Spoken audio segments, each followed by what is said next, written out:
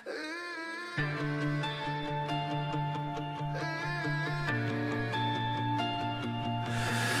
the red sky starts to fracture and the wind forgets your name, there's a shadow moving faster, born from silence, fed by flame.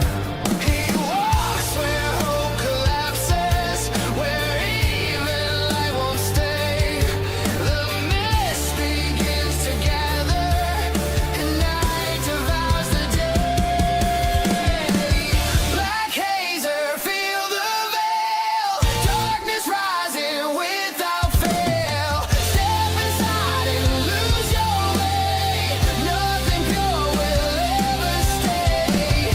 Black hazer, no escape, fear is written in his wake. When the world begins to blur, it's already him you say.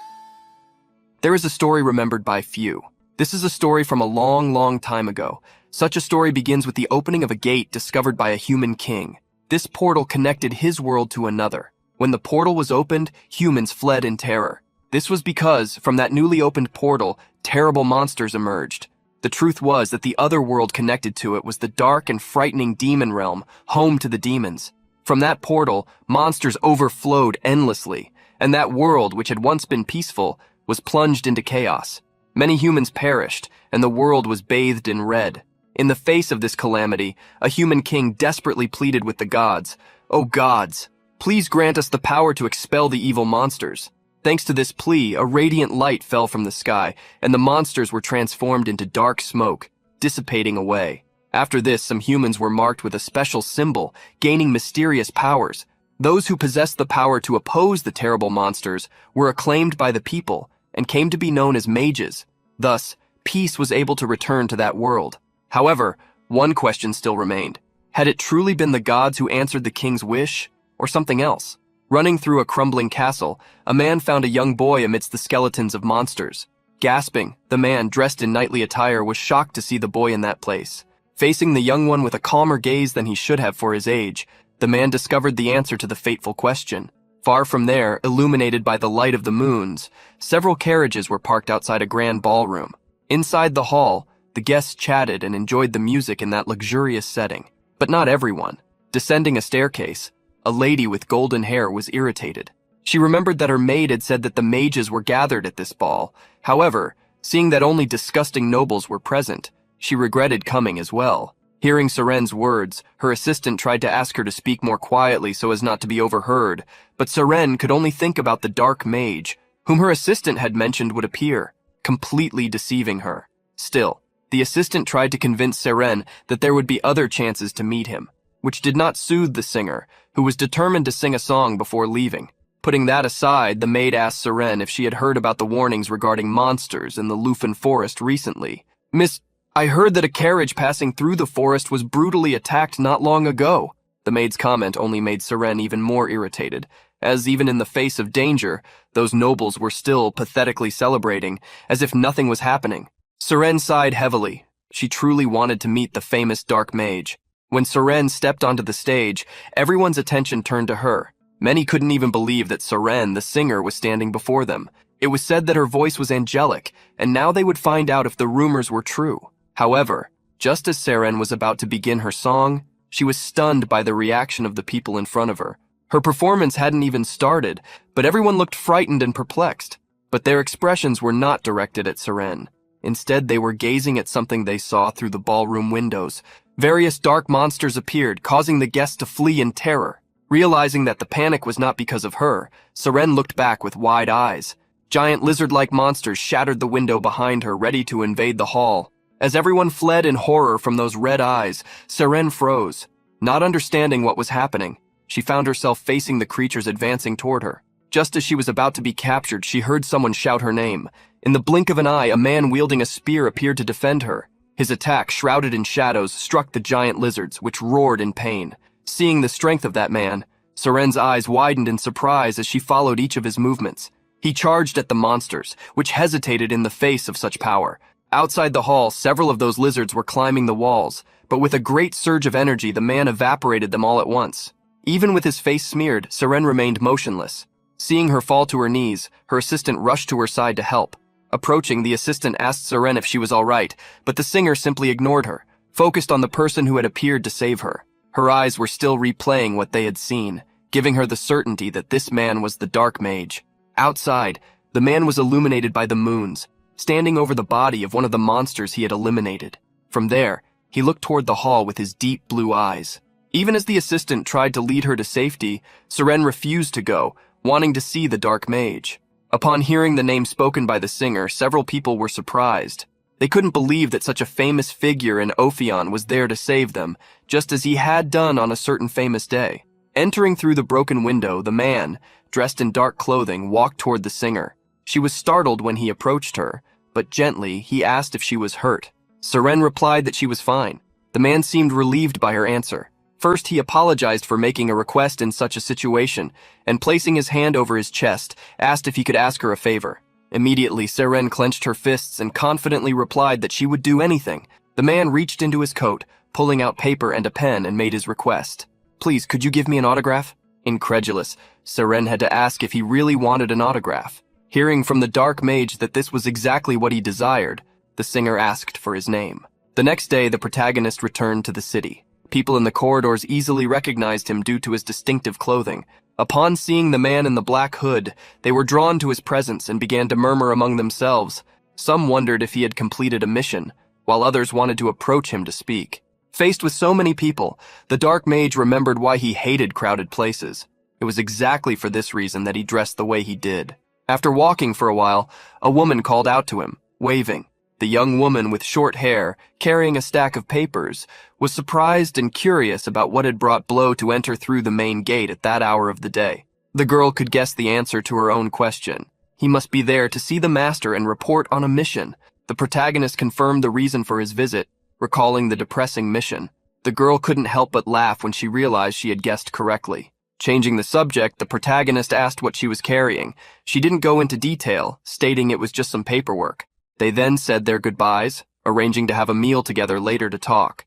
As Ren was leaving, she accidentally dropped a piece of paper, something the protagonist easily noticed. When he picked it up, he inadvertently saw its contents, becoming quite surprised.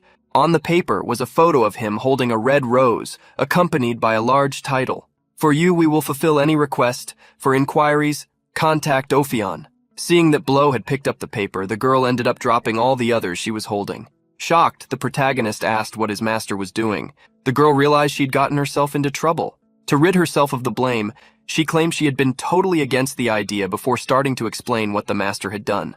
However, before she could finish, the person to whom she was revealing the truth suddenly disappeared. In an office, a man was sipping coffee while enjoying the view from the window. Blessed with the good weather of the day, his peace was disturbed when Blow kicked the door open.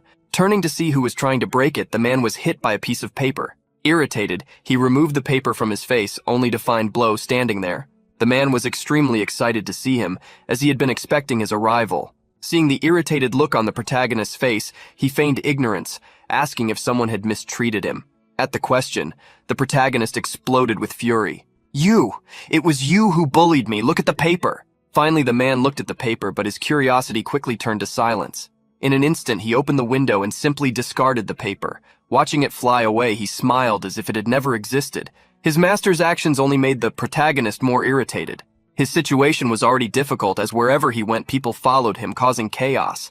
And now something like this was being done without his permission. The man disregarded the protagonist's feelings. Crossing his arms, he commented that the superstar of Ophion was being very shy. Irritated, the protagonist slammed his hand on the table while placing a paper on it. The master was startled by that, and upon picking up the paper, he realized that it was actually Seren's autograph. Irritated, the protagonist warned that this would be the last ridiculous mission he would undertake. Hearing this made the man who assigned him missions very sad. He immediately showed a stack of papers. "Look at this. The rescue of the puppy requested by Miss Ellen, the delivery of Roan's love letter, along with many other missions, all waiting for you." The protagonist refused to do any of those missions. Still, the man reminded him that Blow always managed to fulfill the missions, like this time dealing with Seren, who was so difficult to handle. Hearing the man's words, the protagonist disagreed, remembering that Seren didn't seem difficult at all, even though she was trembling due to the attack. The man was surprised to hear Blow mention an attack, as he remembered that Seren was in Ravi, a safe zone. However, the protagonist shattered his illusions, stating that there were monsters there. They were medium-sized, not very strong, but the fact that they appeared in Ravi, a place under the protection of the tower, isn't that strange? Upon hearing what had happened, the master agreed with the protagonist's thoughts, deciding to conduct some investigations in the future. Changing the subject, the man went back to praising the protagonist for getting the autograph even in that situation, which irritated him as he recalled the stupid mission. Setting that aside, the master faced the protagonist. "How long do you intend to stay in this form, Rude?" The protagonist was irritated by the question, as he needed to stay in that form to continue receiving various missions. Around the protagonist, a black mist emerged through his power. "My name is Blow, Release Awakening." The energy grew stronger after the protagonist canceled the magic, leaving the master surprised to see him, to the point of asking if he had gotten taller since the last time. Before him stood the young man he had found in the ruins of the castle some time ago. With his severe eyes, Rude asked if he had really grown taller. At that moment, he remembered something important. Banging on the table, he asked the man to give him a real mission now that he had brought him the autograph. In the face of Rude's stern gaze, the man smiled without giving him an answer. Seeing that he seemed uninterested in giving him a mission, Rude asked again. But this time, the man became serious for the first time. "Rude, after that day, not only ordinary people, but also wizards are keeping an eye on you. In fact, the association is actively searching for you, and it will only get more dangerous from here on out. Things will not be the same anymore, and I'm concerned about that." Contradicting the man's words, the protagonist showed the poster he had made once again. Telling the man to keep his jokes to himself, Rude asked if he would give him a mission or not. Thinking for a moment, the man revealed that there was a big mission. There is an auction that takes place 3 times a year, specializing in rare and unique items. This time, a magical stone will be auctioned. The protagonist was familiar with this type of high-level magical stone. However, the man revealed that there was a problem. Other wizards also knew about this stone. With a serious look, the man asked Rude if he knew what that meant, that the mission could be quite fun. After Rude left, the master began to look over some papers. In his hand, there was something he had not been able to deliver to Rude, an admission letter for the Helios Magical School, something that would leave him quite irritated upon receiving it. The auction was taking place on a cloudless night. People of all kinds were present, from nobles to wizards. In the center of the auction house, where there was a gigantic statue, several guards walked back and forth, ensuring security. A man in a blue suit appeared among the guards, bowing. "Ladies and gentlemen, thank you for waiting. The auction today, which many have been eagerly anticipating, has begun." With the host's permission, people started to walk around the hall to look at the items. Ren, also present at the auction, looked at the items while sighing. There were so many people there that it made her realize that the magical stone, Heart of Shizarnu, must be something important. Beside her, Rude explained that it was very rare for a stone of such caliber to appear in recent days. Being able to look at everything from a higher angle, Ren commented that there were many wizards around, which led her to ask the protagonist, the Black Mage, if he was okay with that. Without changing much of his expression, the protagonist confirmed that everything would be fine. Whispering, the protagonist stated that both his purpose and his goals were different from those of the other wizards. Leaving Ren with doubts about what he meant, Rude still wondered what the master meant by saying that the mission could be fun. That day, in the office, he asked what the mission was exactly. Then the master explained the details. He would have to find someone who would appear at the auction and fulfill that person's deep resentment, delivering a sweet revenge. Explaining correctly, the master stated that apparently, a wizard had ruined the client's life, and the request was to take revenge on him. After researching a bit about the mission's target, the master discovered that he resembled a villain from the books who hunted and exploited weaknesses. Even recently, he had made many victims. Although he always skillfully managed to avoid being caught by the law, however, it was reported that this was a third-class wizard, and the protagonist commented that the target would not be easy, and it was for this very reason that the mission was being assigned to him. Knowing there must be some catch, the protagonist asked if he shouldn't just end the target's life. Obviously, the master stated that it wouldn't be satisfactory that way. He recalled how there would be many people at the auction because of the magical stone, whether participants, spectators, or people with other objectives. With so many people, it would first be necessary to find such a wizard and then capture him. Hearing the new objective of the mission, the protagonist frowned. The master began to list what needed to be done. The target should be left without arms, and a forced investigation should be conducted. After that, his pants should be removed.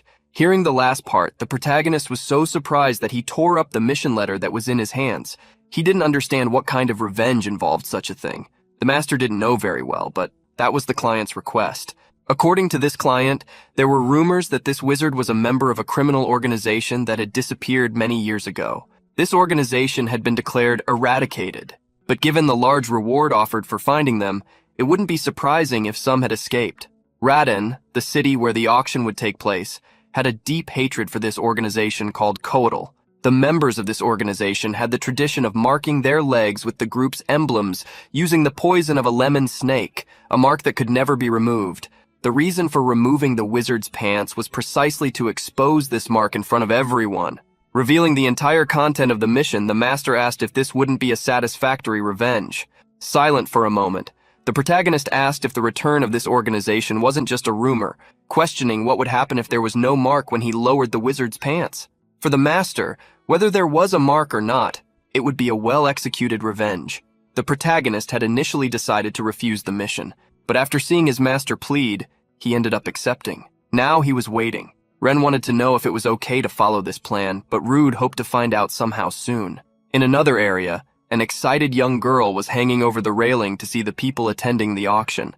Adjusting her glasses with one hand, a butler held the princess by her clothes, asking her not to play around. Putting her back in her seat, the butler asked her to watch quietly, but the princess was too excited to stay still. However, upon seeing the woman named Tessie enter the hall where she was, the princess changed her focus. However, Lady Tessiana was not in the mood for games. Leaning against the wall, she ended up falling asleep while standing. Near where the princess was, a young man named Lapis was watching the auction attentively. The man beside him instructed him to keep his head up, observing carefully. Since there were many wizards gathered, it was certainly worth their attention. Although he didn't like being there, Lapis forced himself to obey his father's commands. Elsewhere, a man with animal ears looked toward a corner where his companion Sikwe was. Seeing how his companion was tearing leaves off a branch, he reminded him that they had the mission to guard the magical stone. He repeated the instruction again, but Sikwe continued tearing off the leaves, repeating with each leaf he pulled, "He comes, he doesn't come, he comes, he doesn't come." Seeing that Sikwe hadn't heard him, the man with animal ears became tremendously irritated. However, to show that he had heard, Sik addressed him, "Shut up, old man." The man was extremely annoyed at being called old, but Sik paid no attention to him, as he had reached the last leaf. Pulling off the last leaf from the branch, he dropped it on the ground, stepping on everything. Smiling as he turned branches and leaves to ashes, he walked over to his companion. "He comes?" The auction continued normally, with the item of the moment, a necklace, being bid on by a lady right in front of the audience. After selling the last common item, the host prepared himself. "Now everyone, it's finally time for the star of today's auction. Some of you may know, but this is an extremely rare item that we managed to acquire after great difficulties. The finest magical stone infused with the power of the great Shazarnu, the heart of Shazan." As the cloth was pulled off the dome, the item it protected shone splendidly. The people present at the auction were left in awe at such brilliance, such energy. The auctioneer seized the opportunity to further glorify the item. "Look at this radiant shine. Just by looking, don't you feel its tremendous power? This is the rare opportunity to obtain a powerful magical stone. It's now or never." Staring at the magical stone, Ren asked the protagonist if he had already found the target. Also looking at the stone, the protagonist revealed that he was able to see clearly. Ren misunderstood the protagonist's words, who was so focused, so he quickly explained that the energy of everyone in the hall was mixed. Furthermore, there was a possibility that the wizard hadn't shown up. Standing up, the protagonist left Ren alone to prepare. He pulled the curtain so that no one could see him, and while releasing his energy, he used the transformation magic. "My name is Blow. Awaken!" From the symbol on Rude's hand, dark energy enveloped his entire body, and before Ren, he transformed, leaving the girl stunned as always. She still couldn't believe she knew a wizard like him, a rare wizard who could change his appearance. She was still wondering aloud, how could a kid like Rude turn into such a charming young man? After the protagonist's transformation, Ren opened the curtain again, asking how his mana was. Rude had enough mana. However, there was something more important. They were coming. At the moment Ren asked whom Rude was talking about, a sound of breaking glass echoed through the auction house. The two approached the railing to observe and saw people screaming and guards moving. A thin man with green hair had taken the auctioneer hostage, ordering everyone to get out of his way. He and his partner, a serious man with a ponytail and a scar over his eye, stood before the mana stone, declaring it theirs with the hostage in their possession. Ren didn't know who that guy was, but Rude didn't seem worried about acting against him. In the auction hall, the duo of bandits was immediately surrounded by the guards. "Drop your weapons, put them on the ground and step away." With a crazed look, the bandit holding the hostage warned that they would be the ones to back off. With a shout, he unleashed a powerful wave of energy toward the guards. The wave hit the guards, who immediately began to feel a strong dizziness, losing focus on the thieves. In the next instant, the man with the scar threw his energy-infused blade to strike all the soldiers. After hitting all the guards, the blade returned to the mage's hand without any issue. Throwing the auctioneer to the ground, the bandit couldn't believe it. The situation was becoming so boring that he thought it would be better to leave. Since the mana stone was unprotected, he headed toward it to grab it. However, his hand was grabbed by someone, the hand of an unknown man. Frowning at the sight of the animal ears, the bandit asked the man who he was. However, the hand of the man with animal ears tightened even more, causing him to fall to the ground. Finally, as he looked at the man's cloak while screaming in pain, he realized he was facing a mage from the association. Upon hearing about the association, the people present at the auction were surprised. They began to observe the animal ears and tail the man had, recalling a famous mage with such characteristics. Many repeated the name they knew, the association's doormat, the hunting dog, Lanoste. Hearing what he was called, the veins in the mage's face bulged. He turned, shouting at the people in the auction, "Who was the fool that called me a dog?" Before Lanoste, the man with the scar became furious. Raising his energy to the maximum, he threw his weapon toward the back of the association's mage. Lanoste was hit in the head. However, without injury, the weapon ricocheted off. The bandits realized they had caused no damage, while the only weapon they had was lodged in a wall. The rage Lanoste felt was further inflamed. "Hey dude, that hurt, you know?" In the bloodshot eyes of the hunting dog, the bandits nearly soiled their pants. Ren, watching the scene, was surprised. She thought there were only vultures providing security, but surprisingly someone incredible was hidden among them. She was even more surprised that it was a mage from the association. Watching beside her, the protagonist sat on the railing. He told her to take a good look, as that person had been with someone significant on that fateful day. Despite her surprise, Ren understood what Rude meant.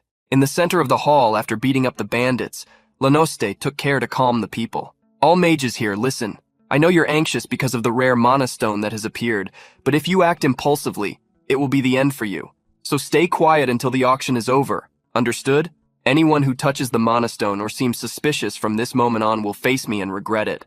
With that said, Lanoste prepared to cover the mana stone with a dome again, but he was astounded. Beneath his nose, the mana stone had disappeared. The auctioneer pointed to the statue in the middle of the hall. Up there stood a person, surprisingly. To Lanoste's shock, the person holding the mana stone was his companion Seek. Ignoring his partner, Sika began to murmur, "I can feel it. I feel that he's definitely here." Lanoste didn't understand what Sika was doing until his companion started shouting, "Hey Blackie, this is your goal too, isn't it?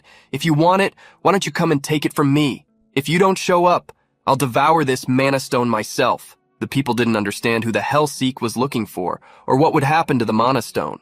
Beside the protagonist, who had transformed into Blow, Ren asked if the Blackie Seek was referring to could be him. At the question, the protagonist fell silent, which was already an answer. Ren was irritated that things had become more complicated than she had thought. Seeing this situation, she asked her partner if it wouldn't be better to back off.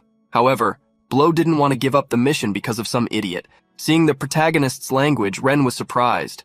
But putting that aside, she just hoped things would turn out well, as she couldn't stop him. In the hall, some mages were waiting for things to get exciting since a mana stone of such high grade had appeared.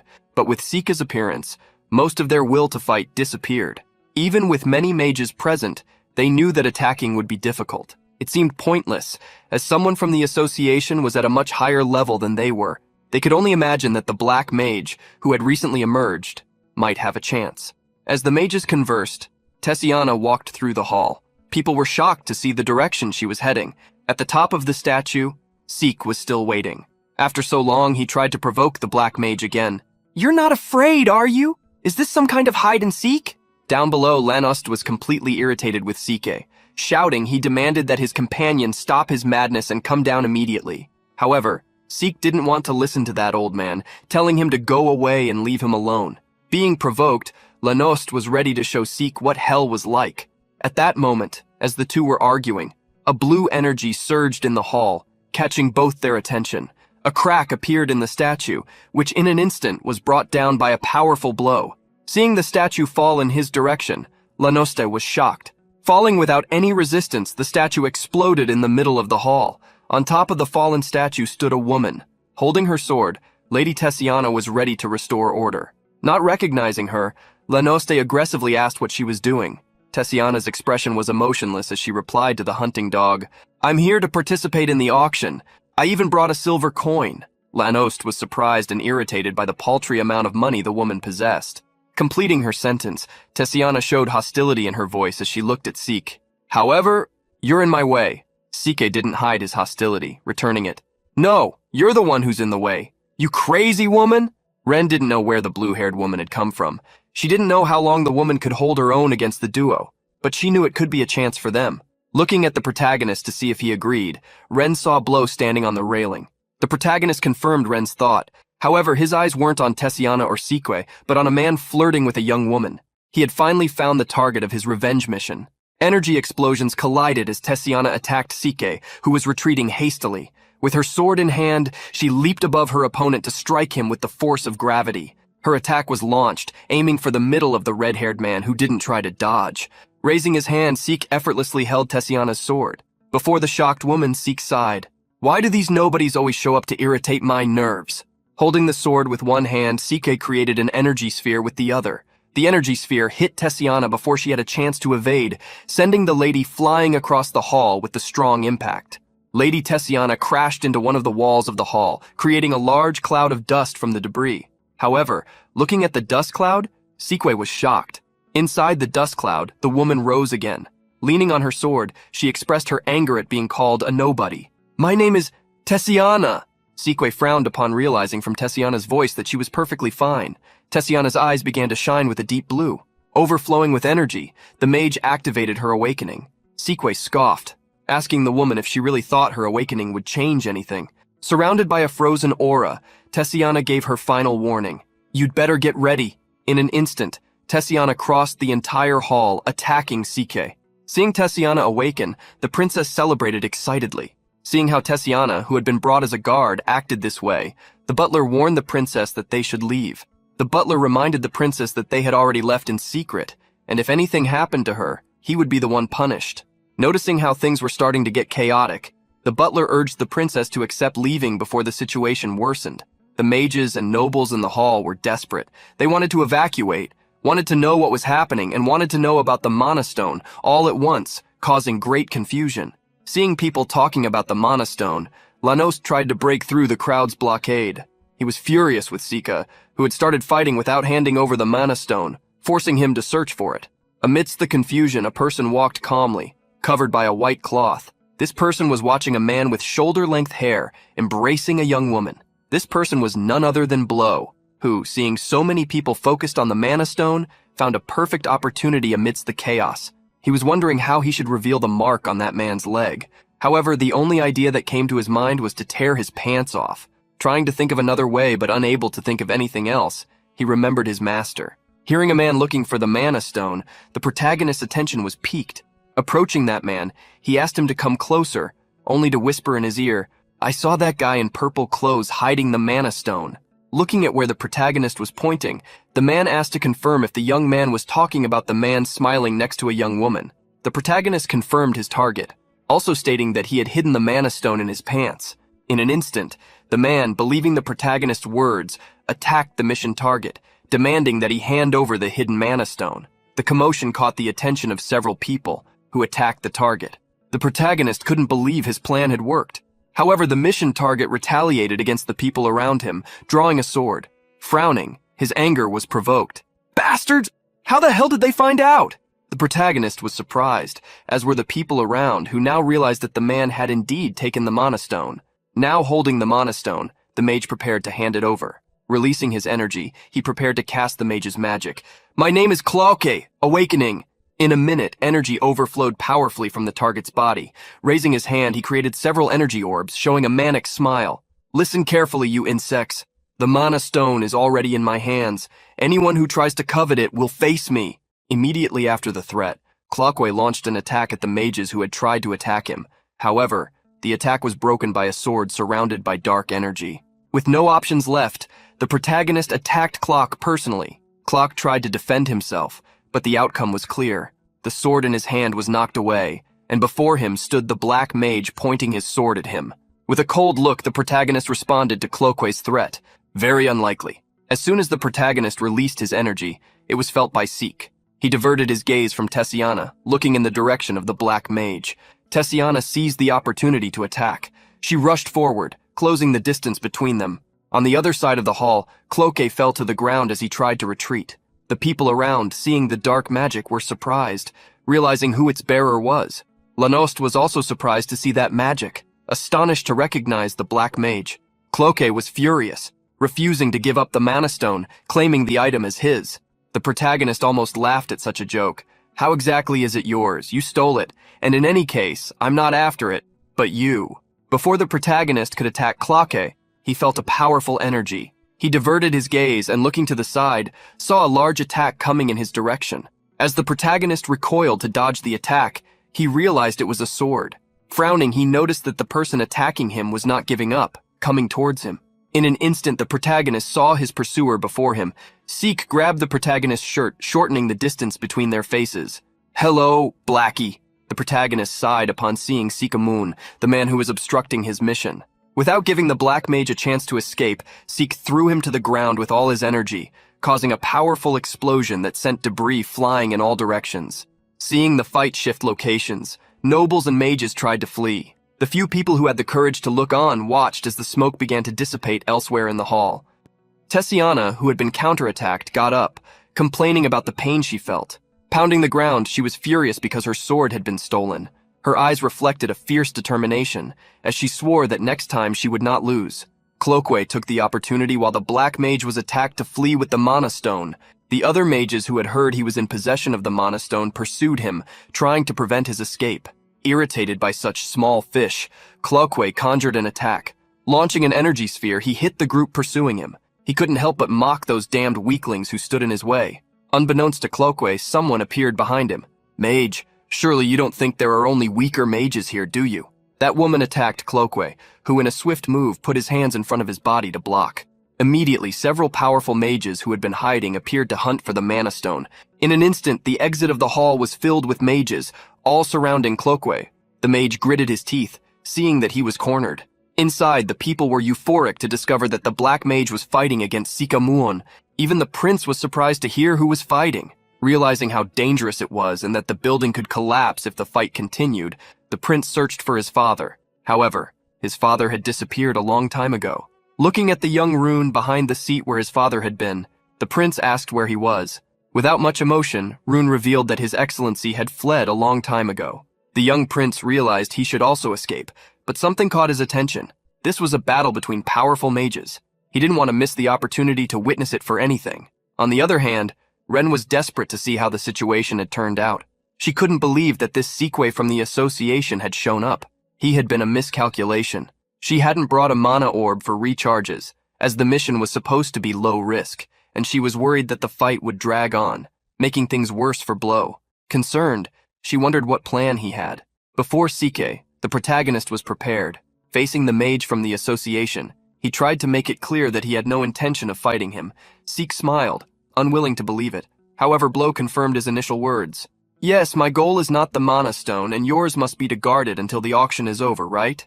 Judging by what your ally said, it seems so. So let's just take care of our own business and deal with that ridiculous magic circle above your head." As Blow had said, Seek had conjured a huge crimson magic circle. Provoking the protagonist, Seike asked if he didn't like his magic. "Whatever your goal is, I don't care. Since that day, I've been looking for you. Ophion has been busy hiding you like some kind of treasure, so I've been chasing every mission or incident where you showed up. Still, I couldn't find you." Obviously, Blow knew why the man hadn't found him, as his missions were no more impressive than just getting a few autographs. However, Seek was distraught at seeing the Black Mage before him. Therefore, he advanced without caring. In the face of Seek's advance, the protagonist used his long sword to block him. Approaching the protagonist, looking him in the eyes, Seek asked him to show it again. That day, the Black Mage had given him such a cold look that it had sent chills down his spine. Seek used all his energy to create his most powerful attacks. He didn't care about everything around him, forcing the Black Mage to comply with his wishes.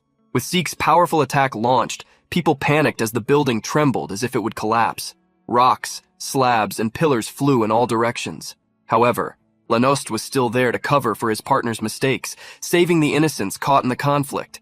Lanost was furious with the bastard who seemed to be destroying the whole place.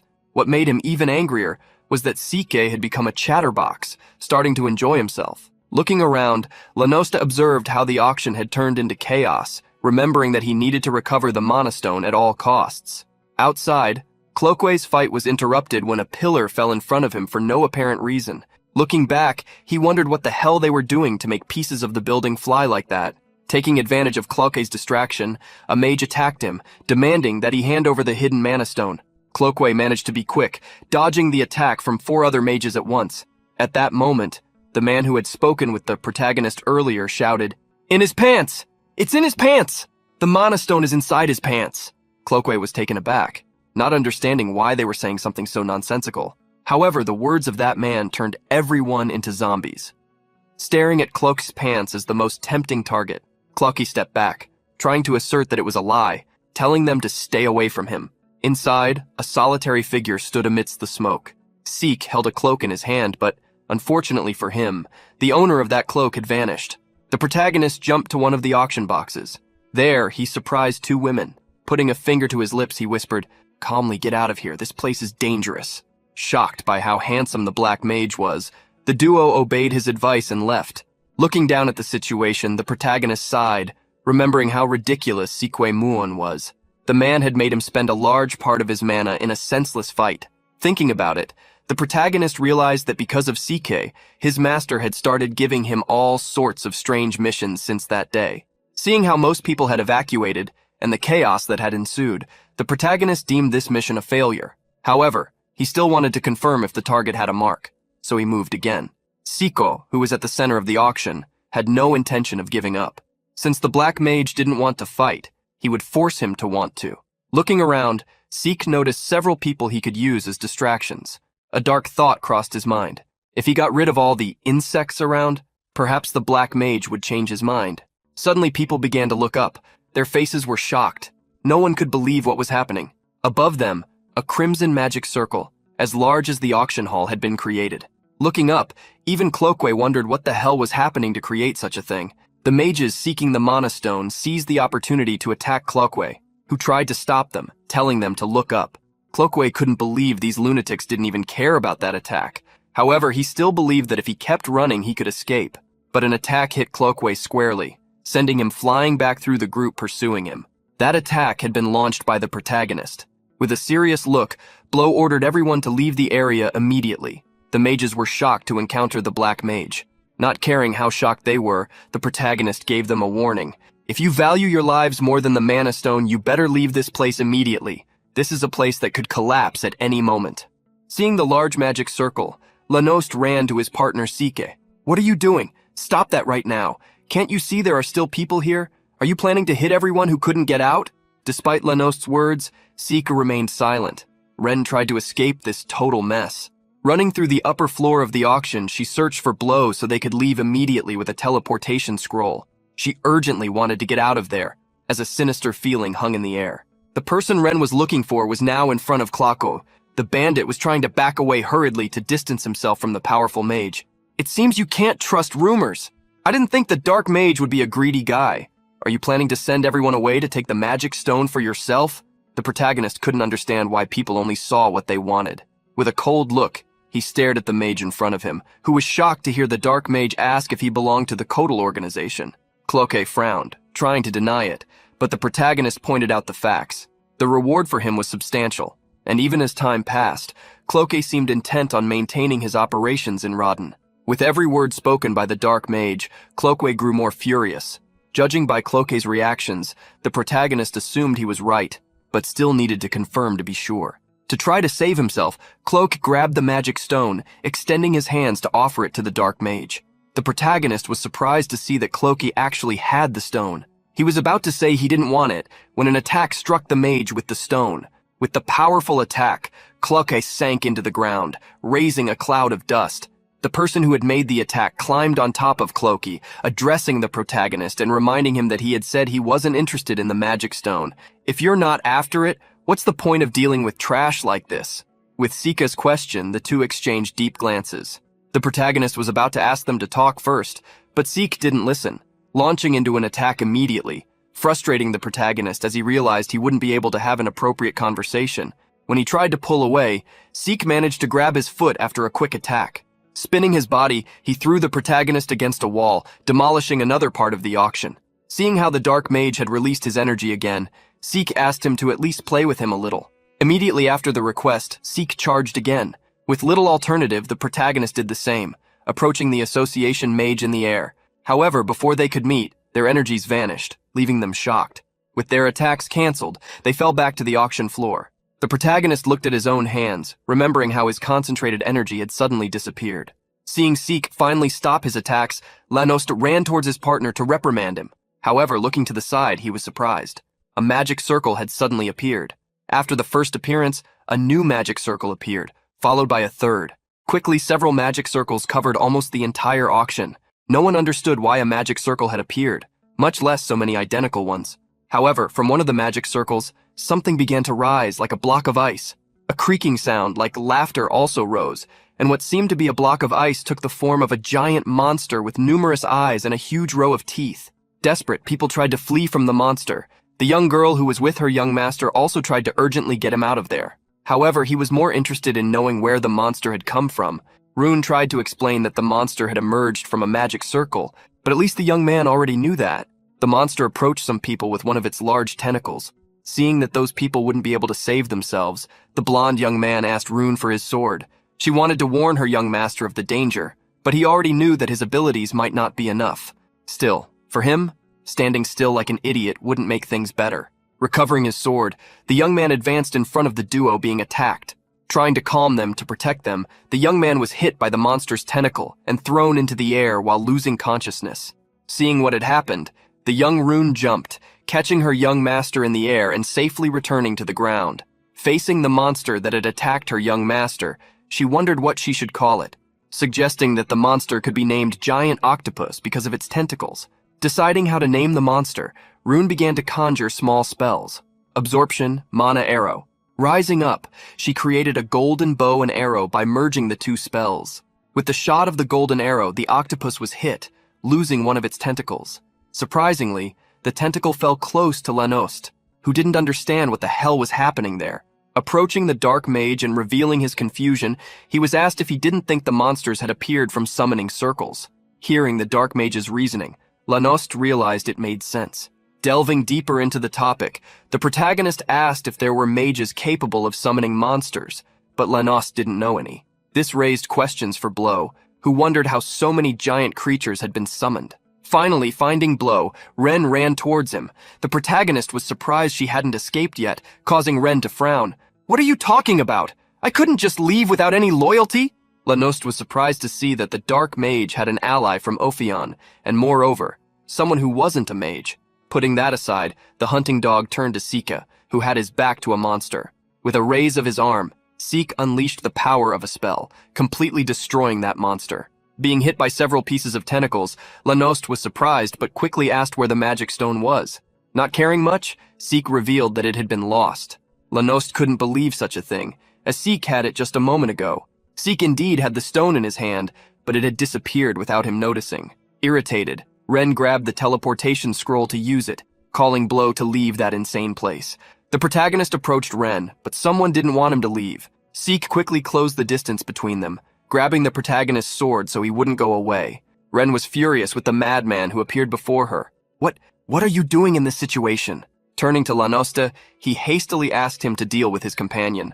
This time, drawing his sword, the protagonist didn't see his energy disappear. Believing that it had been a temporary phenomenon, he asked Sika if he had felt the same thing. Sik confirmed that it had indeed happened, assuming that it hadn't been the Dark Mage's doing, as the monsters started appearing at the same moment.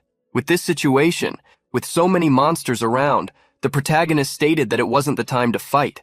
However, Sik was inflexible. He didn't care about the things around him. Proving this was true, he attacked the protagonist again right in front of Ren, but this time Lanost intervened. positioning himself between the two. The association's dog had followed Ren's commands. "Stop, Sike. Sticky men are not attractive at all." Hearing Lanos's words, Ren was shocked. Showing the chaos they had caused, Lanost stated that the Mage Tower would arrive soon, reminding them that nothing good would come from going against them. Still, Sike refused to back down. "Leave. Even if you're an old man, I won't forgive anyone who interferes." The protagonist couldn't believe how crazy Sike Moon was. Ren was about to confirm Lanoste's words about the Mage Tower when a tentacle emerged behind her. With someone shouting a warning, Ren was stunned.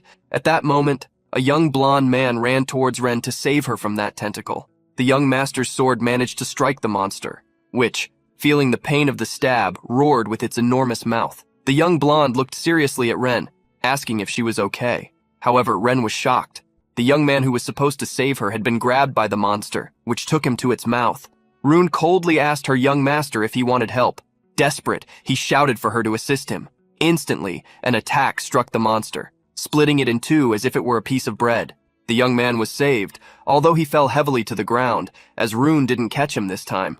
Climbing on top of the monster, the protagonist checked if Ren was okay. With that attack, the protagonist confirmed that the monster was of low tier, lacking a core or intelligence.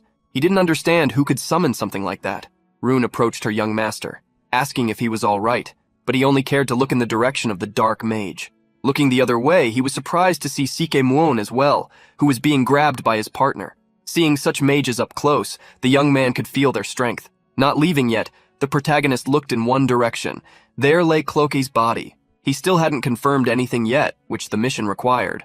Approaching the protagonist, who was looking at Cloaky, Ren finally realized that she had forgotten about that stupid mission. Remembering the nightmares she had, she felt relieved to have brought the teleportation scroll with her. Distancing himself from the girl, the protagonist asked Ren to escape first.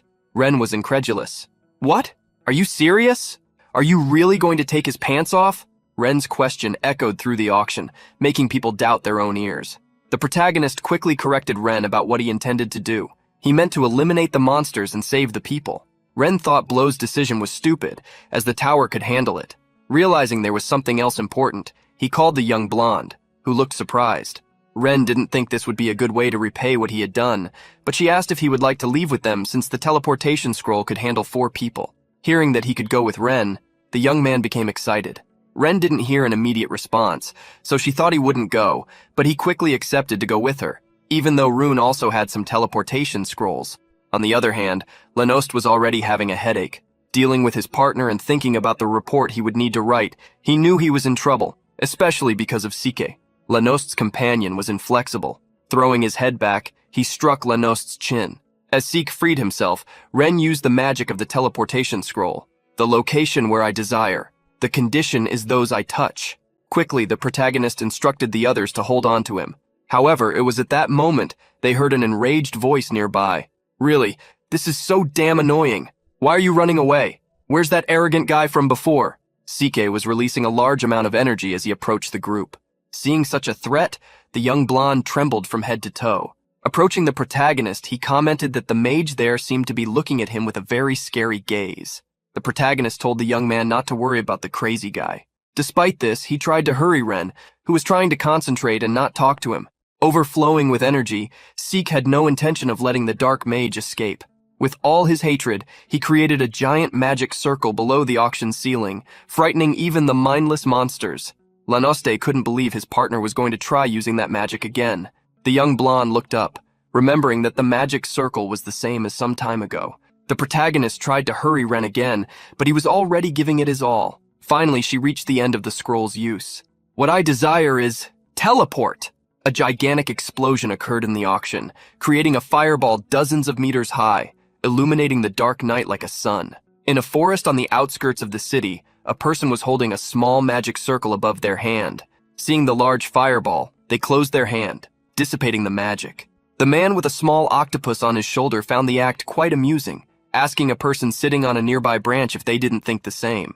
The girl sitting on the branch, named Ruby Monter, held a small book in one hand. In the other, she had the magic stone that had disappeared from the auction.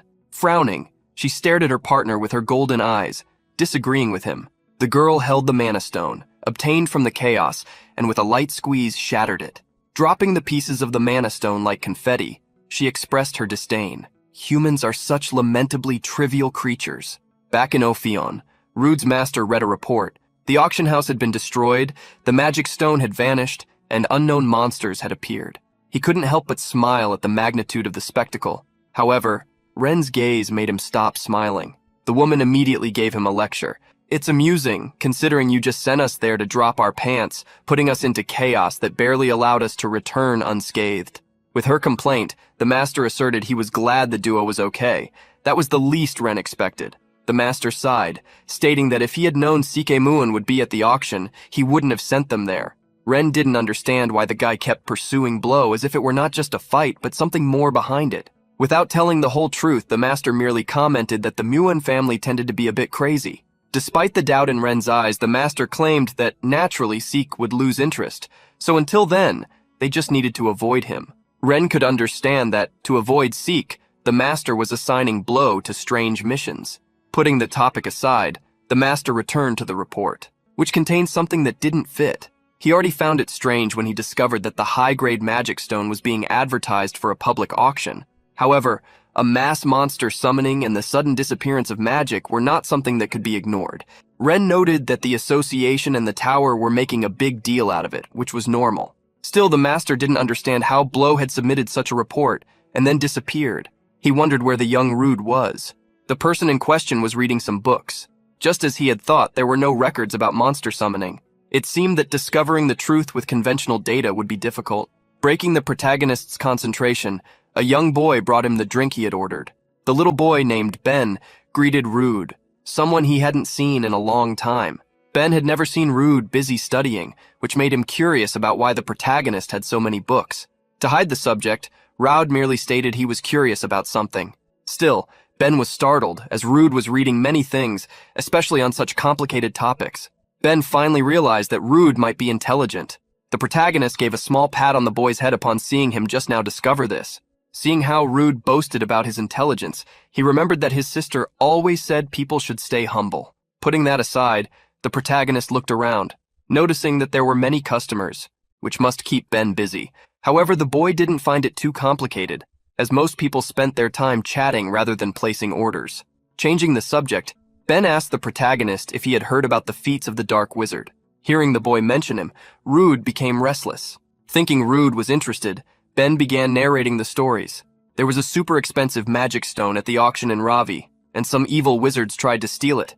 But then the Dark Wizard appeared and boom! He defeated them all, saving everyone. The protagonist didn't think it happened exactly that way, as the place ended up in ruins. But he didn't want to spoil the boy's happiness. Ben couldn't help but smile hopefully, wishing that his sister would become at least a little as powerful as the Dark Wizard. Rude didn't know that Ben had a sister. Proudly, Ben revealed that his sister had entered Helios. Thinking about the name, the protagonist asked if he was talking about the school. However, Ben explained properly. Helios is not just a school. Helios is an amazing and super special place where only the best of the best can enter. Despite being happy for his sister, Ben was sad that they had separated. However, there was nothing to be done, just writing letters when he missed her. Ben's mother didn't send all the letters to avoid distracting her daughters, but Ben revealed he had already written 10 of them. While the boy chattered about Helios and his sister, a woman shouted his name. Seeing his mother calling him, Ben wished the protagonist good luck with his studies and ran to see her. Left alone, the protagonist sighed. He then closed his eyes, focusing. His concentration spread throughout the tavern, allowing him to hear what people were talking about. In one corner, a man said that Sikamoon had won, but next to him, a woman said that the Dark Wizard was focused on saving people. Another man at the same table commented that the explosion must have been caused by the tower. At another table, they talked about Cluck, who had stolen the magic stone, while at a third table, they commented that the Dark Wizard was actually a woman. The protagonist was shocked by all the rumors circulating, but none about a certain person who should take the blame. Still, as there was no mention of the monsters, the protagonist believed that the tower had somehow covered up the story. That was what should have been done, as monsters had appeared within a city protected by the tower's barrier. Thinking about it, the protagonist wondered if there was a problem with the barrier. However, he dismissed that thought, as things wouldn't be so calm if that were the case. Looking at the drawing of the magic circle he had made, the protagonist wondered if he could find a clue with it. Not knowing where to start, he decided to go talk to the master. There was a city surrounded by a forest. In its center, a castle exuded an elegant and noble charm. A man with golden hair wearing a white hood had arrived in the city. Someone asked him Rispan why they had stopped, to which he replied that there was some commotion up ahead but nothing to worry about. Looking at the carriage, he asked the woman inside, Dana, if she was sure about what she was doing. However, the elegant Dana reminded him that she had already answered that question several times. Seeing the man worry, she asked him to listen carefully. If this helps that child even a little, I will do anything.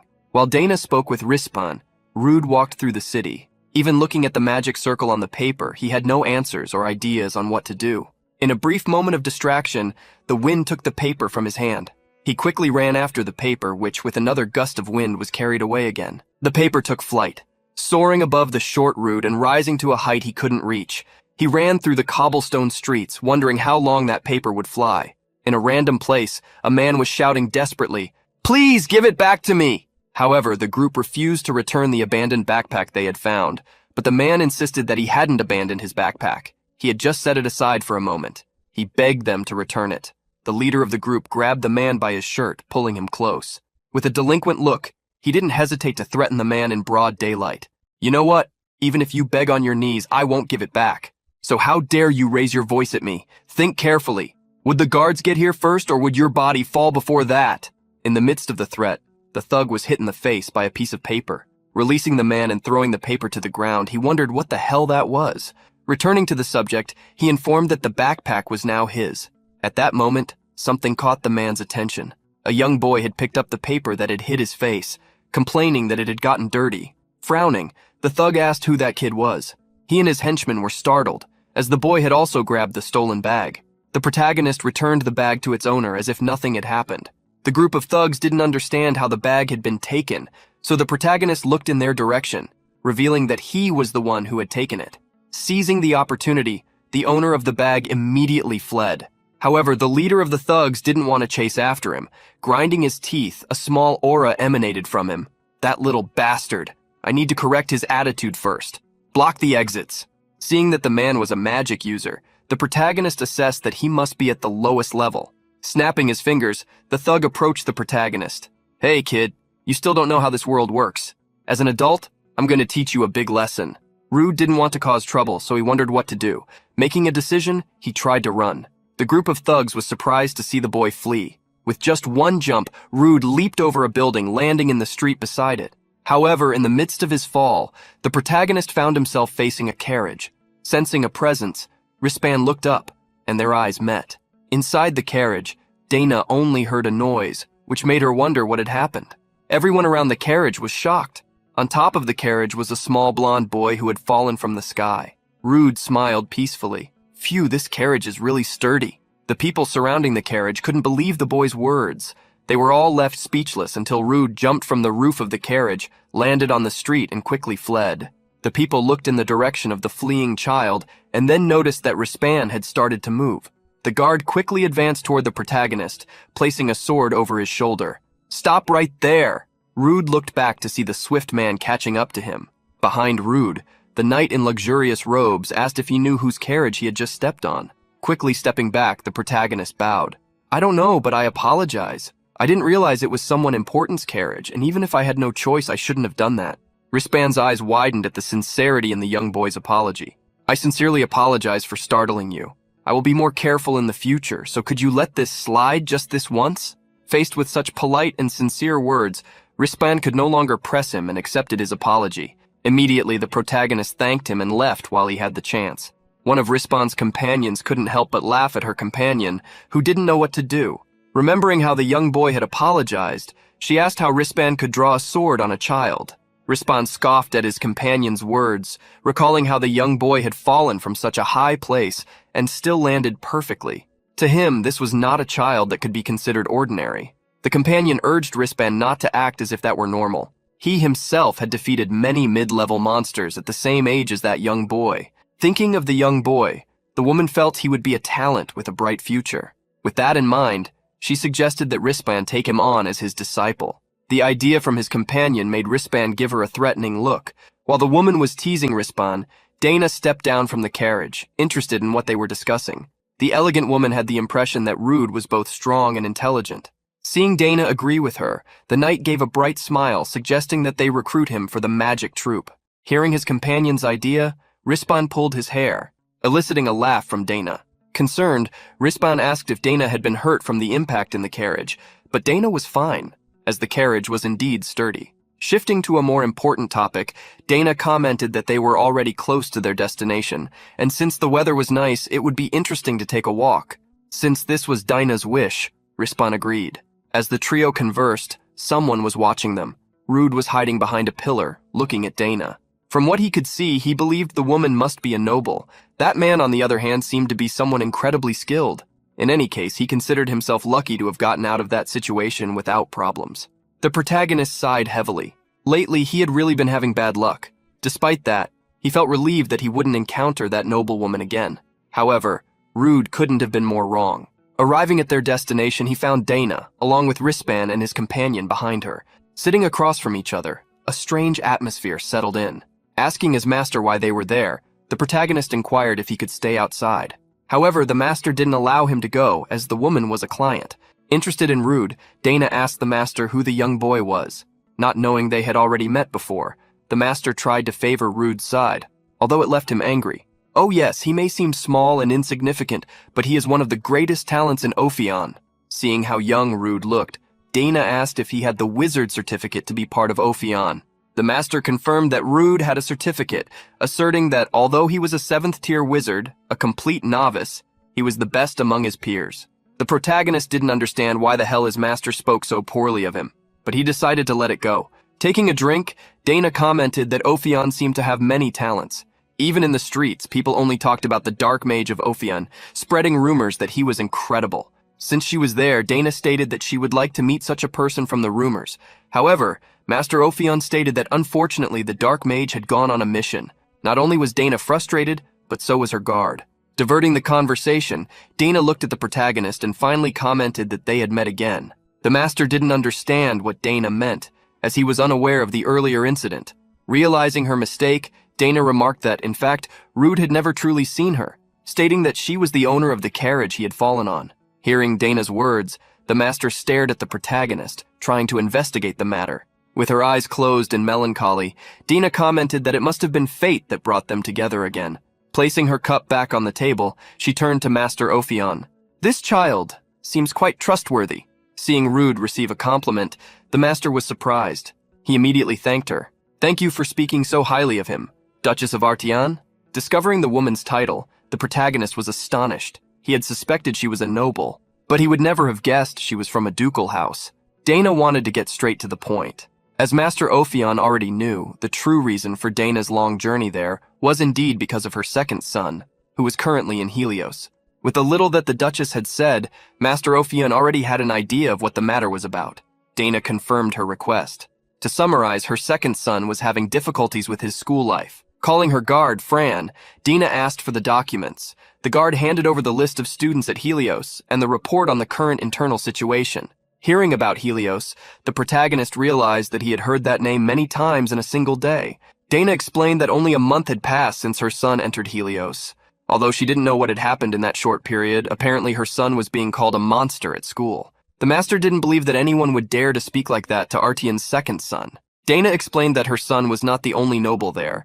As everyone knew, once a student entered Helios, external interference was not allowed, and now it was too late to withdraw the young man from school. Dana couldn't help but feel depressed thinking about her fragile son, someone who would easily become lonely. Since childhood, all the attention and love had been taken by his older brother, causing him to grow up alone and isolated.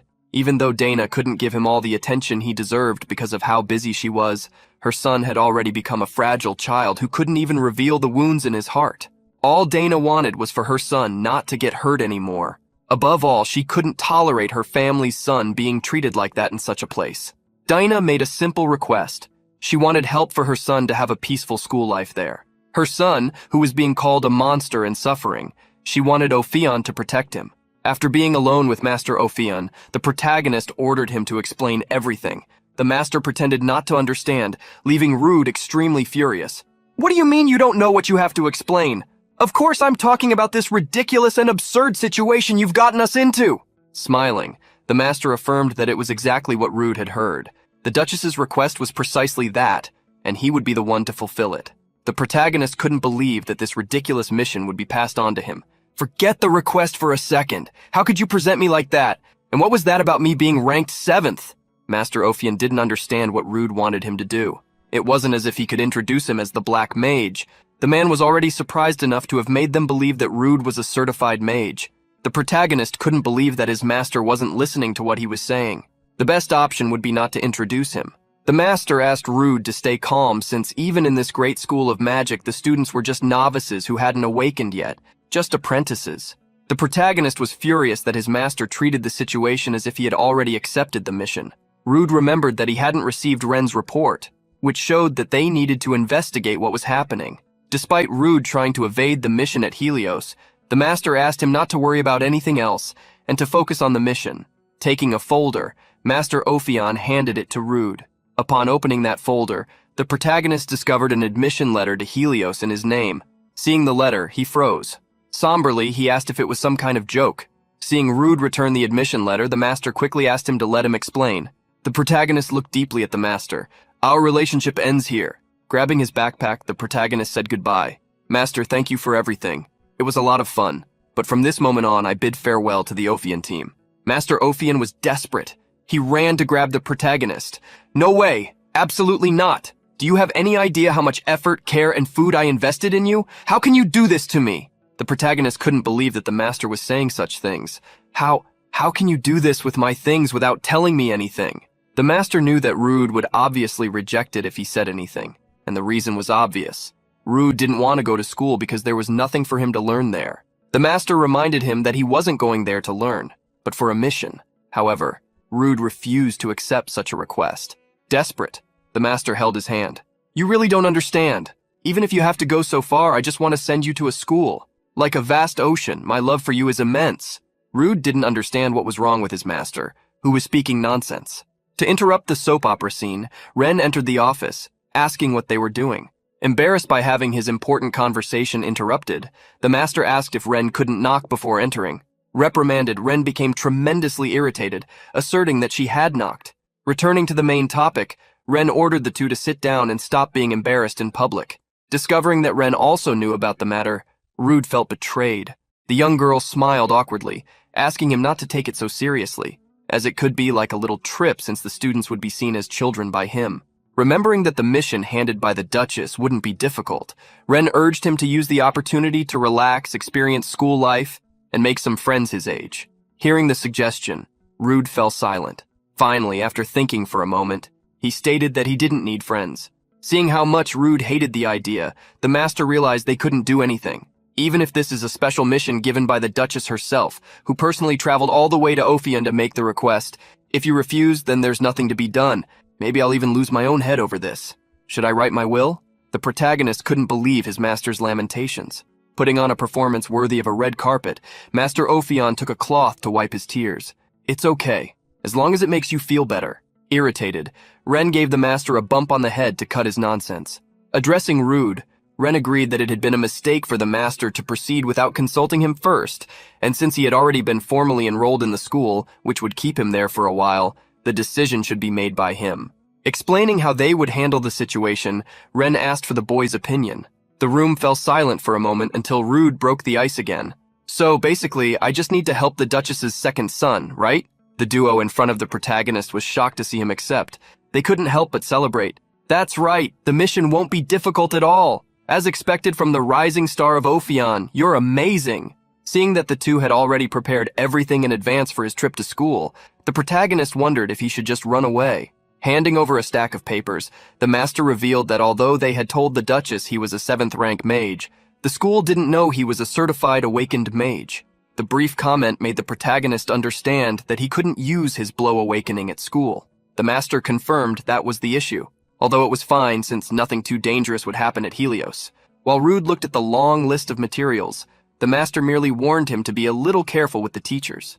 In the end, he commented that this mission would be both a vacation trip for the Black Mage Blow and the first mission for Rude Chrissy. The protagonist couldn't face the master, seeing how he knew how to make things interesting. Still, Rude wondered how he should help this boy, questioning whether he should just teach a lesson to the kids who bothered him.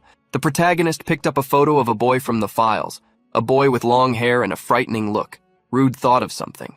Placing the photo on the table, the protagonist asked if that was the person who was harassing the Duchess's second son. However, Master Ophion contradicted Rude's thoughts. In fact, that young man was Lyderkis Dien Artheon, the second son of the Artheon family, currently called a monster, and the one suffering at Helios. The afternoon sun was still able to illuminate the city. Inside a large building, Ben was surprised because the letters he had written could not be sent. The girl in front of the boy explained that Helios was a highly restricted place regarding external items, so without a certificate they couldn't accept it. Even though the boy wanted to send just one letter, the woman couldn't proceed.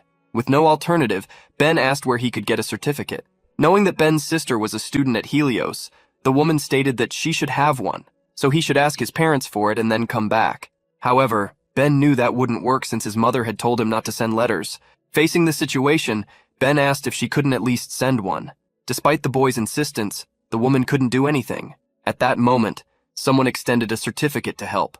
Surprising Ben by appearing, the protagonist offered his own certificate to send the letter. The protagonist was there to ask for his things to be sent to Helios and took the opportunity to request that the letters be sent as well. This made Ben extremely excited. Looking at the poor boy, Rude took on the task of delivering the letters to his sister. The famous Helios school covered the horizon with its immense and luxurious expanse. All around, students circulated, dealing with their own problems. However, in the school corridors, a rumor had already spread. Apparently, a young man would be entering that day. Someone who had scored a perfect score on the entrance exam. The boy who had driven the teachers completely mad. Despite the comments, some thought it was too late to join the classes, but some rumors said he was arriving late due to a chronic illness. In the end, most decided to befriend him since they could ask for his help to boost their grades. Hearing the comments, a girl with white hair who just wanted peace hoped everyone would stay quiet. The students in that class were waiting for the next lesson. They looked to one corner of the room, seeing that the student Varus was sleeping again, and remembered that he had asked them to wake him up. While the boys talked, a group of girls gathered, one of them showing a badge she had won the day before. At that moment, a young man entered the room, drawing everyone's attention, and they fell silent as they stared at him. No one dared to say anything and just watched him. Slowly, he pulled his chair at the back of the room and sat down. However, breaking the silence, someone murmured, "Monster." Obviously, this person was referring to the young man who had entered the room, the second son of the Duchess, Lyderkis Dien Artheon. Incredibly, the girl with white hair took advantage of the silence in the room, while Lyderkis, the reason for the silence, lowered his head in his solitude. When the protagonist discovered that it had been noted in his documents that he had a chronic illness and that he had scored a perfect score, he was surprised. Master Ophion had difficulty explaining, so he could only laugh. The protagonist couldn't understand how he had scored perfectly when he hadn't even seen that entrance exam. With a blank look, the master reminded him of his abilities, stating that things had just happened. The master reminded him that Helios had been open to students for a month. This admission letter had been a problem a month ago, so under normal circumstances, he should have already gone to school. However, as things had become complicated, he had received various official documents requiring Raud to be sent to school. Since the master needed an excuse to delay Raud's arrival, something reasonable for Helios to accept, such a story had been created. The character of a little genius. Revealing his ingenuity, the master asked what Rude thought. However, the protagonist's face showed that he didn't like the character created by the master at all. Thus, the protagonist went to Helios. Having walked a bit around the school, his attention was caught. The professor guiding him had noticed that he was lost in thought and reminded him that class was about to start.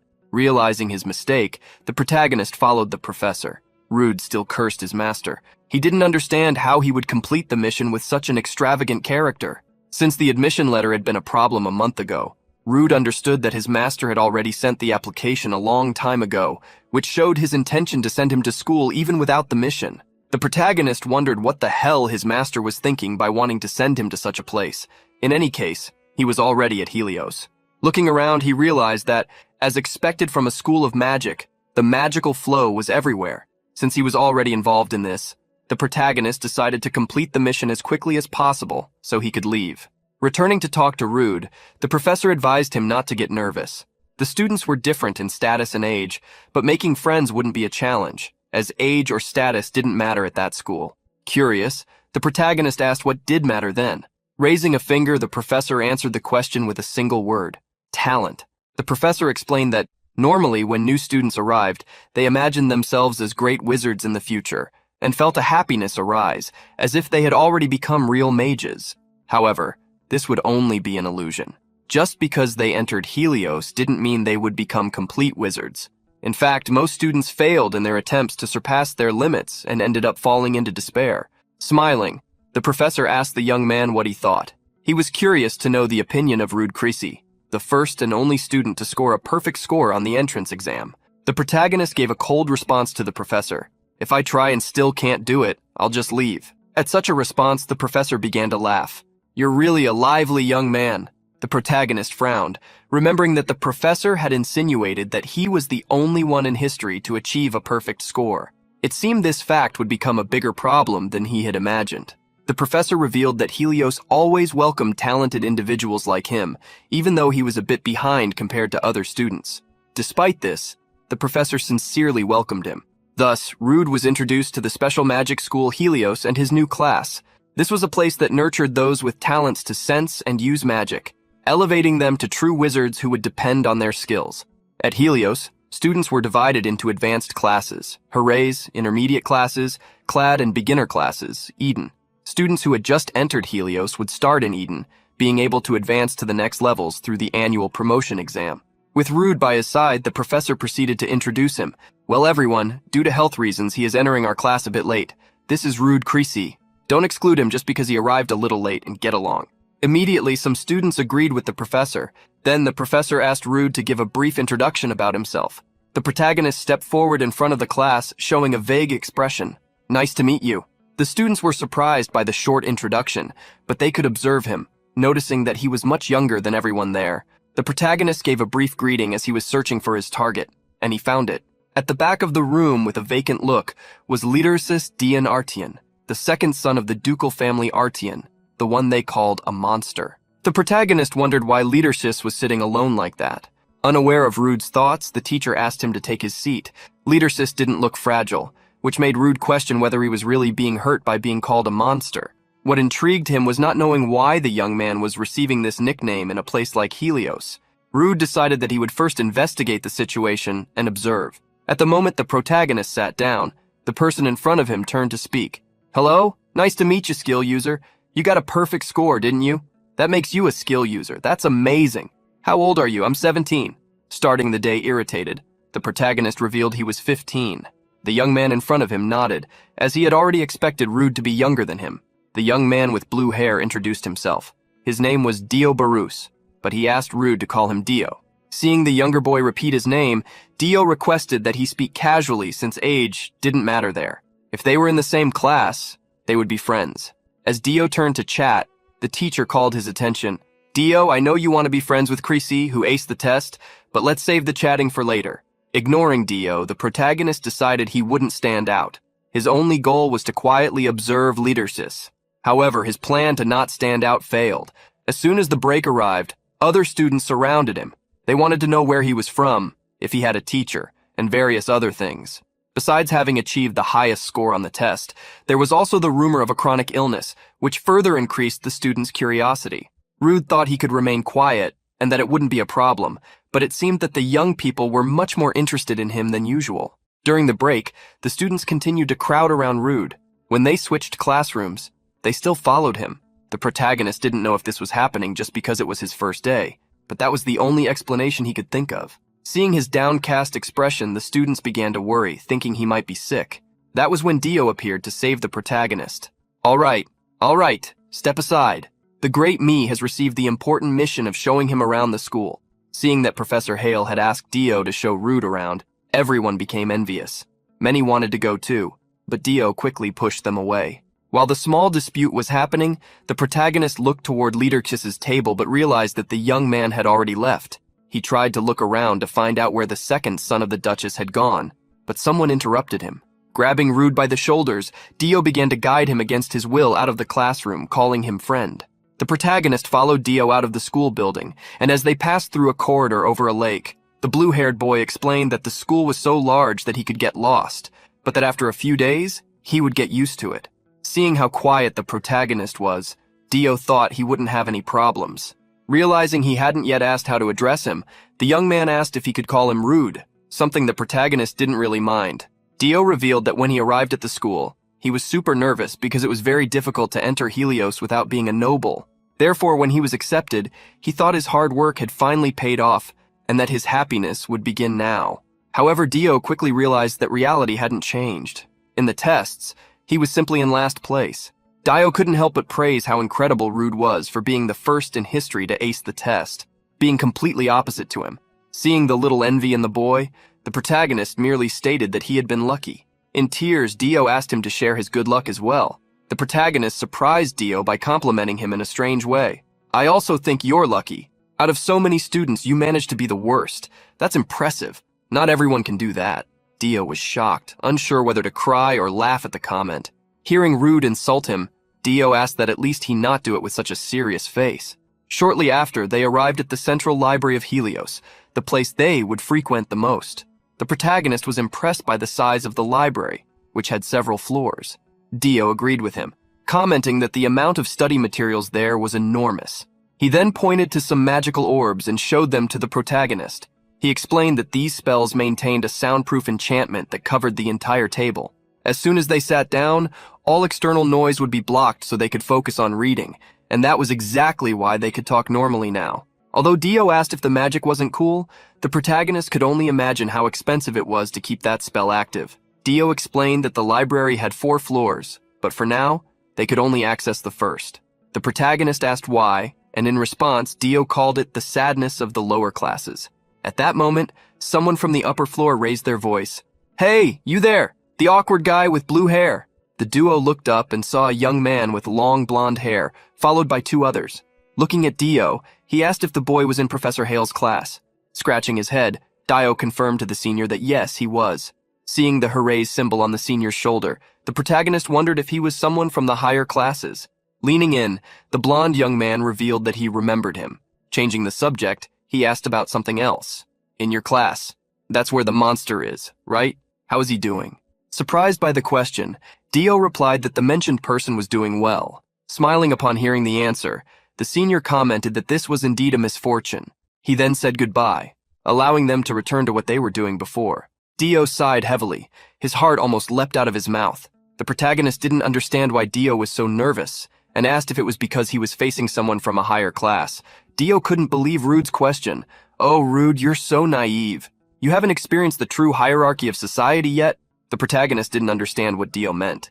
Dio then held the protagonist's shoulders, asking him to listen carefully. "I'm going to tell you something that your blood and flesh need to remember if you want to survive in this treacherous place called Helios."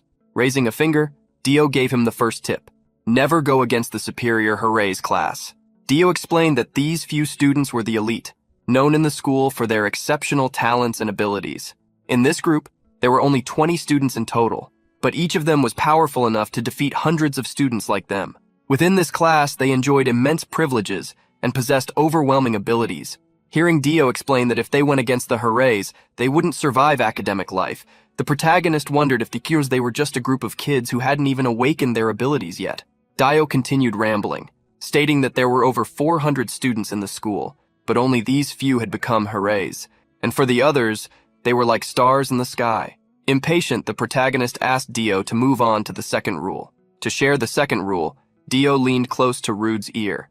Among them, be especially cautious of Chebel von Hedelion. The protagonist had no idea who this person was, but Dio revealed that this was the blonde guy they had just encountered.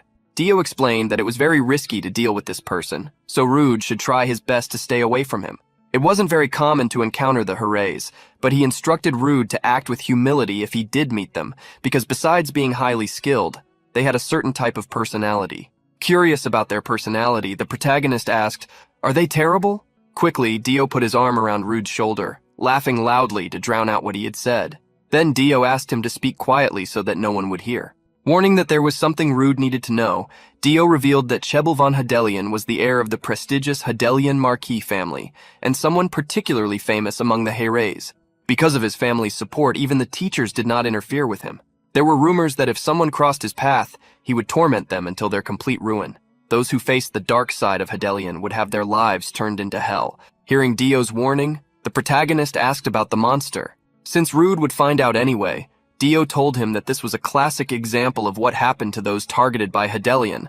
The protagonist was about to ask for details on the subject, but Dio hugged him to take him away. Hey, let's stop talking about boring things. We have more places to go, my friend.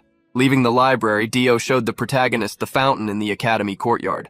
Then he took him to some shops and finally to a temple. Showing off the entire academy, Dio didn't stop chattering, telling stories about each place. The tour lasted all day, and soon evening arrived. With the sunset, the protagonist went to collect his luggage. He was already tired. The tour had been so long that he could call it an expedition.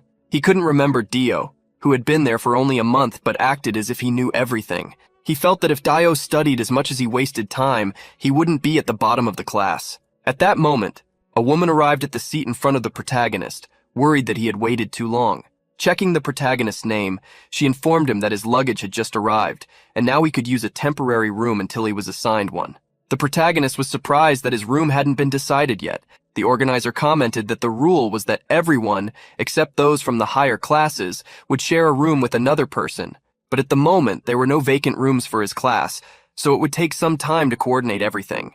She mentioned that this would be resolved in a few days, so he didn't need to worry. But the protagonist had information passed on by the Duchess. Actually, there is a vacant room, isn't there? The woman was surprised, and before her, Rude gave a small smile. Leadership Dienartien. That guy, I heard he's using a room alone. Getting what he wanted, the protagonist headed straight to the room. He stared at the key in his hand for a moment, with a few thoughts. At the moment he made the request, the woman felt embarrassed. However, since he had made the request, she decided to accept it, asking him to seek her out if he changed his mind. Having made some effort to convince the organizer, the protagonist hoped his time had been worth it. Thus he decided to enter the room to find the main character of his mission. Opening the door and hearing no noise, the protagonist wondered if Leaderkiss wasn't in the room. Entering the quarters, the protagonist found a rather luxurious room for a school. The beds were adorned with gold, as were the archways on the walls. Seeing such a luxurious room, the protagonist thought it was too spacious for two people. Exploring the room, he found a lump under the sheets of one of the beds. Imagining it was Leaderkiss under the sheets, the protagonist wondered if the boy was already asleep. Deciding to find out, the protagonist went to the bed, grabbed the sheet and pulled it. Unlike the young man who had a grim expression during class, Leaderkiss had a peaceful expression while sleeping. Seeing the young man sleep so peacefully, even while facing a situation that wouldn't allow him to do so, the protagonist wondered if he should feel relieved. Leaving Leaderkiss aside, Rude decided to unpack his things. The moment he turned his back on Leaderkiss, the young man opened his eyes. Feeling a gaze on his back, the protagonist quickly turned around. But Leaderkiss had already begun to pretend he was sleeping again. While one pretended to sleep and the other knew the truth, the room fell into an awkward silence. As night fell at Helios Academy, and the students were already in their rooms, some chandeliers lit up to bring a dim light to the corridors. A young man with sea-green hair was walking through the corridors carrying some books. Amidst his walk, he heard a dark voice. "Stop summoning me like that. I have my own circumstances too. You know how it is. I need more time to avoid the eyes of the tower." The young man followed the voice that spoke about a contract until he arrived at a room where he saw the silhouette of a person and a huge shadow floating in front of him. He barged into Professor Hale's room, hastily asking what was going on.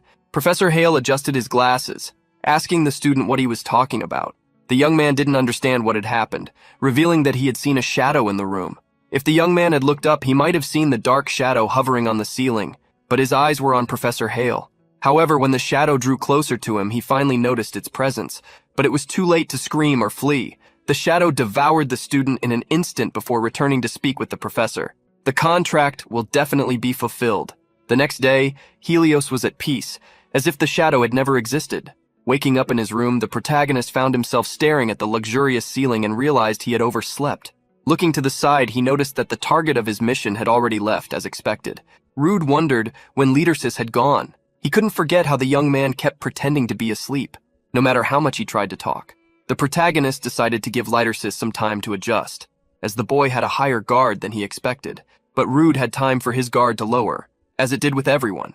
Looking out the window, the protagonist saw some people talking, as if spreading a rumor. As if everyone already knew the news, the people outside turned, looking in the direction of his room. The protagonist was surprised to be stared at by everyone. Down below, students were already commenting that the new student in Hale's class, the one who had aced the entrance exam, was sharing a room with the famous monster. Some people wondered if the hoorays had already marked him, but the biggest gossip explained that the boy himself had requested to stay in that room. The protagonist had climbed to the roof of the school to hear the conversations better. He was surprised by the news that the choice of the room had already spread. This made things seem more serious than he thought. With the situation being more severe than he imagined, he realized he would need to take the initiative to resolve the problem before it worsened. While the protagonist observed the school, Liderkiss was being taken to a corner of the courtyard by some other students. Some of the people watching the scene wondered if they should call a teacher. However, others warned them to avoid getting into trouble. It would be better not to get involved, so that the worst wouldn't happen to them. On top of the building, the protagonist could hear the students' opinions. In that corner, Liderkiss was being pushed by the students who had brought him there. The student from the Clay's class who had pushed Liderkiss did it to remind him of something he had already told him. The central corridor is not a place for a monster like you to walk. I told you to act like a rat and hide from my sight, but why the hell do you keep ruining my mood? Seeing Liderkiss silent, the student asked if he wasn't going to respond. Noticing Liderkiss's empty expression, he maliciously smiled.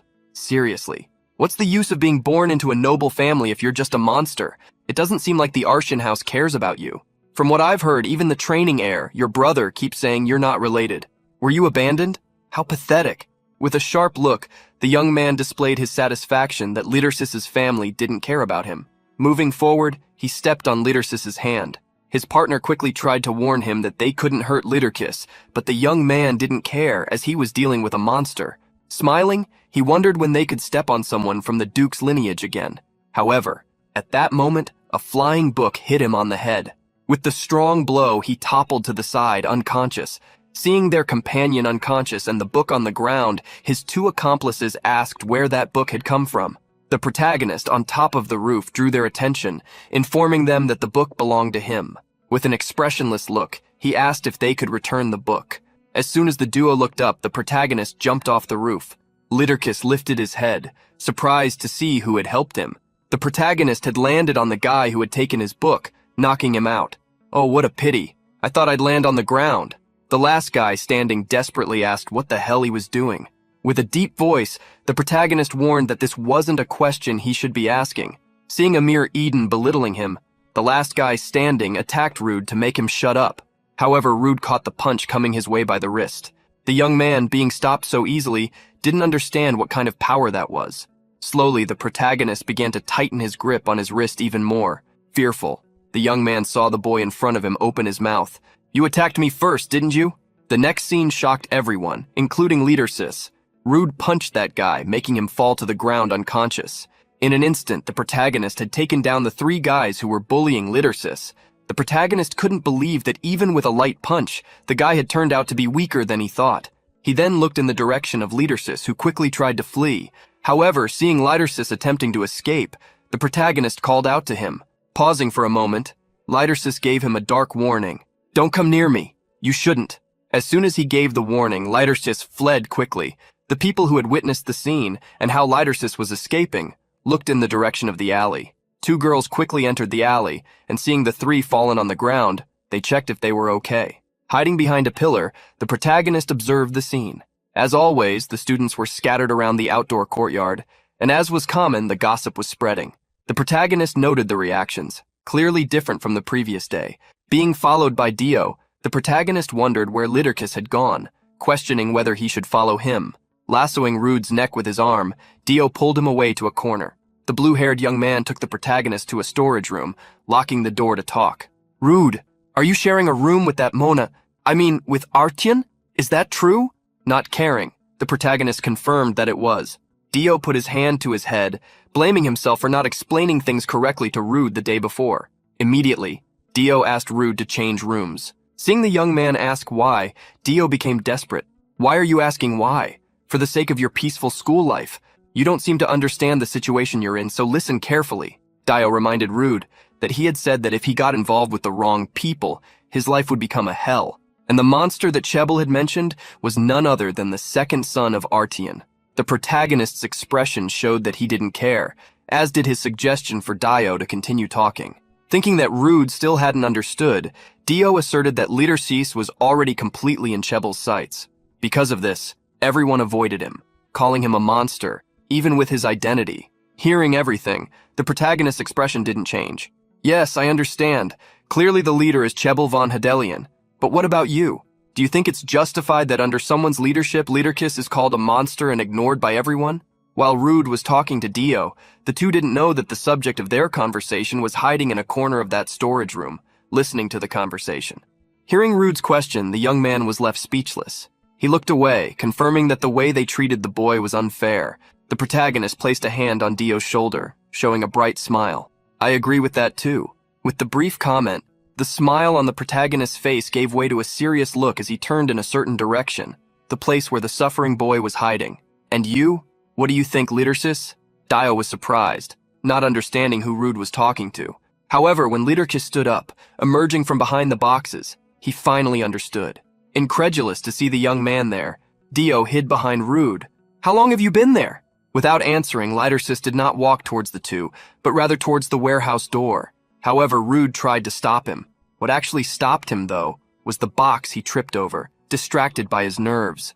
The protagonist tried to call out to Liederkis once more, but Dio quickly covered his mouth, whispering in his ear, "What are you doing calling for him? Nothing will change, right? And you could end up like him." Despite Dio's whisper, Liederkis clearly heard what he said. Not wanting those people to get involved with him, the boy continued on his way. However, before he could leave, someone grabbed him by the shirt. The protagonist prevented him from leaving, displaying a smile that contrasted with Dio's surprise. "Liederkis, I think we need to talk." Liederkis stood still for a moment. After a few seconds, he rejected the offer. He freed himself from Rude and left. Left behind, Rude began to get irritated, not understanding why that boy wouldn't accept his help. Dio ran towards the protagonist, asking what he intended to talk about with Liederkis. The protagonist made the excuse that they were in the same room, which caused Dio to panic. "Go change rooms now. Didn't you notice the reaction just now? Even young Master Artian wouldn't like that." The protagonist didn't care what others thought, as he was on a mission. Now he wanted to understand why Liederkis was specifically being called a monster and what had happened in the last month. He wanted to know why the whole school referred to that boy in such a way.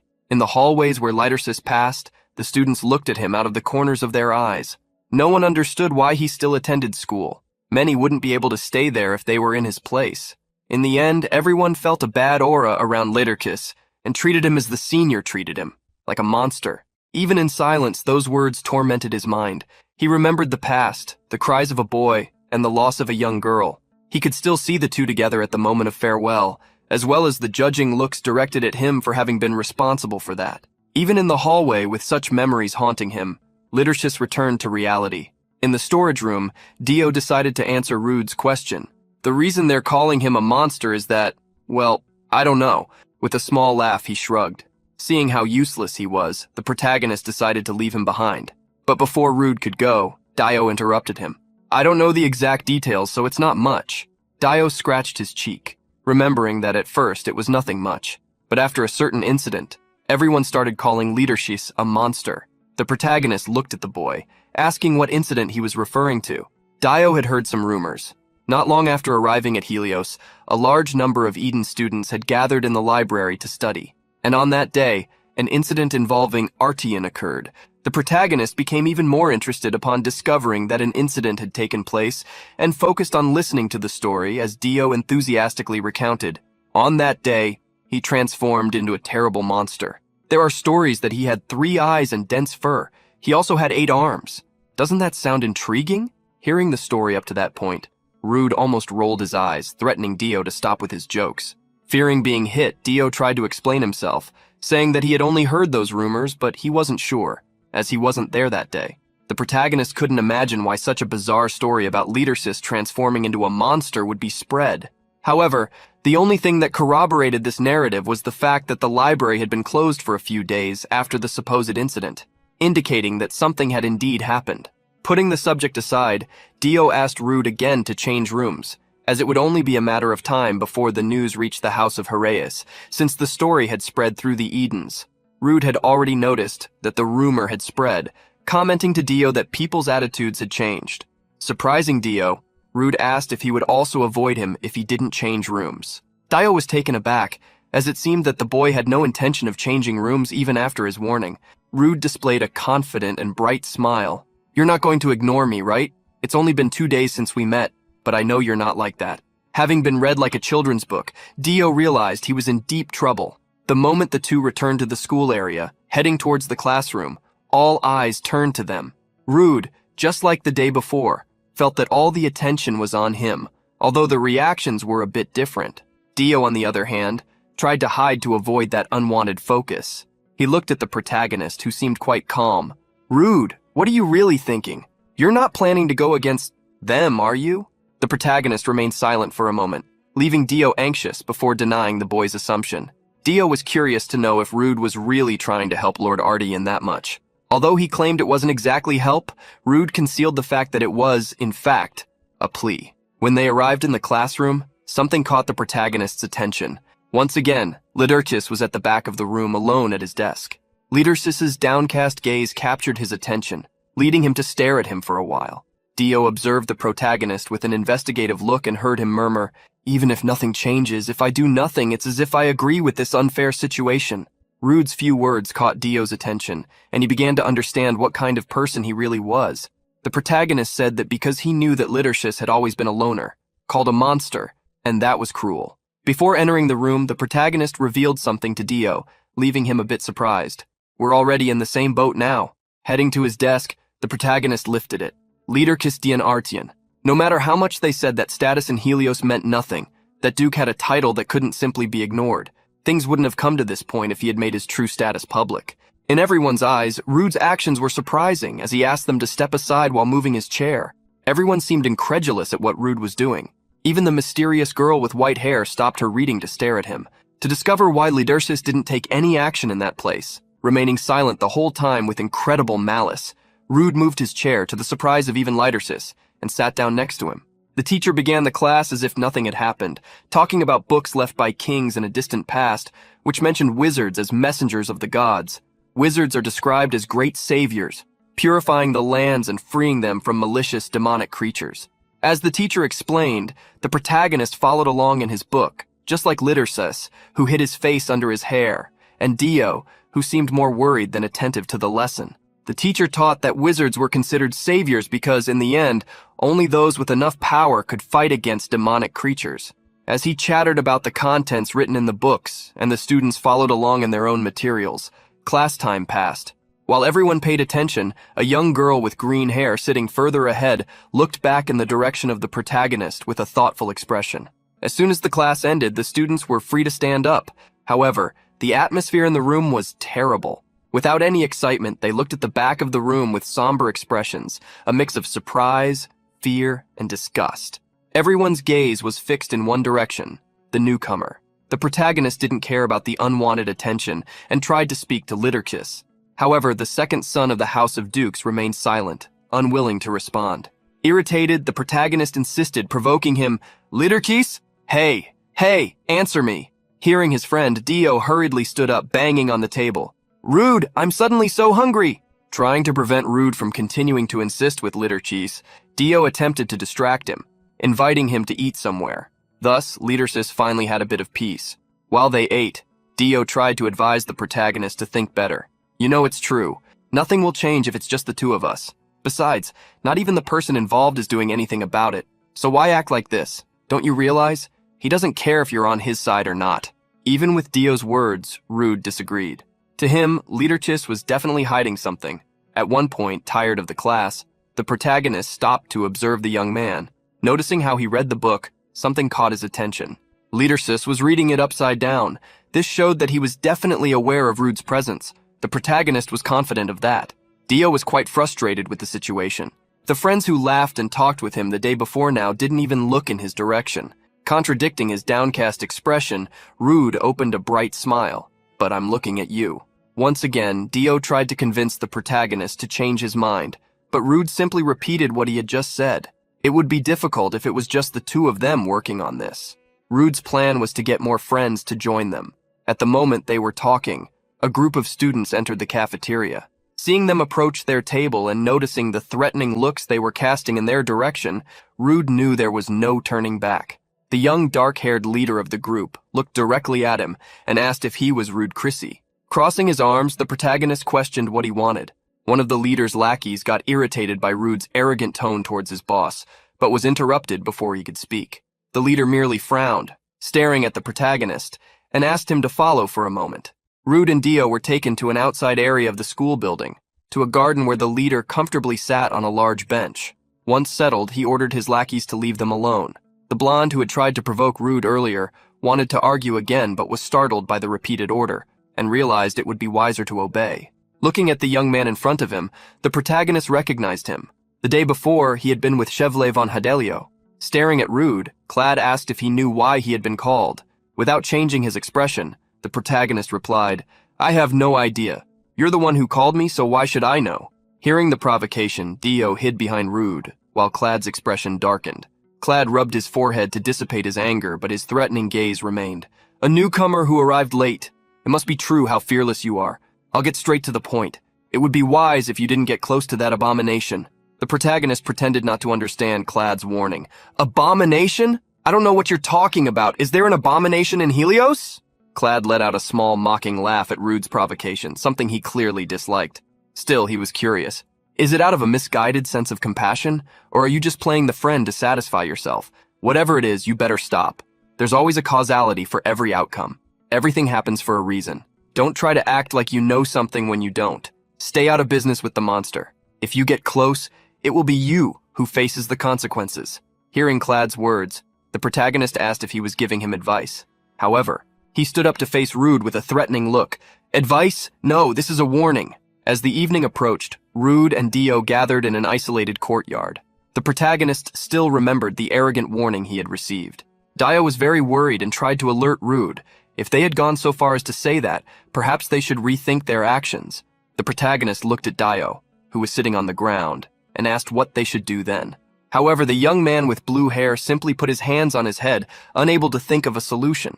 Unable to formulate a plan, Dio, with tearful eyes, asked what Rude would do. The protagonist reflected for a moment before stating, "First of all, we need more people on our side. I mean, it won't be easy, but we can worry about that later. For now, let's just gather more information." With seriousness in his voice, Rude asserted that he wanted, above all, to understand what was happening. Therefore, Dio would be in charge of finding someone who could help them. Curious about how Rude intended to uncover the truth, Dio merely watched the rookie give a slight smile. Wouldn't asking him directly be the quickest way? The protagonist wanted, above all, to have an appropriate conversation with Littersis, and only after that think of a solution to the problem, whether by taking down Cheval or turning the school upside down. Searching for Littersis, the protagonist went to the storage room where he usually hid. However, this time, he did not find him. What Rude did not know was that Littersis had been called to the principal's office. There, a white-haired lady wearing a monocle asked if there was any problem with his school life. However, instead of telling the truth, the boy claimed that nothing was happening. The principal was silent for a moment before speaking. "As you know, Dana and I are acquainted, so if there is something on your mind, I want you to feel free to tell me. If you don't want to help yourself, the school won't be able to do anything for you." While Littersis spoke with his mother's friend, the other students continued with their academic routines as usual. However, in the corridors of Eden, someone interrupted them. Surprising everyone, Rude was looking for Litterkiss, asking if anyone had seen him. However, everyone fled, not giving him the answer he wanted to hear, the boy's location. As he walked through the halls, Rude could already hear the students whispering about him. "It's him! Why is he looking for the abomination? Don't make eye contact with him." The protagonist was already struggling to start conversations with the other students, but at that moment, a girl approached. "If you are referring to the monster, I think he went to the storage room on the west side." The protagonist looked back and saw the girl with white hair take the initiative to say that Littersis was carrying a magical box with him. Surprised that someone had finally taken the initiative to talk to him, the protagonist thanked her. The girl, named Isle, watched the protagonist walk away as several other students approached to flatter her. While she was surrounded by compliments and murmurs, she saw the rookie stop, turn back, and walk in her direction. Both she and the other students around her were surprised. As he approached her, Rude corrected her. "However, the one I'm looking for is not a monster or abomination, but Littersis." After the simple correction, the protagonist turned and walked away again. Eel did not understand what was so peculiar about that boy, but deep down she found him quite interesting. Once again, the protagonist climbed onto a roof from where he had a wide view. He was watching a place where he was sure Littersis would pass if he were going to the storage room on the west side. The protagonist had a brief fear that Littersis might have already passed by, but he decided to wait a little longer. It didn't take long for Rude to locate his target. Just as the girl with white hair had said, Lidersis was carrying a box. The protagonist was about to call him, but hesitated. He wondered if he should really call him from there, as from the spot he was in, he would also attract everyone's attention. However, remembering the warning Clad had given him, Rude made a decision. In an instant, everyone's attention in the courtyard turned to a loud voice that echoed all around. Lidersis! Hearing his name, Lidersis looked up, spotting Rude on an elevated point. From there, Rude waved at him with a smile. Wait for me, I'm coming! Immediately, Liderkis started to run, fleeing from the rookie who was bothering him. Seeing him run away again, the protagonist was incredulous. He didn't chase him immediately. He just watched as the young man moved away with his box. The protagonist sighed, thinking about the emotions Lidersis must be feeling. The moment he rejected his help also came to mind. The protagonist was starting to realize that Lidersis would try to avoid him at all costs. Tired of this, he jumped from where he was, falling from a height of over 10 meters and landing on the ground with a serious expression. If Lidersis intended to run from him, it was obvious that he would pursue him. In the midst of his escape, Lidersis heard a voice calling his name. With each moment, the voice got closer. When he looked back, he saw something that looked more like a demon chasing him at full speed. Along the way, people were incredulous as they witnessed the scene. Looking up, a girl from Rude's class asked her green-haired friend Rin if she had seen the same thing, the boy jumping from such a great height. The scenery rushed past the boys who were running at full speed. However, Rude was gradually getting closer to the young man ahead of him. The people around couldn't help but stare at them, wondering what was happening and why they were running. Rude soon realized that unintentionally he had become a spectacle. The protagonist was impressed by Lidersis's speed, barely managing to catch up with him.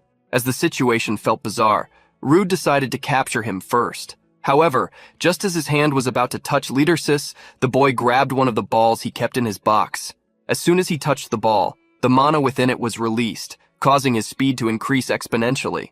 The protagonist was surprised to see Liderkis pulling away using magic until one of the balls that bounced out of the box hit him on the forehead.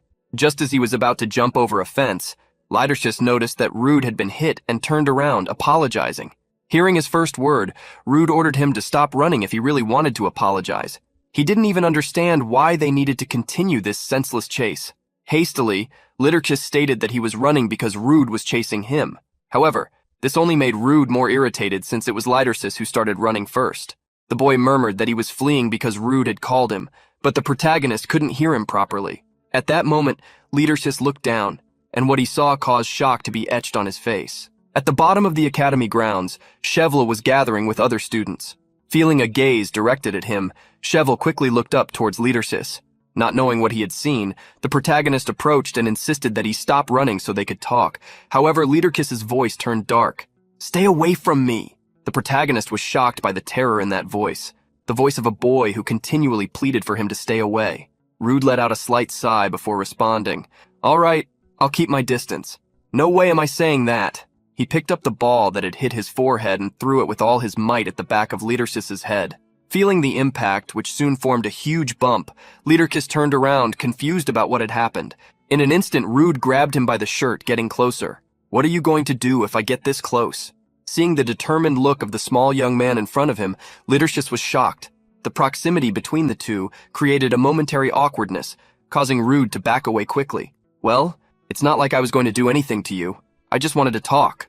At that moment, Chevalier appeared atop the fence behind Lidersis. "Talk!" Lidersis froze upon hearing his voice, unable to react to the foot that stepped on his back. "With this abomination here?"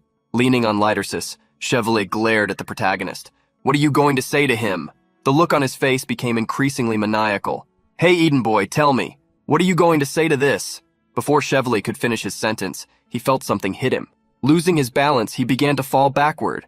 His surprised gaze met the incredulous look of Liderkis, as well as the vacant stare of Rude. Just like that, the protagonist approached the edge of the fence, watching Cheval tumble down the slope. As he observed him fall, the protagonist couldn't help but laugh. "Ha ha ha ha! He certainly has a bad habit. Look, he managed to land well." Incredulous, Liderkis dropped his box, scattering all the balls across the ground. Rude was about to call Liderkis to go somewhere else when a hand grabbed his head. Chevalier, climbing back up onto the fence, looked at the protagonist with a fiercely cruel gaze. "You don't value your life, Eden child?" In response to Cheval's question, the protagonist looked at him without any emotion. "No, I want to live, and please take your hands off me." The fact that the boy showed no fear, only irritated Cheval further. "You brat! Do you know who you're talking to, acting like this with me?" The protagonist retorted to the senior, asserting that he knew exactly who he was. "You're Cheval von... Wait, what was the rest again? Ha ha ha ha." Neither Cheval nor Liederkes could believe the joke made by Rude. In an instant, the protagonist grabbed Chevalet's arm. "Aren't you someone from the incredible upper-class race?" Being recognized did not make Cheval any less angry. His hand began to tremble as he realized that the boy was stronger than him and could easily push his hand away. "What's wrong with you? Where did such an arrogant kid come from?" Immediately, Cheval signaled to his companion Anna, who was downstairs. Anna threw him a necklace with a diamond-shaped stone. Cheval skillfully caught the necklace, ready to use it.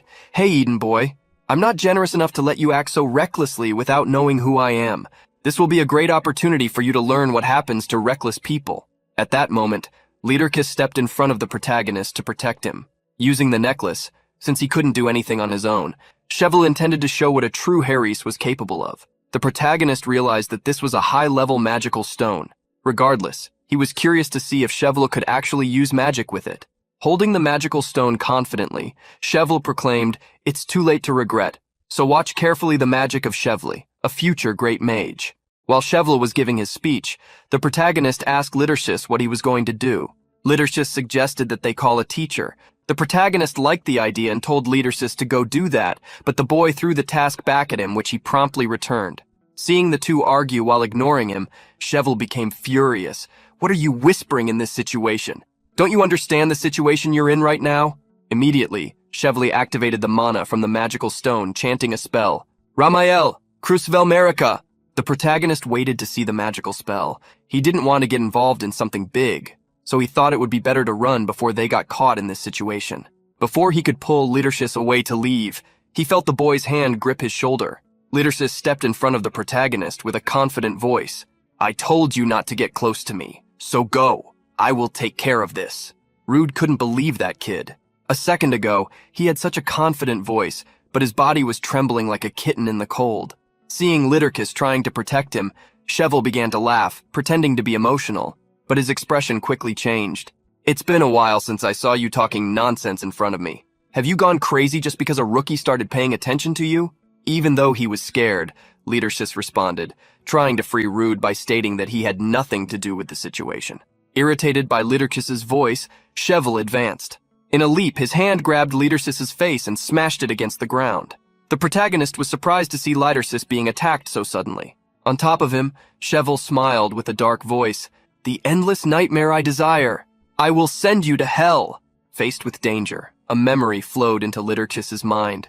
In that memory, he saw a girl in a white dress walking through a garden. She was trying to show him the beauty of a flower she had picked. Bringing the flower close to her face, the girl smelled it to appreciate its aroma. But when she looked back at Liederkes, all he could see was her face covered in blood. Liederkes found himself sitting on the ground as the injured girl walked toward him. Behind her, who had once seemed innocent, he could see an overwhelming demon with red eyes bringing darkness and terror to devour them. Liederkes snapped out of his memories, pleading, "No, please." Cheval was surprised by the sudden change in atmosphere, losing his concentration for a second. In that moment, Rude jumped on Cheval, hitting him on the back of the neck with an elbow. Throwing the senior to the side, the protagonist checked on Liederkes' condition. Cheval looked at the protagonist furiously. "Are you crazy? How dare you interfere like that?" However, he was met with a cold voice. "Did you do something to Liederkes?" The senior got up, straightening his clothes, and stated that he had only reminded that monster of what he had forgotten to do wrong. The protagonist didn't quite understand what Cheval was talking about.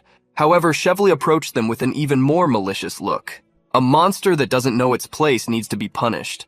And it seems you also don't know yours, so you will receive the same treatment." Having knocked down Liederkes, Cheval faced Rude maliciously. "A monster who doesn't know its place needs to be punished, and it seems you don't know yours either, so you'll get the same treatment." With a superior air, he questioned, "Do you happen to have a memory you don't want to remember? Or a fear you've never overcome? Because I can show you something even worse." Hearing Cheval's words, Rude wondered if the young man was using illusion magic. This meant the truth behind the story about Liederkes turning into a monster in the library might have been caused by that. Seeing Rude silent, Cheval grew even more arrogant, but with a cold look, the protagonist wondered if he should finish him off. It was at that moment that a reprimanding voice echoed across the campus, where several frightened students watched the fight. "You there! What do you think you're doing?" Chevalier von Hadelio, stop immediately! Seeing Professor Khan, Cheval clicked his tongue. Hey, Eden boy, consider this your lucky day. Professor Khan jumped in front of Chevalier, checking on the students, Lidersis and Rude, who had lain down pretending to faint upon seeing the professor. While the professor scolded Chevalier and checked on the boys, the protagonist missed the chance to instruct Chevalier. Still, he wondered what had happened between him and Lidersis. The next day, a group of curious students sneaked up to the front of the secretary's office, trying to hear what was going on inside. Rude, with his usual furrowed brow, listened to the complaints. Mr. Krishi, I heard you jumped off a balcony yesterday. Is that true? The protagonist immediately denied it upon hearing the question. Then he was asked again, Isn't it? And what about you running wildly around the campus with Mr. Artian? The protagonist promptly lied. I never did that. The professor smiled upon hearing the boy, who seemed innocent. Ha ha ha, I thought so too. The young people watching the interrogation didn't believe the professor had been fooled so easily. The professor knew Rude's situation. He had started studying at the school a month after classes began because of his illness, and he shouldn't be able to run with his body in such a weakened state. Rude was incredulous at the excuse the professor himself had made. He had even forgotten about that disguise. The professor asked Rude to be careful. You'll be in trouble if you get worse right after your condition improved. Also, if you get involved the wrong way with a senior while you're still in Eden, your school life will be affected. The protagonist understood the professor's words. Leaving the room, he felt upset that he still hadn't managed to have a proper conversation with Liderchis again. As the protagonist walked down the corridor, Dio ran toward him. Colliding with him, he was startled. Rude! Dio grabbed the protagonist's shoulders. What happened? Is it true that you got involved with Chevalier? The protagonist nodded. It was true that they had met. Startled, Dio asked if the rumors spread around the school were true. Fearing new gossip, the protagonist asked what exactly he was talking about. Worried, Dio revealed, They say you got beaten by Chevalier while playing excitedly with Lord Artian. Dio promptly checked if Rude was okay, if he had hurt himself anywhere. The protagonist lowered his head and answered, I'm fine, unlike Lidershis. A terrible atmosphere settled among the boys. Falling into a void of fear, Dio asked if Lidersis was still alive. The protagonist couldn't believe Dio's question. Of course he's alive. Do you think the school would be so calm if he weren't? Dio was startled by the look Rude showed. The protagonist changed the subject, warning that they needed to go. The blue-haired boy was confused and asked where they were going. The answer was brief. Let's check on Liderkis. The pair went straight to the storage room. Since Lidersis had already left the infirmary and Rude had already gone to class, that was the only place left. Worried, Dio asked if they shouldn't wait in the classroom. The blue-haired boy looked around, showing there was no one in the storage room. However, upon hearing a noise, he was startled. Walking towards some boxes, they realized Lidersis really was there. Dio hid behind Rude, who walked up to Lidersis. What are you doing here? Looking for something? Lidersis remained silent, ignoring the teasing. However, Rude didn't want to miss the chance to talk. Bending down beside Lidersis, the protagonist offered the young man a candy. Sitting on one of the boxes, Rude tried to cheer him up. Forget the rumors that you turned into a monster and tell me why Cheval calls you that. Liderchis lowered his head, murmuring, Don't meddle in other people's business. How others call me has nothing to do with you, so leave me alone. Stop caring about me and don't come near me. Stop paying attention to me. The protagonist was surprised by Liderchis's exaggerated reaction. Just like Dio, who didn't know what to say to improve the situation. The protagonist stood up, questioning if Liderchis planned to keep living while others called him a monster. Head down, Liderchis confirmed, Yes, I really am a monster after all. Seeing the sadness in Liderchis's body language, the protagonist extended his hand to him. Lidercis accepted a candy while Rude encouraged him. It's okay. If no one wants to tell me, I just need to ask Chevalier von Hadelio directly. Liderchis, stunned, looked at Rude, who smiled, showing he wasn't lying. Because I want to know why he calls you a monster. That's my personal curiosity, so you shouldn't interfere. Lidercis was shocked to have his own words used against him. At dusk, in the seniors building, Chevalier heard the information he had asked to be checked. His name is Rude Krishi. He started attending classes a month later than usual because of an illness. They say he has had a fragile body since childhood. Chevalier, recalling how vivid the boy he met was, couldn't believe it. The young woman in front of him, holding a sheet of information, stated that Rude seemed to be using the same room as the monster. Moreover, the student who walked with him was Dio Varus from the same class. Lastly, the most notable fact the girl discovered was that Rude was the first person to get a perfect score on the entrance exam. Cheval openly mocked, I wondered why he acted that way, but it's because he did well on a simple test? Frowning, the young woman asked Cheval what they should do. For Cheval, what they should do was simple, make him crawl back to where he belonged. While Chevlet revealed his evil plans, an imperceptible dark energy overflowed from a monostone necklace lying on the table. That energy was carried by the wind, drifting away from the building. When it reached a bush, it took on a human form, spying on the pair before disappearing. Leaning against a barricade, a young woman with purple hair sighed as she remembered what she had seen. However, the voice of an excited girl woke her up. "Tessie! Tessie! Look!" The man sitting at the tea table with the girl reprimanded her. "Princess, you shouldn't play with your food!" Irritated, the girl argued. "Ram, I already told you not to call me princess here." But Ram replied, "Princess, you calling the knight Tessiana Tessie isn't appropriate either." But the girl, who had already stacked her cookies, didn't want to stop calling Tessie Tessie. Picking up one of the cookies, Tessiana herself corrected her. "Princess, here I'm not Tessie, but Professor Raoul." That night, the protagonist received a call on his transmission crystal. The person on the other side wanted to know how school life was going, if he had made any friends. The protagonist corrected his master, reminding him he wasn't there to make friends. "Our client made a request, but I don't think Liederkis wants to be helped. He told me to stop paying attention to him. He hates himself. I don't think there's anything I can do." Hearing about the work, Ophion's master changed the subject. "Have you made any friends?" The protagonist wanted to hang up, but the master quickly stopped him, returning to the topic he really wanted to discuss. "So what do you think? Do you believe that child really doesn't want help?" Although he didn't know what others thought, Rude could see something strange. It's like they were all hypnotized together. They call Liederkis a monster and ignore him. I think Chevalier von Hadelio made this happen.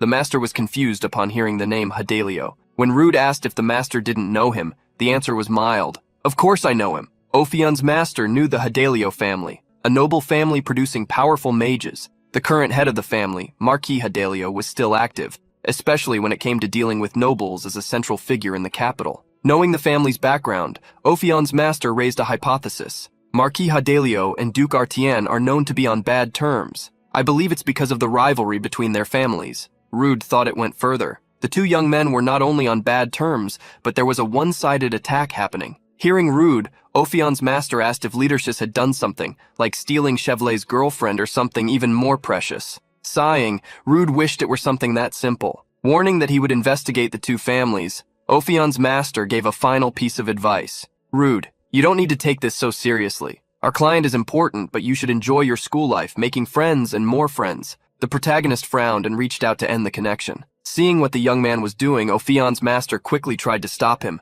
"Wait!" But he couldn't, and silence returned. Taking his transmission box, the protagonist climbed down from the rooftop ledge, walking toward his room. Upon learning about the disagreement between the involved families, Rude decided to observe a little more. At the top of a cliff, breaking the sea waves, there was a house surrounded by trees. A man climbed the walls of the house, reaching the balcony. Completely wet, the man with differently colored eyes and a tattoo on his face sighed. "Why did Miss Ruby Monterre choose to live in this place? She really doesn't know what she's doing. If he wants to adapt to this place, he'll have to change that temper." The man touched the door leading inside the house, and his hand became translucent, as if passing through a disguise barrier. As soon as he entered, the man changed his irritated expression to a cute smile. "Miss Ruby, cute Ruby, Elzebul is here." Lying on the floor in the living room, a monstrous fish interrupted his reading and stared at Elzebul. The man sighed upon seeing that Ruby wasn't there. The fish stole his reading and explained. Miss Ruby Monterre stepped out for a moment.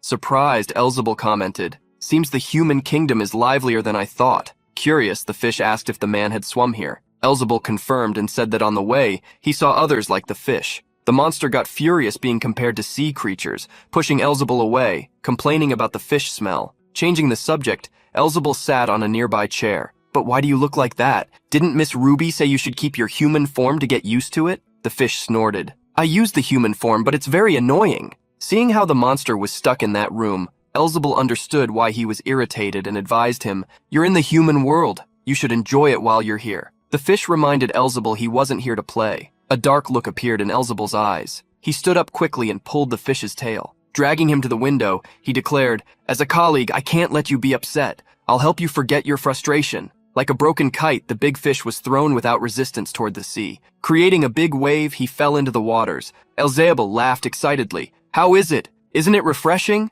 From the crystal-clear sea waters, a human face emerged. Taking a human appearance, the fish partially surfaced, irritated. "Elzebul, you're as annoying and rude as ever, even here." Elzebul, leaving the house, didn't care and retorted to the monster, who was now partially in human form. "As expected, you still have that boring, annoying personality without a hint of fun." Hearing Elzebul's provocation, the fish snorted. Shut up if you want to stay alive. While Elzebli and Gamode continued to argue, a person appeared at the beach house. A young man with small horns landed on the highest pillar of the house, watching the commotion. Frowning, the young man reprimanded them. "What's going on? I told everyone to behave in this place." Ignoring the pair, the young man grabbed a set of papers. On the cover of the document was written, "Infiltration success at Helios Magic Academy." At the academy mentioned in the document, everything seemed normal. However, Professor Khan was not so calm. He hurriedly called for Professor Rowell, but he ended up finding Professor Hale, who frowned upon seeing him. Professor Khan didn't notice the look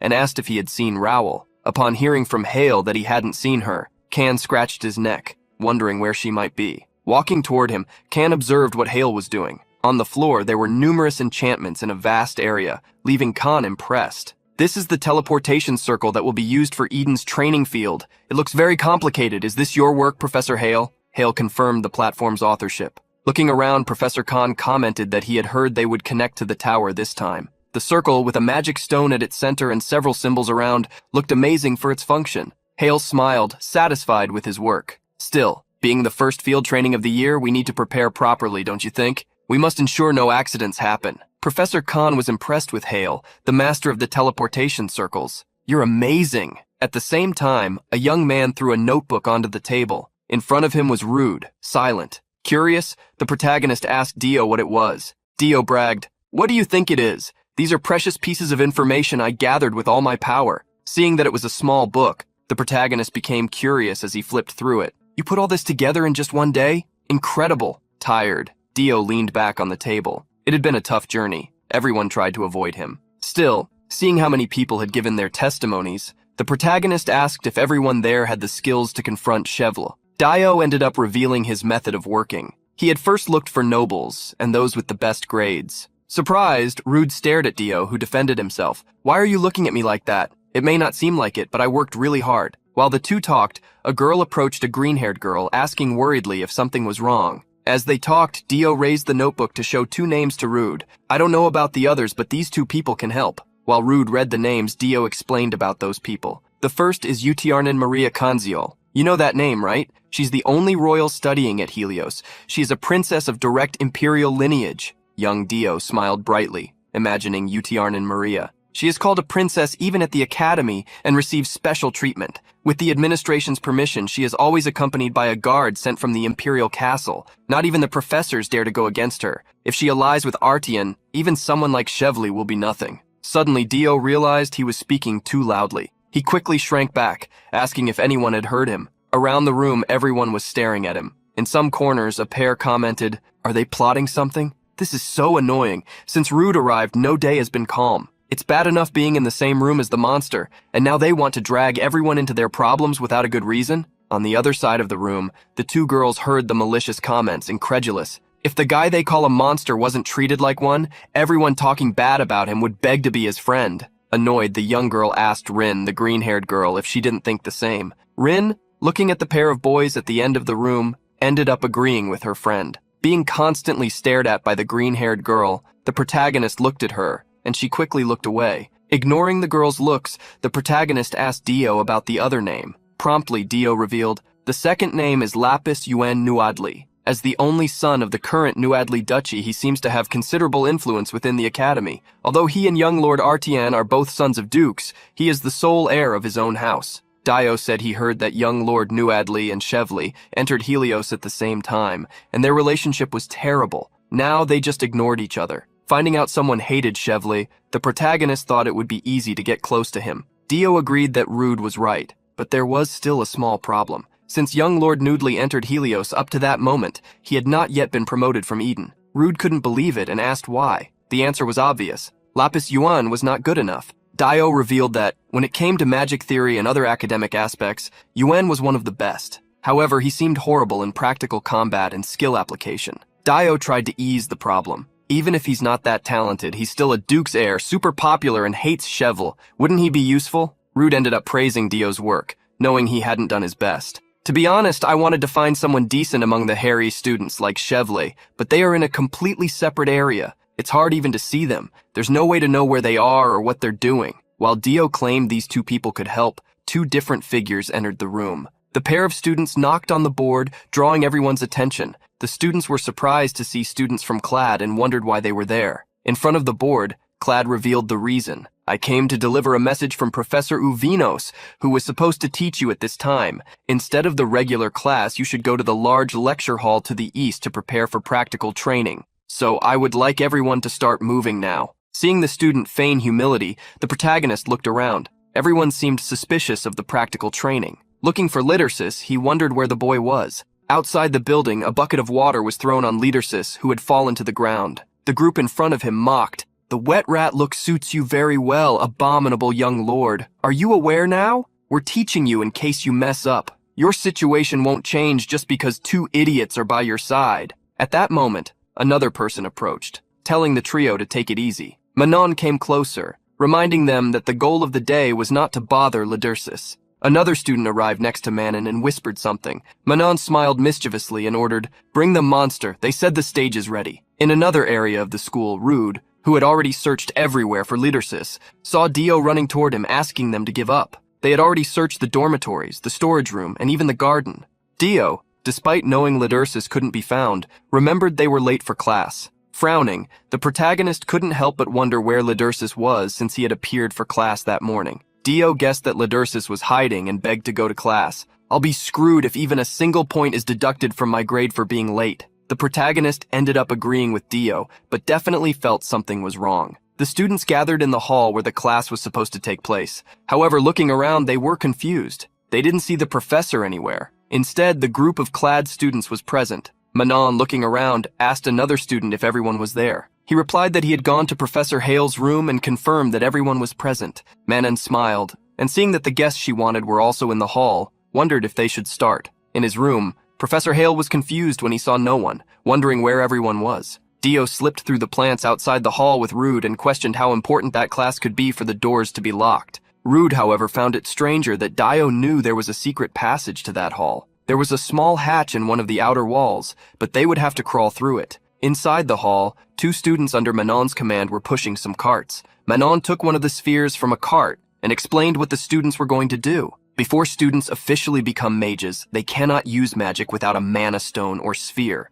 So the first thing they are taught is how to activate the internal mana of these spheres. Manifesting mana is the most basic, but also the most important. Today, as preparation for the exercise, we will present a special class to test your mana manifestation skills. Confused, one of the students raised his hand and asked if the professor was aware of this. Manon frowned, and quickly the students in his group surrounded the young man. In moments, the rest of the class saw that student disappear, swallowed by the group of seniors. After getting rid of the nuisance, Manon asked if anyone else had something to say. Everyone immediately covered their mouths and forced themselves to remain silent. This pleased him, but there was still one more explanation. The mana sphere was made for tests, so it cannot be used for anything other than demonstration magic. When you manifest mana in it, the sphere changes color according to your skill and intensity. In short, the better you use it, the brighter the color. However, you Edens will only be able to cause small changes, so you will be judged by the strength behind the sphere. At that moment, the target was brought to the center of the hall with the Lidersis tied to it.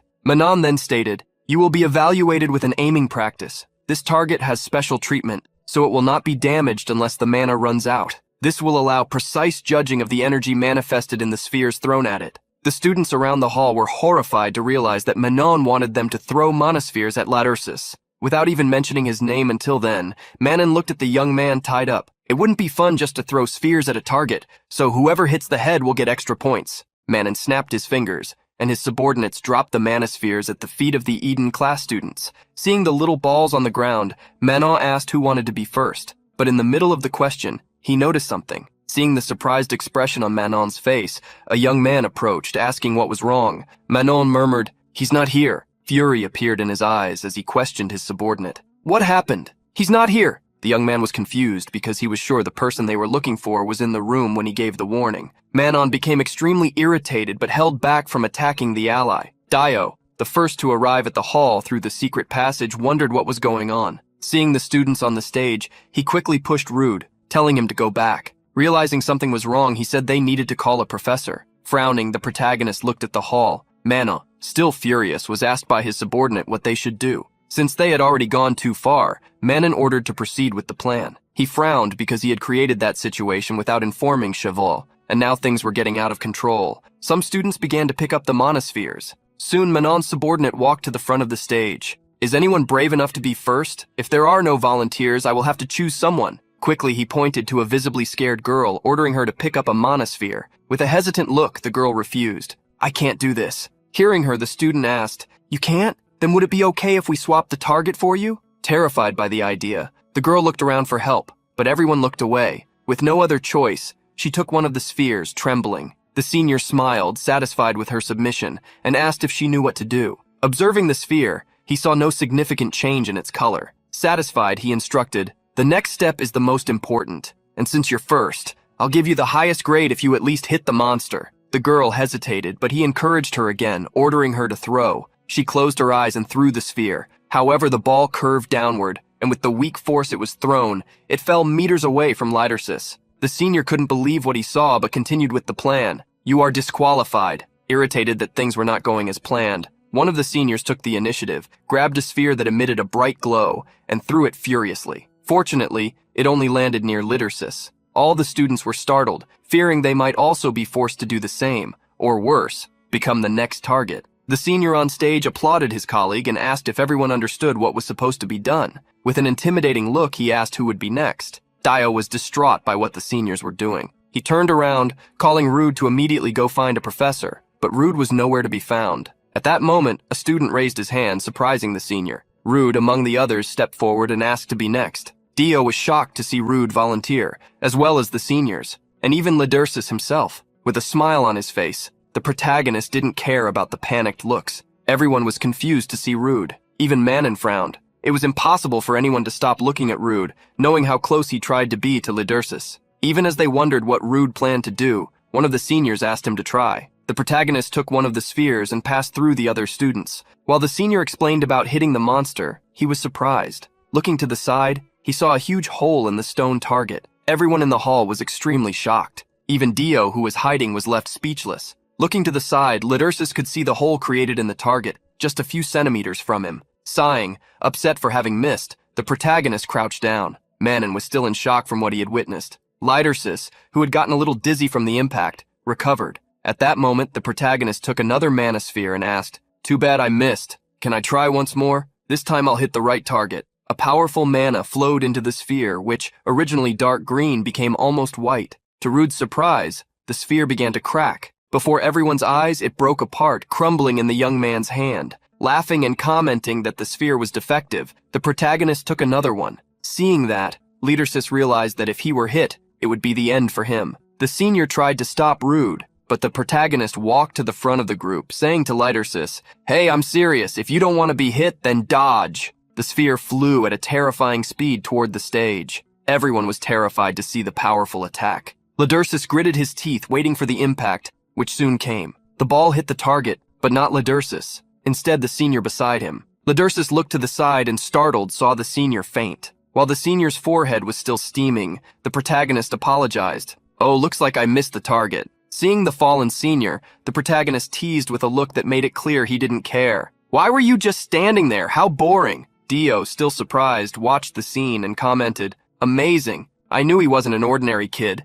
Everyone in the hall was incredulous, wondering who Rude Chrissy was, the young man who had challenged the seniors. Manon couldn't understand what was happening. The sphere thrown by Rude had passed through the target, while the ones he himself threw barely left a scratch. Above all, the color of Rude's magic sphere was the closest to perfection. He couldn't understand how an Eden had manifested such a color. To him, the only explanation was that Rude had used some trick. Otherwise, there was no way to comprehend who that boy named Rude really was. Ignoring the shocked looks, the protagonist adjusted his dirty clothes, complaining, How annoying! The target is broken and no longer in the center. Walking toward the seniors, he asked, How about we get a new target? Everyone was confused by Rude's words, who looked around and suggested, How about we choose the one who made that unpleasant demonstration, or those who only attack in groups? While looking around, the protagonist took a monosphere and stared at Manon. How about we choose the person who suggested this special class and picked the target? I think that would be quite interesting, right? Manon gritted his teeth upon hearing Rude's suggestion. Furious, he began shouting, All right then, I'll choose a new target and it will be you, Rude Creasy. While pointing at Rude, Manon ordered furiously. Everyone get that bastard! Dio, who had been hiding until that moment, realized he could no longer stay still. He quickly stood up to do something. However, before Dio could take a single step, someone grabbed him by the collar. Looking back, Dio faced a knight with blue hair and intense sea-colored eyes. He instantly recognized that woman. Professor Rowell. Dio was extremely relieved to see Rowell. Professor, those clads! But Rowell quickly told him to be quiet. The professor walked past Dio, who was surprised to see her hiding. Professor, what are you doing? The professor's answer was brief. I'm watching. Dio was shocked. He tried to argue with her, but a hand covered his mouth, forcing him to stay silent. While trying to protest, Rowell grabbed him and started observing what was happening. The senior who had made the demonstration was hit by a manosphere before he could defend himself. Within seconds, he also fainted. Rude had hit his second target as if it was nothing. The seniors quickly surrounded him. To stop him from grabbing more manospheres, they tried to hold his arms. One of them managed to immobilize Rude's arms, and just as he was about to boast, Rude's fist hit his chin. Rude grabbed the arm of another student who was holding his shirt. That student saw the sole of a shoe coming toward his face. With a kick, Rude knocked down the second enemy. The third senior holding him was so shocked that he forgot to keep his grip. Rude snapped him out of his daze. Excuse me? Frightened, the young man jumped back, raising his hands. Manon and his group were terrified. After knocking down several seniors, the protagonist huffed, I'm in a bad mood now, so can you please not touch me? The Eden class students were shocked. They couldn't understand how Rude could be so strong. Manon gritted his teeth, furious, realizing he was trapped. Making a decision, he called a subordinate. Hey, did you prepare any magic orbs? The young man replied that there were several on the ground, as Manon could see. This only irritated him more. You idiot, I'm not talking about the experimental ones. I want a real magic orb I can use. Unfortunately, the student revealed that only the experimental ones had been prepared. Manon saw no other option but to grab one of those balls. He didn't want to give up, even realizing Rude was no ordinary person. As I said, you're the next target. Listen up. Whoever manages to hit Rude Chrissy will be rewarded. Since Rude was alone, Manon believed he had the advantage. He raised the monosphere, infused his own energy into it, and threw it with all his strength, aiming at Rude's face, wanting to wipe that arrogant expression away. Suddenly, the protagonist saw someone move. Lidersis stepped in front and was hit instead. Rude was surprised by the boy's action, even a little annoyed. Lidersis, why did you get hit instead of me? Manon was also surprised. He didn't expect such an attitude from the one he called a monster. Angrily, he shouted to everyone around, You idiots! Why are you standing still? Throw some magic balls. Our targets are these two. Ignoring Manon, the protagonist asked Lidersis if he was okay. One by one, Manon's companions began to grab the spheres, infusing mana into them. Next to Lidersis, the protagonist commented, Just asking, but is getting hit some kind of hobby of yours? Do you really like it? Shocked, Lidersis promptly denied, Of course not. Rude was relieved but insisted, Then why did you block that sphere for me? You told me to stop caring about you, so you should stop caring whether I get hit or not. That would be fair for both of us, don't you think? Lowering his head, Lidersis remembered it was all his fault. He didn't want anyone to get hurt. At that moment, the first sphere was thrown toward the two. The protagonist pushed Lidersis aside and, seeing the sphere approaching, caught it with his bare hands. When Lidersis looked on in shock, Rude said, What are you talking about? This isn't your fault. Looking at the one who had thrown the ball, the protagonist infused mana into the sphere in his hand and declared, I just hate people like them. Furious, other clad seniors grabbed monospheres. Before a pair could throw them, one was hit. Meanwhile, Rude dodged a ball, mocking internally, How careless! Grabbing a small sphere, he ignored those thrown at him and hit another senior. One sphere almost hit him, but he caught it mid-air and threw it at the back of a third senior, while another ground his teeth before realizing a small sphere was coming his way. Having knocked down 4 enemies, the protagonist wondered how many were left and how Lidersis was doing. Looking at Lidersis, he noticed he was being hit by several monospheres while Eden students hid behind him. Even with his hands tied behind his back, Lidersis stood still, serving as a shield. Amid the fear, Eden students were surprised by his attitude. Rin was the first to act, realizing Lidersis was truly hurt. However, he ignored her help and wouldn't let her get close. Still, Rin walked behind him, determined at least to untie him. Even her friend was shocked and worried about possible retaliation. Ignoring what might happen, Rin apologized. While Lidersis absorbed the girl's words, the action continued frantically on the other side. A bright mana ball crossed the hall. A senior tried to escape, but the sphere sent by Rude hit him in the back. The protagonist looked around and realized that was the 12th he had knocked down. Aiming in another direction, he faced the last ones remaining. They were exactly Manon and his 2 direct subordinates. Manon gritted his teeth, sweating cold as he saw Rude watching him.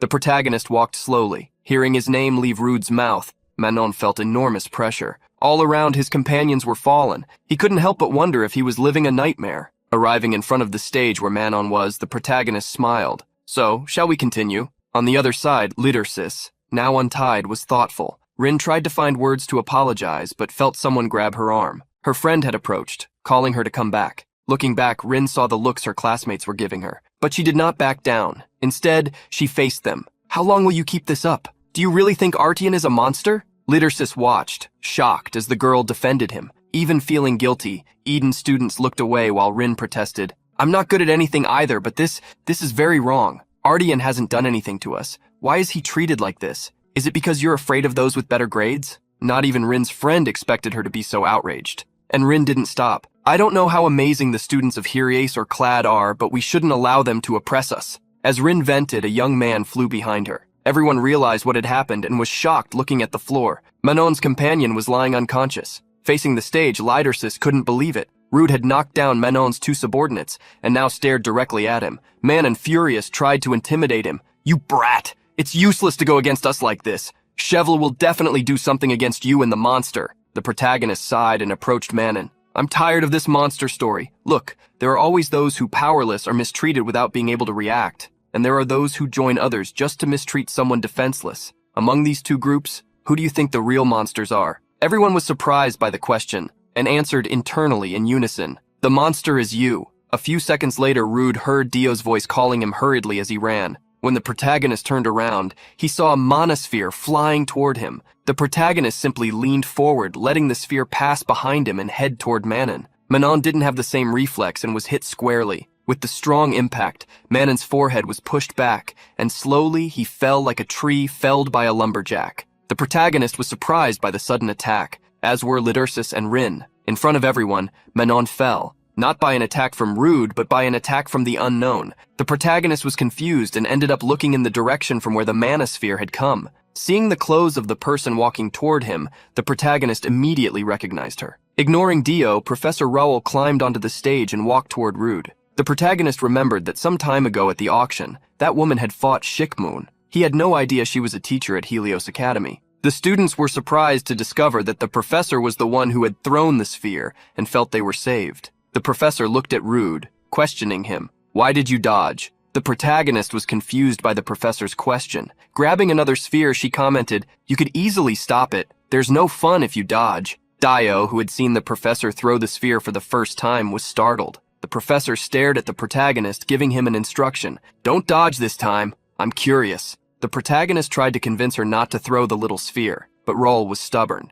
Although the professor didn't listen to him, she stopped when 3 people forcibly opened the hall door. Furious, Professor Hale questioned, What's going on here? Raoul was still holding a monosphere. Khan, seeing her, misunderstood the situation even more. He saw the hole made in the stone target, as well as the many students lying on the floor, unconscious or dizzy. Khan raised his hands to his head, increasing the misunderstanding. Professor Raoul! Hearing her name, the professor asked Khan what he wanted. Startled, Professor Khan asked if she was the one who had caused this mess. Knowing they were in trouble, Dio put his hands on his head but remembered he needed to check on Rude. Looking at the stage, Dio found Rude lying on the floor. While Dio was confused, the professors entered the hall with Hale asking to summon the medical team, ordering the students who were fine to go to their classrooms. Before fulfilling her mission, Raoul also took a look at Rude. Later, things seemed to have returned to normal at the academy, except in one area where Eden students were watching an intruder. A blonde young man was irritated with the person in front of him.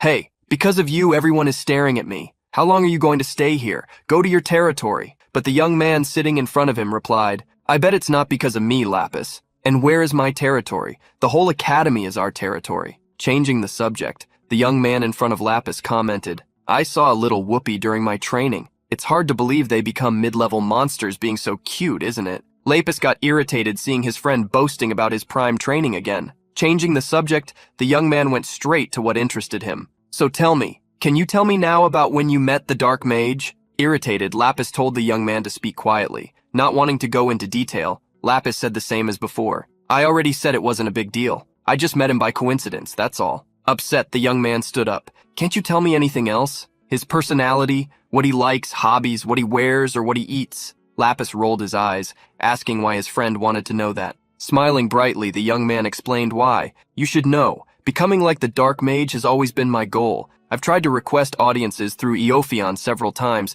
but it seems his master cuts off any suspicious moves without hesitation. Lapis became increasingly irritated seeing his friend insist on the subject, looking at the young man, crying, I also wanted to meet him, even if by coincidence. Lapis could still remember that night. Among the trees, some firefly lights glowed. A red-haired woman sighed, This is bad. I'm definitely going to have a serious talk with the master when we get back. Lapis watched the woman worry about the man in front of her, who, with a cold attitude, claimed to be fine. When the duo tried to leave, Lapis tried to stop them. Hearing the young man, the duo turned around, staring at him. Lapis felt this could be a unique opportunity, so he wanted to make a proposal. This might be sudden, but I would like to receive your teachings. Lapis swallowed all his pride and bowed. Blow was surprised by the young man's request, who shouted at the top of his lungs, I want to become the disciple of the Dark Mage. I still have a long way to go, but my dream is to become as powerful a mage as the Dark Mage someday. I will do everything I can to not disgrace your reputation, so please. Ren stopped the young man's words, answering on Blow's behalf. I'm sorry, but we can't. Lapis, surprised, heard her apologies. Our Ophion members are required to focus only on missions. According to the rules, accepting disciples is not allowed, so this won't be possible. While Lapis fell for Ren's words, the protagonist asked her if that was true, but she silenced him, without Lapis noticing the deception. Lapis still remembered how embarrassed he had been. He didn't know why he had done that. Seeing a commotion outside, Lapis's friend saw someone on the street. To his surprise, he came face to face with Chevle. He stood up, waving to Chevle, signaling Lapis to do the same. Chevle raised a furrowed eyebrow seeing Linus leaving with Eden students and stared at Lapis's back. You really are short. Lapis didn't care about the look and retorted, coming from someone who acts childish, who's really short here? Seeing Lapis call Chevle childish, Linus laughed, provoking. Lapis couldn't help but get irritated seeing Linus take advantage of the fight. Turning around irritably, Chevle called Anna and the others to leave, so they wouldn't get involved with pathetic people. Lapis frowned irritably. Who's calling who pathetic? How long is he going to keep living like this? Hearing Lapis's words, Linus couldn't help but ask if he was worried about Chevle. While Lapis was teased by Linus, Anna glanced at the duo, withholding her comment. Far from there, in a room, 4 people were gathered. Professor Khan coughed lightly while commenting, We may not believe it, but hearing from the students that the damage we saw on the target, as well as what happened to the intermediate class students, was the work of a single person. Is that true, Rude Chrissy? In front of the professor, the protagonist sighed, with his hand on his head. The protagonist lowered his head even more, answering, I have no idea what you're talking about. Professor Rowell was direct. You are a mage, aren't you? Lidersus was surprised to hear the professor's question, who was staring at Rude. The protagonist remained silent, avoiding the question. Khan didn't believe Professor Rowell's question and reprimanded her. Professor, what nonsense are you saying? If young Chrissy really was a mage, why would he act like this? Hiding his expressions, the protagonist wondered if he had acted without thinking. He was worried about others feeling his mana, but quickly remembered he hadn't used even a bit of it. While staring at Rude, Rowell was surprised to see him act that way. The protagonist staggered in the chair while groaning. My head. Khan quickly stood up, worried about the boy. Are you okay? You need to go to the infirmary for a checkup. Rowell didn't fall for Rude's act and calmed the professor. He's fine. Seeing the boy dizzy in front of them, Khan asked how she could know that and reminded her, Earlier, you even brought the young man here when he had fainted. Taking his hands away from his face, the protagonist acted, Please, I'm not sure what you want from me, but I was so surprised to see the magic sphere flying toward me that I can't remember anything else. Rowell became even angrier. Stop lying. Despite her words, Rude continued to pretend to be sick. Sighing, Professor Khan ended the subject. For now, Professor Hale said he would take care of the punishment for the clad students involved in the incident. Until the matter is resolved, you two should go back and rest. The protagonist was surprised to find out he was being allowed to go without any extra hostility. However, Professor Rowell's eyes pierced him. The protagonist understood she wouldn't let him go. The clad students had bandages all over. Seeing them, Chevle asked what had happened to them.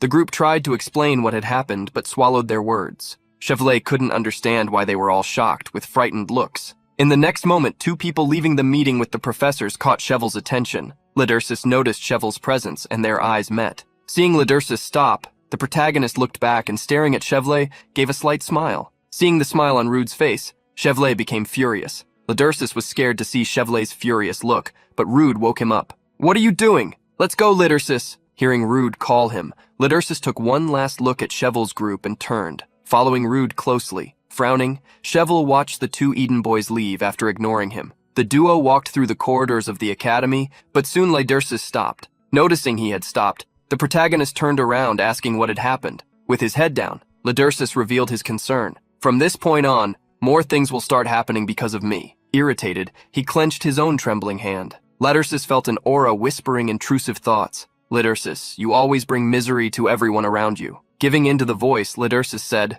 I will bring misery to you. Annoyed, the protagonist approached Lydersis. Are you cursing me? You saw what happened earlier. It might be too much for me to say this, but even if 100 of those brats attacked me, they wouldn't be able to do anything to me. It's not your fault, and if anything happens, it won't be a problem. Irritated, the protagonist acted like a father scolding a son, even though he was younger. Stop worrying about others and worry about yourself, got it? How are you going to live in this cruel world with such a gentle personality? Despite Rude's words, Lydersis claimed he didn't know anything. The protagonist confirmed that might be true. He might not know what Lydersis was thinking or what was going on, but he knew Lydersis didn't want to tell him something, and so he wouldn't ask. Still, Rude instructed him, ask me for help. Don't tell me to ignore you. No matter what it is, I will help you. Lydersis couldn't understand why Rude was helping him, but didn't want to be a bother. I don't need your help. The protagonist fell silent, staring at Lydersis, who took a step back, afraid. The protagonist smiled gently, though his voice had a threatening tone. Ah, so that's how it is.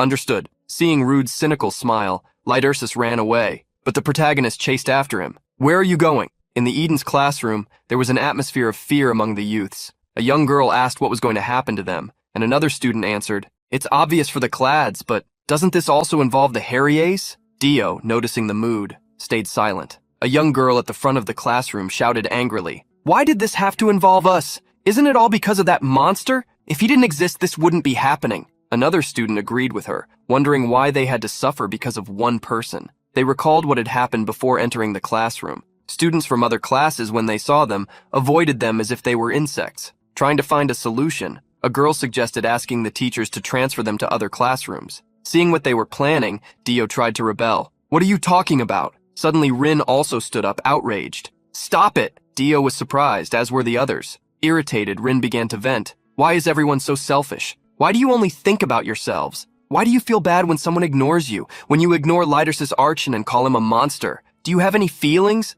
Everyone lowered their heads because Rin was right. The girl didn't stop. We call him a monster and avoid him, but everyone knows the truth. We are the same as him. He is also human. He has feelings. One of the students didn't like Rin's words and questioned if she hadn't seen what happened that day in the library. That day, huge horns had appeared. Everyone was incredulous and scared by what they saw, and above them was Chevle, staring at the person at the center of the incident, Lydersis, surrounded by dark energy. That young girl couldn't understand how Rin could treat that incident as if it were nothing, when she herself felt uncomfortable. Rin was left speechless, but a girl answered for her. Illusion magic. Everyone turned to look at the girl who was always quiet in class, opening her mouth. I heard that Chevle von Hadelios is a specialist in illusion magic. Also, the Clads have many magic orbs, and as a skilled Harriers, he is capable of showing an illusion to all of us. Closing her book, she stood up, concluding, besides, if there really was something wrong with Artian, he wouldn't even be allowed to be in Helios. If you thought a little, you would find out, but you only care about yourselves.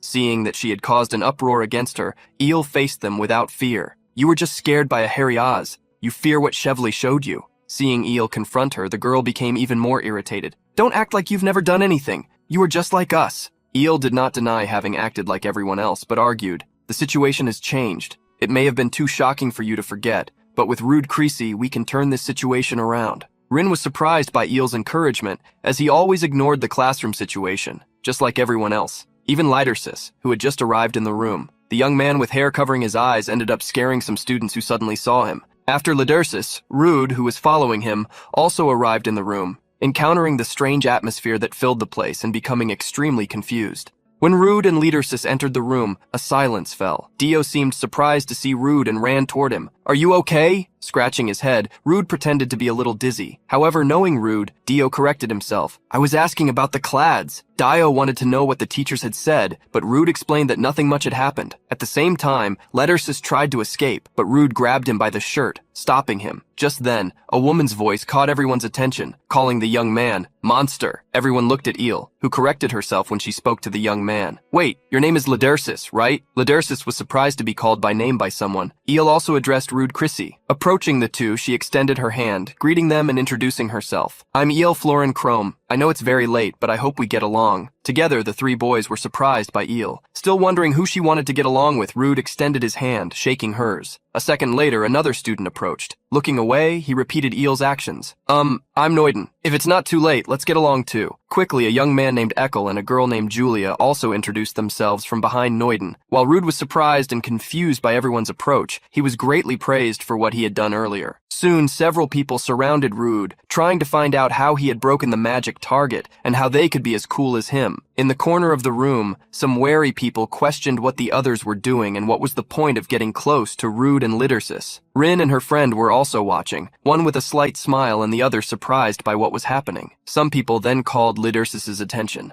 A couple of students approached, wanting to talk about what had happened in the auditorium, about him stopping the magic orbs that were being thrown at them. For the first time, Lidersis heard someone thank him. Rude watched the situation and smiled, a little satisfied. Things were apparently going better than he had thought. While the afternoon sun illuminated the school, in the infirmary, Naaman received a visit from two people. Coldly, Cheval questioned him about why he had done something without receiving orders. With a headache, Naaman apologized. I'll take responsibility for everything. He was reassured as they couldn't change what had already been done. Frowning, Cheval thought about something that had happened. He had guaranteed a teacher that he had not been involved in any way in the incident. Hearing the report, the teacher Nail was satisfied. In that case, you're saying there's nothing wrong with proceeding with the punishment of Naaman and the Clads, according to the original rules and regulations. Chevelu was surprised by the teacher's inquisition, and imagining that there was something behind it, asked what he wanted. Teacher Nail loved how much Chevely understood him and read the mood. Seeing Cheval so thoughtful, Namon woke him up. With his head bowed, Cheval spoke again. I heard that in the next Eden's field training, they're going to select some heiresses to accompany them. I don't know what he's planning, but the teacher Hale wants me to be there. Cheval smiled darkly just thinking about being there. What a great opportunity has appeared for me to punish those who defy my words. Namon, however, was not so excited. Thinking about what had happened in the auditorium, he warned,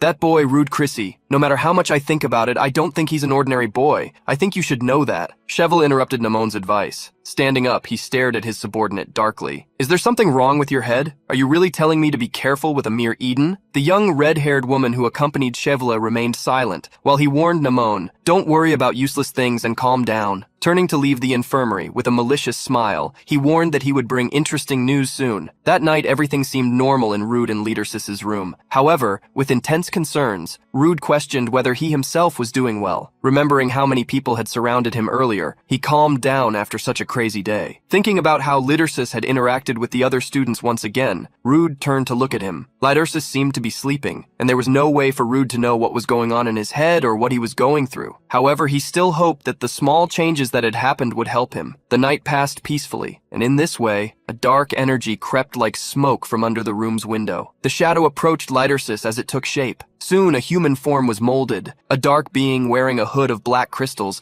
extended a hand toward him, muttering, "It will be arriving soon." Without the shadow noticing, someone appeared behind him. In an instant, Rude threw the dark being to the ground and, pulling his cloak, questioned, "Who are you?" As Rude threw the being to the ground, their eyes met. That face seemed to be one that Rude recognized. Before the protagonist could do anything, the shadow dissipated. In front of Rude, it disappeared like foam in the wind. In the young man's eyes, only shock remained. Alone on the floor of the room, he looked in the direction where the shadow had disappeared. Getting up gloomily, he wondered what that thing was doing to Lidersis. This was not a problem like the one Chevlet presented. Worried about the boy, Rude questioned what on earth was happening to him. The next day arrived as if nothing had happened the night before. As they walked through the bright corridors, two girls wondered if they would find monsters at the training ground. They were really worried. When they finished walking down the corridor, Rude, yawning, and Lidersis appeared. The two girls ended up hearing the yawn and turned around. One of them, surprised, said hi to the duo, which shocked the other. Lidersis didn't expect a greeting from anyone. He unexpectedly ran away, avoiding them. Halfway there, Rude nudged one of the girls, calling them. With a charm for his age, Rude returned the greeting he had received. The two girls, surprisingly enchanted, said hi once again. Quickly, Rude left them behind, talking to each other, to go after Lidersis. Upon reaching him, he instructed, "When someone greets you, you should greet them back. Understand?" Lidursus was silent, which made Rude think. The protagonist was about to talk about the night before, which caught Lidursus's attention, but decided to keep the subject a secret. Even so, Rude still wondered what that shadow being was. He was sure it had been created by magic, as it disappeared without a trace, and it didn't seem like Lidursus knew about it. Having heard the shadow state that something would arrive soon, Rude began to feel that something dangerous was going to happen. Although he could inform the school, he had no evidence to prove what he had seen. The only option was to talk to his master first. While Rude was immersed in thought, Lidursus stared at him from under his bangs. The two were silent, standing in the hallway looking at each other. Confused, Rude asked if Lidursus was waiting for him and remembered, "Yesterday you were avoiding me. It seems you've changed your mind." As the two stared at each other, Dio happily ran toward them. "Rude, good morning."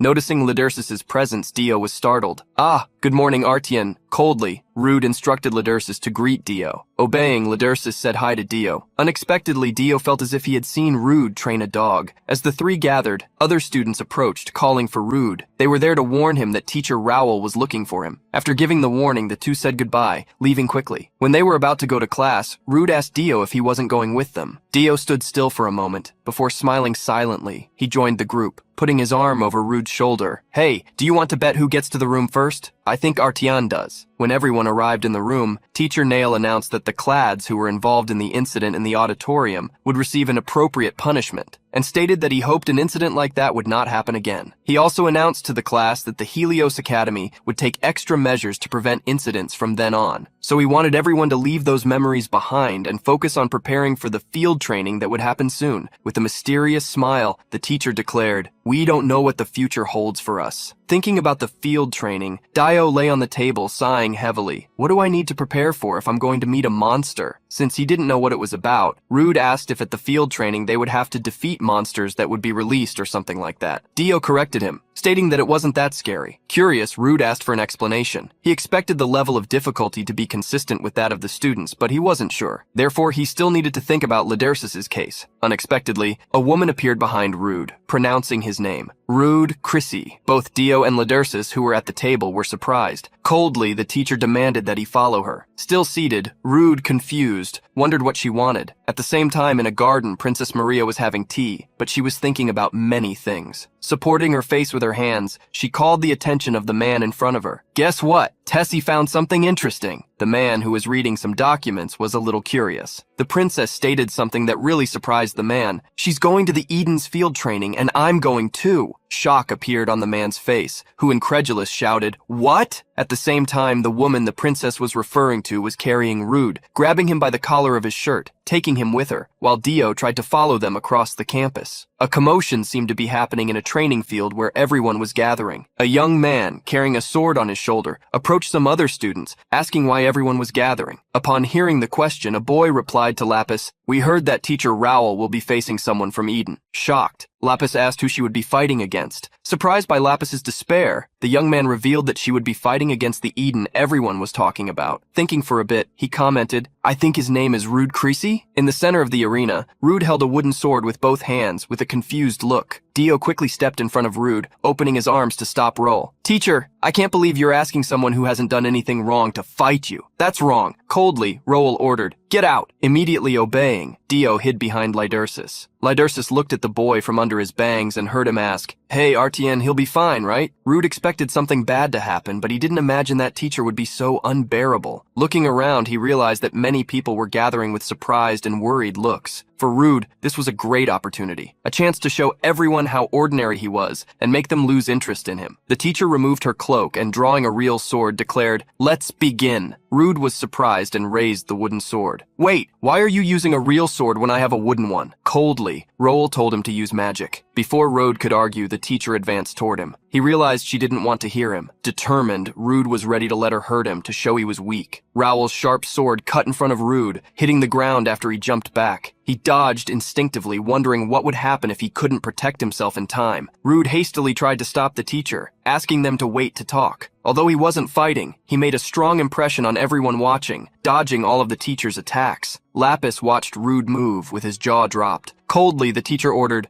Fight properly. I'm not planning on going easy on you. Raising her sword, Raoul prepared for a truly heavy attack. Rude leaned back, dodging the attack that passed a few centimeters from his golden hair. Shocked, Dio shouted for him to be careful. Another of the teacher's attacks fell heavily on Rude, but this time on his sword, which unexpectedly blocked the blow. Rude realized his mistake in blocking the attack by reflex. However, the wooden sword could not support the weight of the rare metal sword. It cracked and broke, allowing the teacher's sword to advance again. A loud noise was heard, spreading throughout the academy. Rin and her friend also heard the sound and were surprised. Before she could realize it, Rin's friend saw the young woman run toward the training arena. Lapis and his friend were shocked by what they saw in front of them. Ladursus had unexpectedly stepped in front of Rude, blocking the teacher's sword in his place. The sword, however, stopped a few millimeters from the young man, not even hurting him. Pulling back her sword, Raoul warned, "Don't interrupt us, it will be dangerous for you." Dio, along with the group, shouted desperately, "That would be dangerous even if we hadn't interrupted you." His sword broke in half. Asking to fight again, the teacher inflexibly stated that the sword wouldn't break if he used magic. However, Rude refused the teacher's request for a duel. She asked why, and for everyone to hear, Rude declared, "First of all, this goes against my will. Besides, I'm not skilled enough." Dio hastily supported his friend. Rude's body is weak, so he can't overexert himself. Raoul stated that Rude was moving perfectly fine earlier, but Dio confronted her. "That was just your imagination." The young man next to Lapis commented to his friend how incredible what they were seeing was. Confused, Lapis asked what his friend meant. He revealed his thought. "I've never seen Teacher Raoul get so flustered, and I'm sure that boy just blocked the teacher's sword attack. Even if it wasn't an attack with magic, he managed to confront her brute force." For the advanced student, Rude was far from being a rookie. In front of them, Teacher Raoul insisted on confronting him, offering that he even use a metal sword for the clash. Lapis observed the situation for a while, until he took a step forward. "Teacher Raoul," he approached, commenting, "It's not like you have to force someone who doesn't want to fight. Instead of fighting with someone who refused the honor of your personal guidance, please guide me." Lapis bowed his head, offering to duel the teacher, but she coldly refused. An awkward atmosphere settled in the arena. Crying desperately with the teacher's coldness, Light ran away. While Rude wondered where he had seen that young man before, the teacher addressed him once again. "Rude Creasy, there are too many distractions here. We'll do this another time. We have plenty of time anyway." Thus, the teacher left the arena, leaving Rude and all the others behind, who watched her with confused reactions. While they were watching the teacher, Dio noticed the presence of a green-haired girl next to them. Rin hastily tried to explain herself.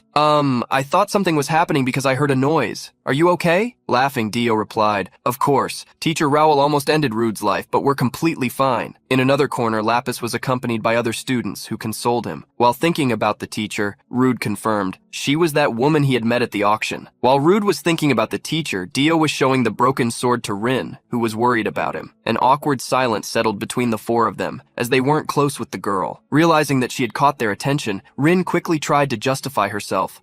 I came because I was worried. Let me introduce myself first." But Rude interrupted her, questioning, "Rin Noah, did you get the letter from Ben?" Rin was surprised, but relieved. She sighed. "I knew it. It was you who delivered the letter. I knew because you were mentioned in it." While the two talked, Dio watched with a curious look. With a huge smile, Rin thanked Rude for delivering the letter to her. While Dio asked Rude if he knew the girl, Rin's friend ran up. Arriving next to her friend, she looked at Rude and the others, asking why they were all there. Dio, being a gossip, quickly explained, "A big problem happened. Teacher Raoul suddenly called Rude to duel with her." While Dio and the girl talked, Rude thanked Lidursus for saving him. "Thanks for blocking the sword for me." Hearing Rude's words, Dio joined the conversation. "That's right, if Artian hadn't blocked the teacher's attack, things would have been much worse." While Rude questioned why Dio himself didn't help him block the attack, Lidursus observed the interaction of the four and, unexpectedly, his expression relaxed and a smile appeared on his face. Lidursus's smile shocked everyone. Whether it was Rin or Dio, no one believed that smile. Thus, the five talked cheerfully, although Lidursus just listened. In a large school building, a meeting was taking place between the teachers. An old white-haired teacher asked a colleague if he had coordinated with the tower. The teacher confirmed the completion of the task, warning that there had been no significant changes. The teacher then looked at the papers in front of her, reading the information. "I see. So the Harrieses who will accompany them will be Chevalier von Hadelio, Anna Burb, Linus and Guillaume, and Cynthia Mass. Only those four?" With the teacher's confirmation, she narrowed her eyes, focusing mainly on Chevalier von Hadelio. With an awkward smile, the teacher stated that as they were in a period of classes, there were not many Harriuses at school. However, the principal questioned why they had included Chevalier von Hadelio. Teacher Nail intervened, answering, "The Eden's training this time is on another level. It's the first time we will teleport so many people, and conducting a class in coordination with the tower, I thought there would be a possibility of unexpected situations. That's why I specially selected the students who best matched among the Harriuses." Under the gaze of the other teachers, Nail smiled as if he hadn't planned anything in advance. "I didn't consider this just my opinion. This will be a good opportunity for Hadelio to learn from the training." Hoping that the teacher had made a good bet, the principal asked how the teleportation was. Nail smiled with a hidden malicious tone. "It's perfect." Sighing, the principal nodded. "Good. We hope this training strengthens the relationship between the tower and Helios. So for the teachers who will be accompanying them, I want everyone to do their best." Soon the night came, and on top of the school's roof was a young man in the middle of the darkness. Rude held a box with a stone, but nothing happened. He wondered why the master was not responding. Rude only saw this happen when he needed the master most. There were many things to be said, whether about the mist or about Teacher Rowell. Putting the box under his arm, Rude decided to go back to the room, since the black mist could appear again. Running on the roof, he irritably complained about how things were getting complicated. However, Rude could not get the cheerful conversation he had earlier with the other four out of his mind. He felt that slowly, Lydersis was opening up, which was a relief. While returning to the room, Rude still wondered what he would do about the master, maybe send a letter. As soon as he arrived in the room, Rude was surprised to see Lydersis sitting in a chair. He hid the box with the transmission stone, hastily asking why Lydersis was awake and trying to explain that he had only gone out to get some fresh air, inviting Lydersis. Lydersis unexpectedly murmured, "I thought you had left." Surprised, Rude remembered that they were in the same room. There was no other place for him to go. Lydersis got up from the chair and headed to the bed, lying down once more. Thus, the room was silent once again. Rude had been scared, but now he was relieved. He took off the cloak he had used to hide at night and placed it on the chair. Rude also lay down on his own bed to rest. Before sleeping, Rude called out to Lydersis. "About the training, they usually create teams of 4 people. If the method is the same this time, then we'll both be on the same team." Lydersis was surprised by Rude's suggestion. He was silent as always, and surprising Rude asked, "But what about Dio? If he joins, we'll have 3 and we'll need 1 more member." Rude was surprised by Lydersis's interaction, but he reassured him. Closing his eyes to sleep, he agreed, "You're right. We'll just need 1 more member for the team." At the same time, rain was falling on a rich property. A man approached the owner of the property, Lady Daner. Looking at the rain through the window, Daner asked the man to listen to the sound of the falling rain. In silence, the man did. As they watched the gloomy night, Lady Daner commented, "Why do I have a bad feeling?" A white dove flew over an island, where on one of its isolated peaks, a house could be seen. The dove flew toward the house and delivered a letter there. Upon receiving the letter,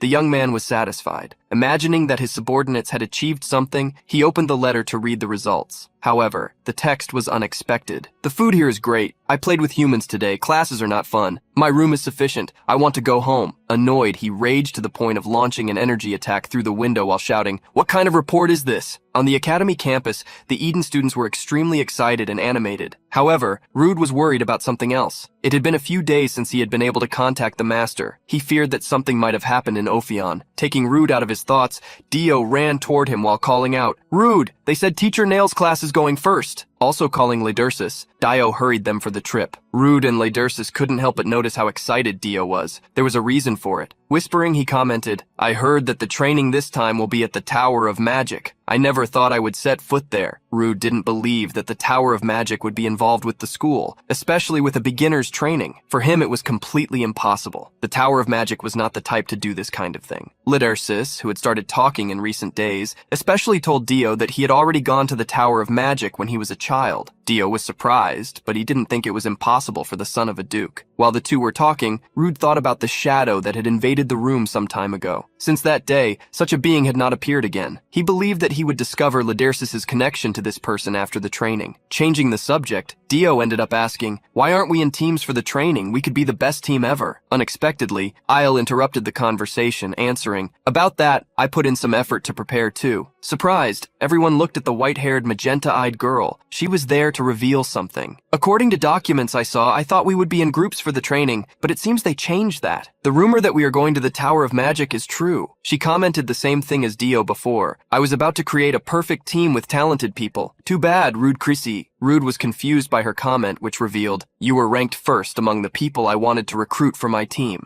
With an unusual expression of surprise, Rude thanked her, confused. Against Dio, Eel stated that he was not in her plans for the team. At that moment, Rude noticed a surprised expression on Leadersis. All the young people who were prepared for the trip were also surprised to look in one direction. Rude looked in the same direction and came across some people. A young man with purple hair walked with a superior expression while commenting, "Seriously, walking together like this reminds me of the past, don't you think?" With him were the others who would accompany him on the trip, Chevley, Anna, and Cyndia. Dio was surprised to see Harrieses joining them, something that Eel had already heard rumors about. Rude, observing them, was also surprised. He wondered why Chevley von Hadelio, of all people, was joining them. It could be just a coincidence, but he could also be planning something. Looking to the side, Rude and Lidersis stared at each other. Rude smiled at the young man and brightly reassured him, "You have nothing to worry about, Lidersis. The teachers are here too, so nothing will happen." Lidersis hid his surprise behind his bangs. Rude internally also planned to take the opportunity to deal with Chevley von Hadelio. Teacher Khan, who accompanied the Harrieses, stopped in front of the four. "You should already know, even if you are Harrieses, you are strictly forbidden from acting independently. Please act according to the instructions of the teachers, including me." Thinking about the most problematic one, Teacher Khan made the request especially to Chevley. Looking away, Chevley agreed, even if reluctantly internally. As he walked away, Teacher Khan wondered why Teacher Nail had chosen Hadelio to join the training. Another teacher was also present, Raoul, who accompanied a young woman. The princess, wearing a golden hood, heard the teacher and bodyguard call her. Raoul questioned the princess about where Ram was, and smiling without any fear, the girl commented, "I tied him up." Although annoyed, the teacher took care of the princess in Ram's place. Maria was curious about something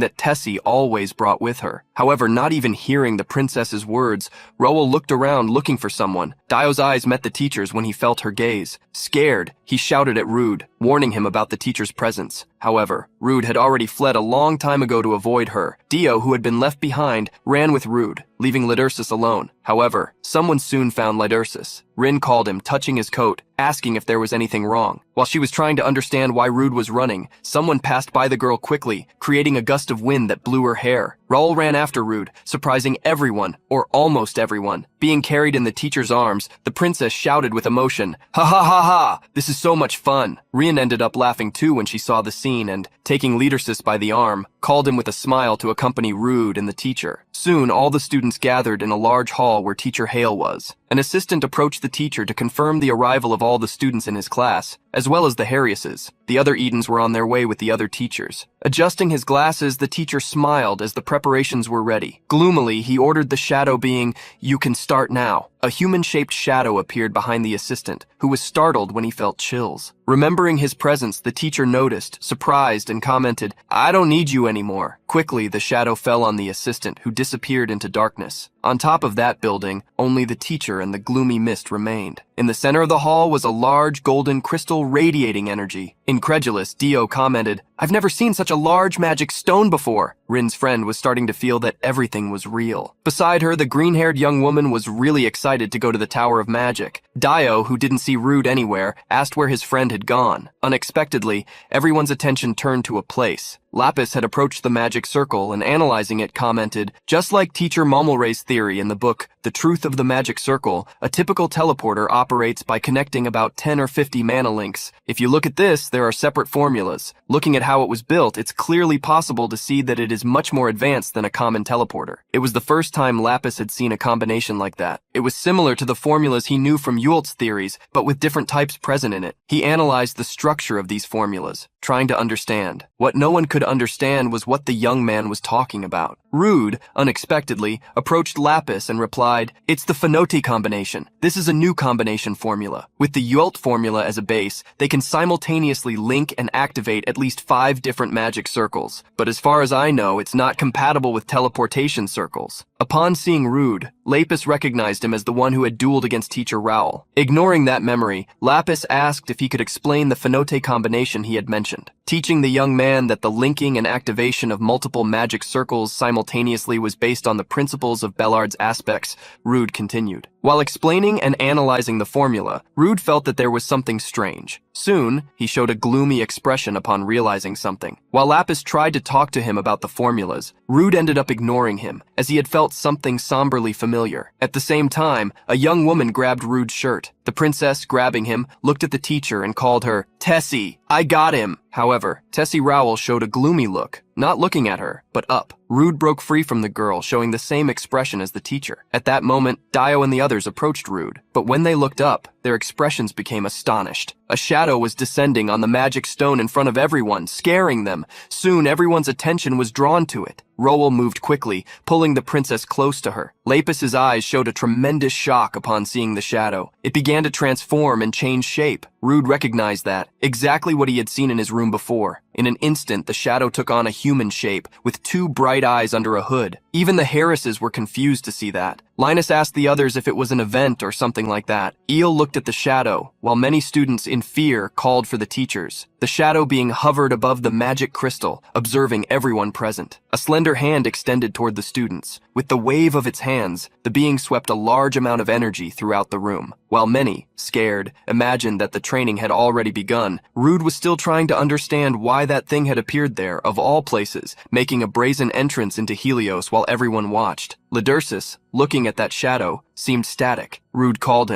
everyone, and stepping in front of them ordered, "Stay behind me!" On top of the building, observing everything, Teacher Hale threw his glasses on the floor, assuming a gloomy voice. "My desires are his desires." The gust of wind created by the shadow being swept through the hall, forming tornadoes that went from the floor to the ceiling, pulling everything in the vicinity, and making the golden magic circle on the floor gloomy. Observing the scene, the teacher blurted out with ambition, "When I join him, the doors will open." Immediately, the teacher disappeared into the shadows. Teacher Khan ran to step in front of many students, trying to coordinate them. "Please, get out of here immediately." Surprised, Chevely shouted, "Wasn't this prepared by the teachers?" Khan hastily denied, stating that there was something wrong. "Please, get out of here along with the other students." However, the attention of the teacher and the Harrises was drawn to the door. Many students had tried to flee, but a great gust of wind from the shadows blocked it. The shadows jumped on the students, who closed their eyes, afraid of what would happen. However, confused, they reopened their eyes when they didn't feel anything bad. The teacher had moved to the front of the door, creating a magic circle to stop those shadows. The teacher then murmured, "My name is Damien." While Khan transformed, the cadaverous shadow in dark robes watched. The brown-haired teacher assumed a pale appearance, with hair as white as the purest snow. Looking at the shadow above the main magic circle, he commented, "I don't know who he is, but I can tell he's crazy.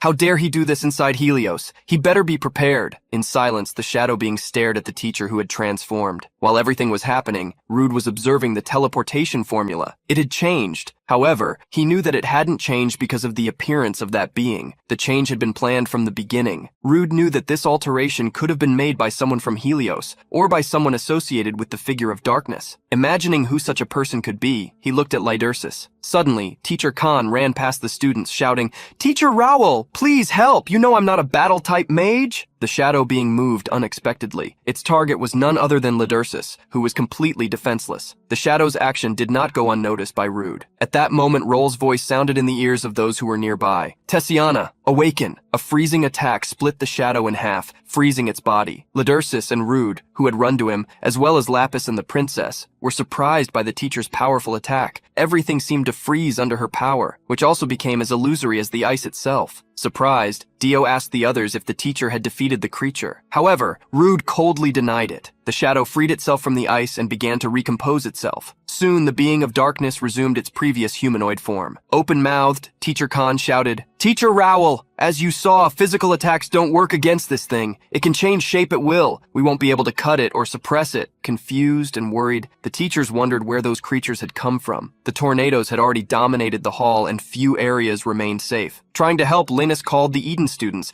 guiding them to a meeting point. With a worried expression, he said, "Gather here, quickly." Sitting on the floor next to Cyndia, he completed with a forced smile. "And from here, just watch." Chevrolet was outraged by Linus's attitude. "What are you doing? Do you want to just watch in a situation like this?" Linus tried to calm Hadelio, reminding him, "We are inside Helios. I don't know where that thing came from, but I'm sure the teachers will deal with it soon." It seemed they couldn't escape. Cyndia murmured in a low voice, "Maybe this pillar won't attack us as long as we stay still." But as soon as she said that, a shadow hit Chevel. He fell to the floor with the impact, proving to everyone that Linus was wrong. Soon, dark attacks began to be launched in all directions. The students tried to flee, but they couldn't go very far. Linus realized, surprised, that inside the shadows there were only splashes of water. An attack hit him directly, but raising his hand where he wore a magical ring, he conjured a shield that blocked the charge. As the water splashed on him, Linus, surprised and confused, murmured, "What's going on? Is this thing trying to play water games with us?" Annoyed, Cheval got up stunned. Looking at the floor, he noticed something strange. The entire hall was being flooded with a gloomy water. On the other side, Rude knelt down, touching the water to analyze it. Worried, Dio shouted at him to stop messing with strange things. But Rude watched the liquid flowing from the teleportation circle carefully. He only knew one place where that water existed, and he didn't want to believe that the circle was connected to such a region. Worried, Khan shouted at Teacher Rowell, "We need to get through the doors first.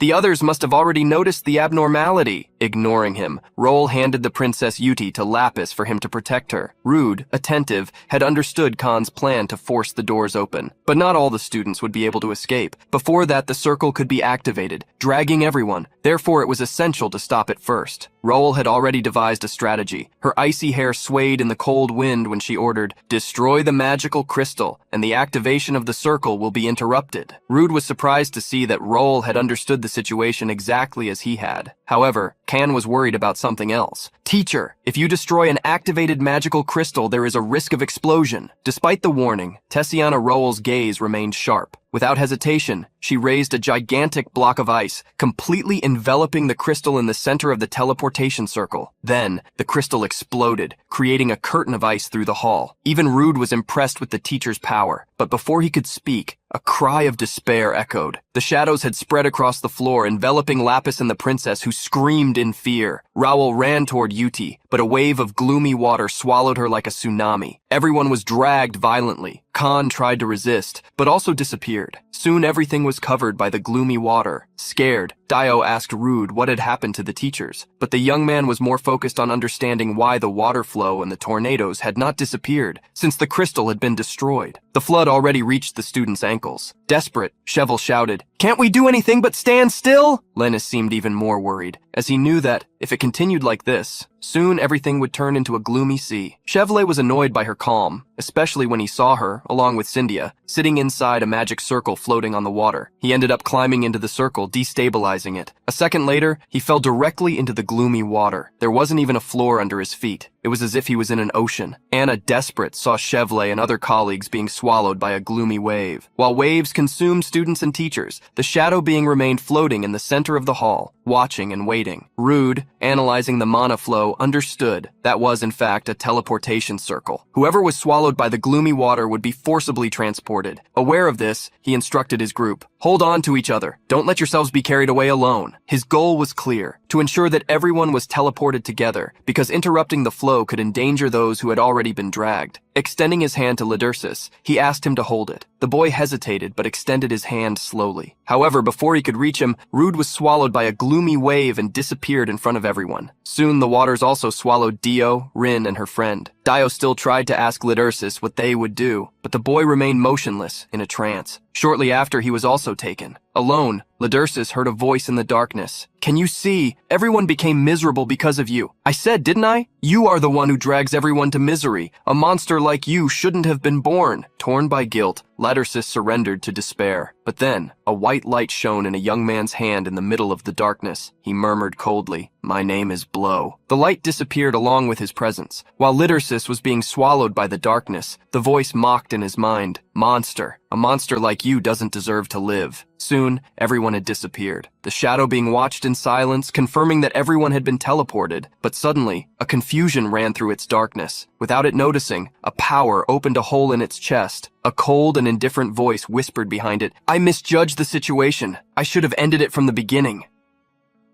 Partially immobilized, the serpent was struck once again, faltering before the blow and letting out a piercing scream. She finally managed to open her mouth and attacked Rowell, who was descending upon her with a sword strike. In the teacher's gaze, there was no fear, only determination. As a finishing blow, Rowell's strike fell upon the monster. A cold mist spread through the forest as Professor Kan returned the princess to the ground. Maria wore a worried expression as she saw Tess approaching. The small princess hugged her protector, praising her immensely. "I knew it, you're amazing. Tess is the best." The teacher, however, pushed the girl away with a sharp look. She sensed danger as the ground began to move again. They realized that the snake had survived and was attempting to return underground. Rowell positioned himself in front of the princess and said, "Let's go after it." He tucked the girl under his arm, telling Can to follow them. In another more isolated area, 3 people gathered. Gil and Chevrolet watched as the professor placed his hand on the ground, creating a small magical circle. Chevrolet asked if it was tracking magic, something Niall confirmed. Yes, we're going to use this to find the other students. From the magical circle, a small star emerged. It rose into the sky, traveling in one direction. Niall quickly alerted, that way let's follow it immediately. Dill heard the professor but looked in another direction. In the end, he could do nothing but obey, following Neil and Chevrolet. In another area, a giant snake could be seen amidst the destruction. Blow retreated after attacking the serpent, a creature he believed to be of mid-tier. Sheathing his dark sword, he decided he needed to pick up the pace. On the other side, Lapis was impressed to see the dark mage destroy the monster with a single attack. It was so impressive that Linus felt a headache. The pain was actually from an injury, but he didn't care. For watching that scene that seemed like a dream was more important. Blow wanted to move alone, as it would be faster, but he couldn't leave those students behind. Noticing something, the protagonist ran towards the trio. Lapis and the others were surprised to see him approach. Suddenly, Blow grabbed Lapis by the collar and launched him into the air like a paper airplane. Linus and Cyndia were startled, but could do nothing but be grabbed as well. As soon as the 3 were thrown, an explosion occurred where they had been. A partially frozen snake emerged from the ground, attacking towards the sky. It nearly swallowed Linus, passing right by him. The young man was extremely frightened, almost fainting in the air, but Blow quickly caught him. The snake caused great chaos among the trees. Cyndia managed to hold on to a branch, while Linus landed perfectly, shocked to see another monster and even more surprised to realize how the dark mage had discovered them so quickly. Blow had taken Lapis to a more remote slope, saving him. The protagonist asked if the young man was okay, breathing heavily, and Lapis nodded in affirmation. Blow then faced the monster at a distance. The serpent seemed to continue freezing as it screamed. Soon, as the serpent was almost completely frozen, an attack emerged. The slash hit the ice, shattering it. Blow and Lapis were astonished to see the situation change yet again. Professor Rowell had appeared behind the frozen serpent, eliminating it. At that very moment, the professor's eyes silently met Blow's.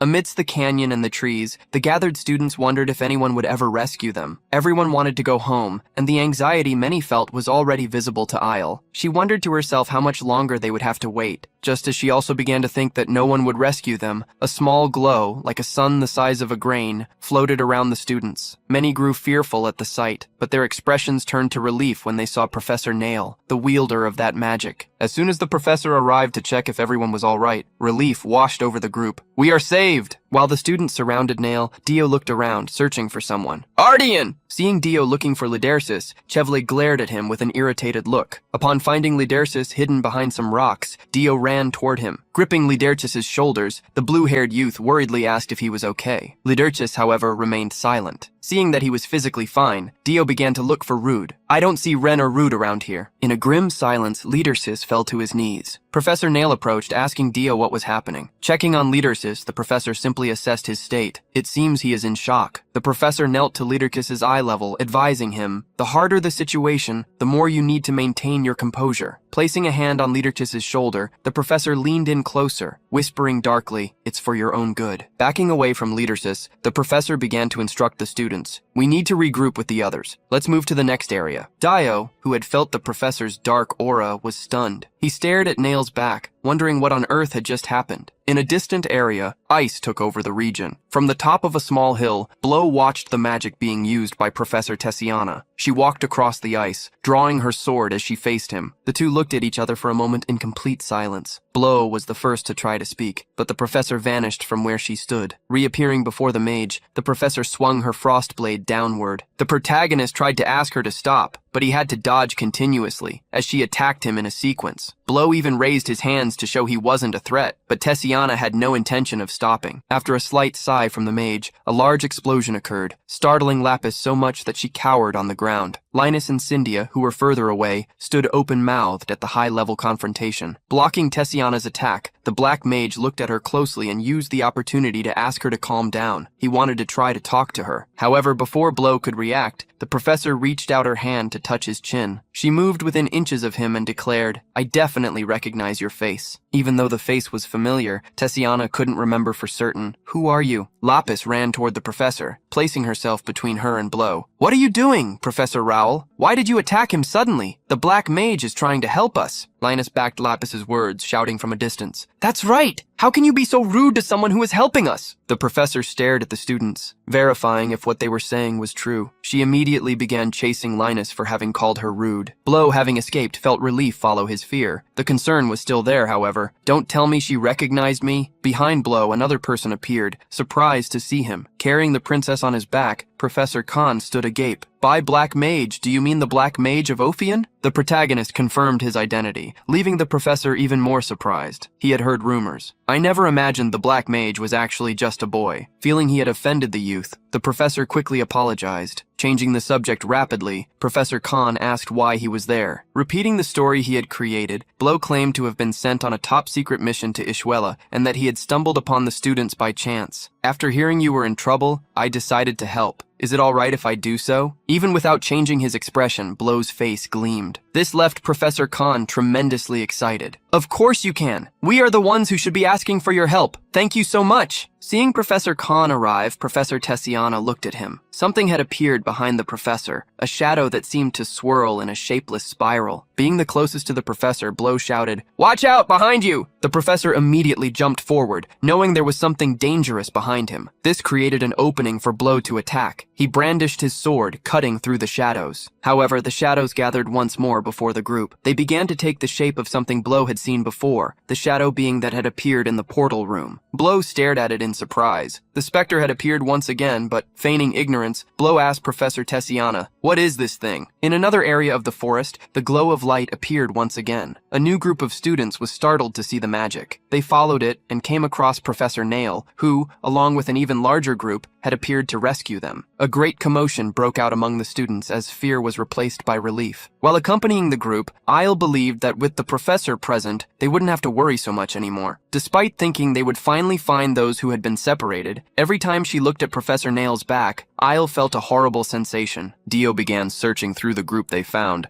asking if anyone had seen Rude. Since no one had seen him, Dio grew increasingly worried. Hearing him, Isle approached, questioning if Rude hadn't been with him and Lidersis before they were teleported. Confirming this, Dio stated that they had nonetheless become separated. Meanwhile, Lidersis had not uttered a single word since they arrived. Looking sideways, Dio commented that even the professor was acting strangely. This caught Eel's attention. At that moment, Professor Nail's voice reached everyone's ears. "It seems everyone we need is here. Let us stop the search." From Dio to Chevrolet, everyone was stunned. Upon hearing the professor, several students began to protest, as many others had not yet been found. Hurriedly, Dio tried to object. "Rude and Rin aren't here yet. We can't stop." On the other side, several other students also called out for their friends. The professor responded with a smile. "Judging by the fact that they haven't appeared yet, it only means they are no longer alive." No one expected to hear such a thing from a professor's mouth. Outraged, many began to question him. Isle, however, was the first to notice something happening. Professor Nail had extended his hand, and once again a small light appeared. Ignoring the students, he began to speak. "You are lucky people." A large section of the ground around the students began to explode, and the earth started to rise. The students nearly lost their balance as the star created by Nail tore a massive chunk of land from the ground,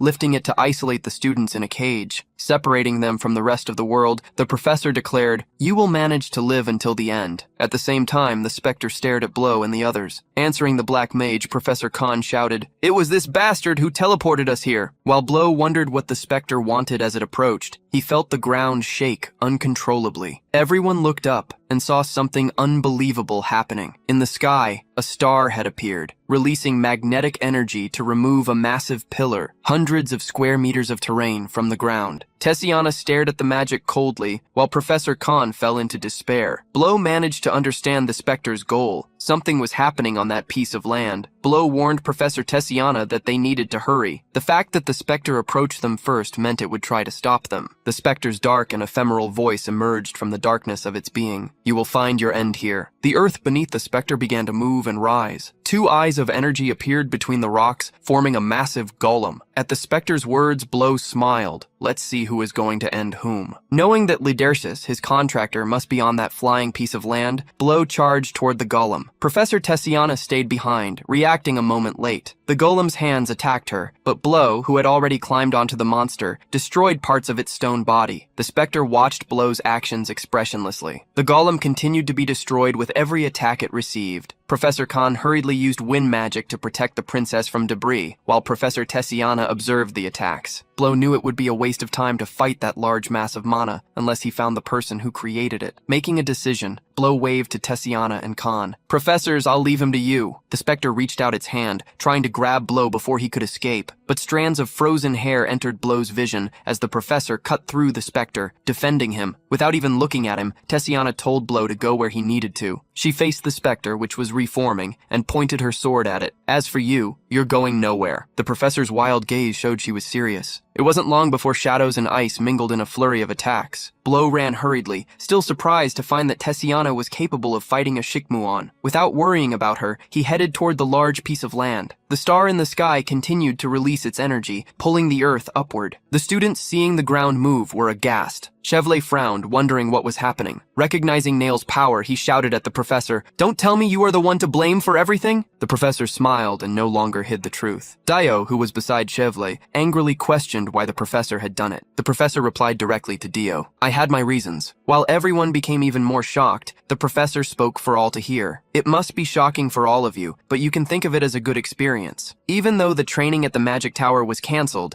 being in a real combat situation will be much more beneficial." Dio and Isle could see the madness within the professor. Nail smiled like a maniac as he remembered something. "Before anything else, let me warn you, so that you can give your all." Before Dio could move, an energy gripped him by the neck and pulled him into the air. Chevla beside him didn't even see when the attack landed. Eel screamed, worried for Dio, and Lidersis, beside her, widened his eyes in shock. As Dio was hoisted into the air, the professor spoke. "I have always thought there was no point in keeping useless humans alive in this world. Based on my standards, this boy, Dio Varus, is a useless human being, not worth keeping alive." The professor used the energy to move Dio outside the floating piece of land, and when there was nothing left beneath the boy's feet, he asked everyone, "What should we do now?" While everyone stood in shock, Chevla took a step forward, questioning what the professor was doing. Dio tried to grab the energy around his neck, but it wouldn't budge. Looking down, he saw that there was no longer anything beneath his feet. The boy fell into despair and pleaded for help. Chevla tried to run to catch him, ordering the professor to stop, but Nail did the opposite. With an expression of disapproval, Nail commented, "You made a mistake, Hidelio." The energy pulled Dio back and simply vanished. The youth began to fall, descending toward the precipice. Chevla couldn't reach him, and for Eel, the shock was so great that she couldn't even move. Lidersis, for the first time, did something. He ran toward the area where Dio had been taken, but Professor Nail stood in his way. A large explosion occurred in front of Lidersis, throwing him back and causing him to fall beside Chevla. A wall of fire formed before the two of them, forcing them to retreat. Standing on the outside, Professor Nail warned them not to do anything rash and announced, "The real lesson hasn't even begun yet." While everyone retreated in fear, the professor walked to the edge of the abyss and looked down, clicking his tongue in mockery. "I can no longer see him." With an expression broken by madness, the professor wished, "I hope you become useful to this world." As even the older students felt the pressure exerted by his fearful words, the professor faced them. "I hope the rest of you do not become useless humans either, and that you do your best." In the area where the specter was, the battle continued. Professor Khan retreated with the princess because, despite destroying the stone golem countless times, it continued to reconstruct itself. Looking the other way, he hoped that Professor Rowell could hold out longer against the specter. The golem before Professor Khan raised its thick arms, preparing a new attack. With the princess on his back, the professor asked her to hold on tight. Needing help, the professor called out to the students, "Hereses, get ready. This is an emergency." From Lapis to Linus and Cyndia, all three were surprised to be summoned. Cyndia didn't wait and grabbed her wooden stick, preparing to fight. Lapis, still hiding, was surprised by the stick. At that moment, from where he was, he saw Linus fall to his knees. The youth was immersed in despair, murmuring, "Lord Blow is gone." As Lapis tried to get him back up, the rock he was using for cover was destroyed by an attack, startling him. Lapis was thrown a distance away along with the debris. Seeing the youth in danger, Professor Khan ordered the Hereses to protect him. Cyndia raised her stick, murmuring an incantation, "Uinimain Belo Mozerin."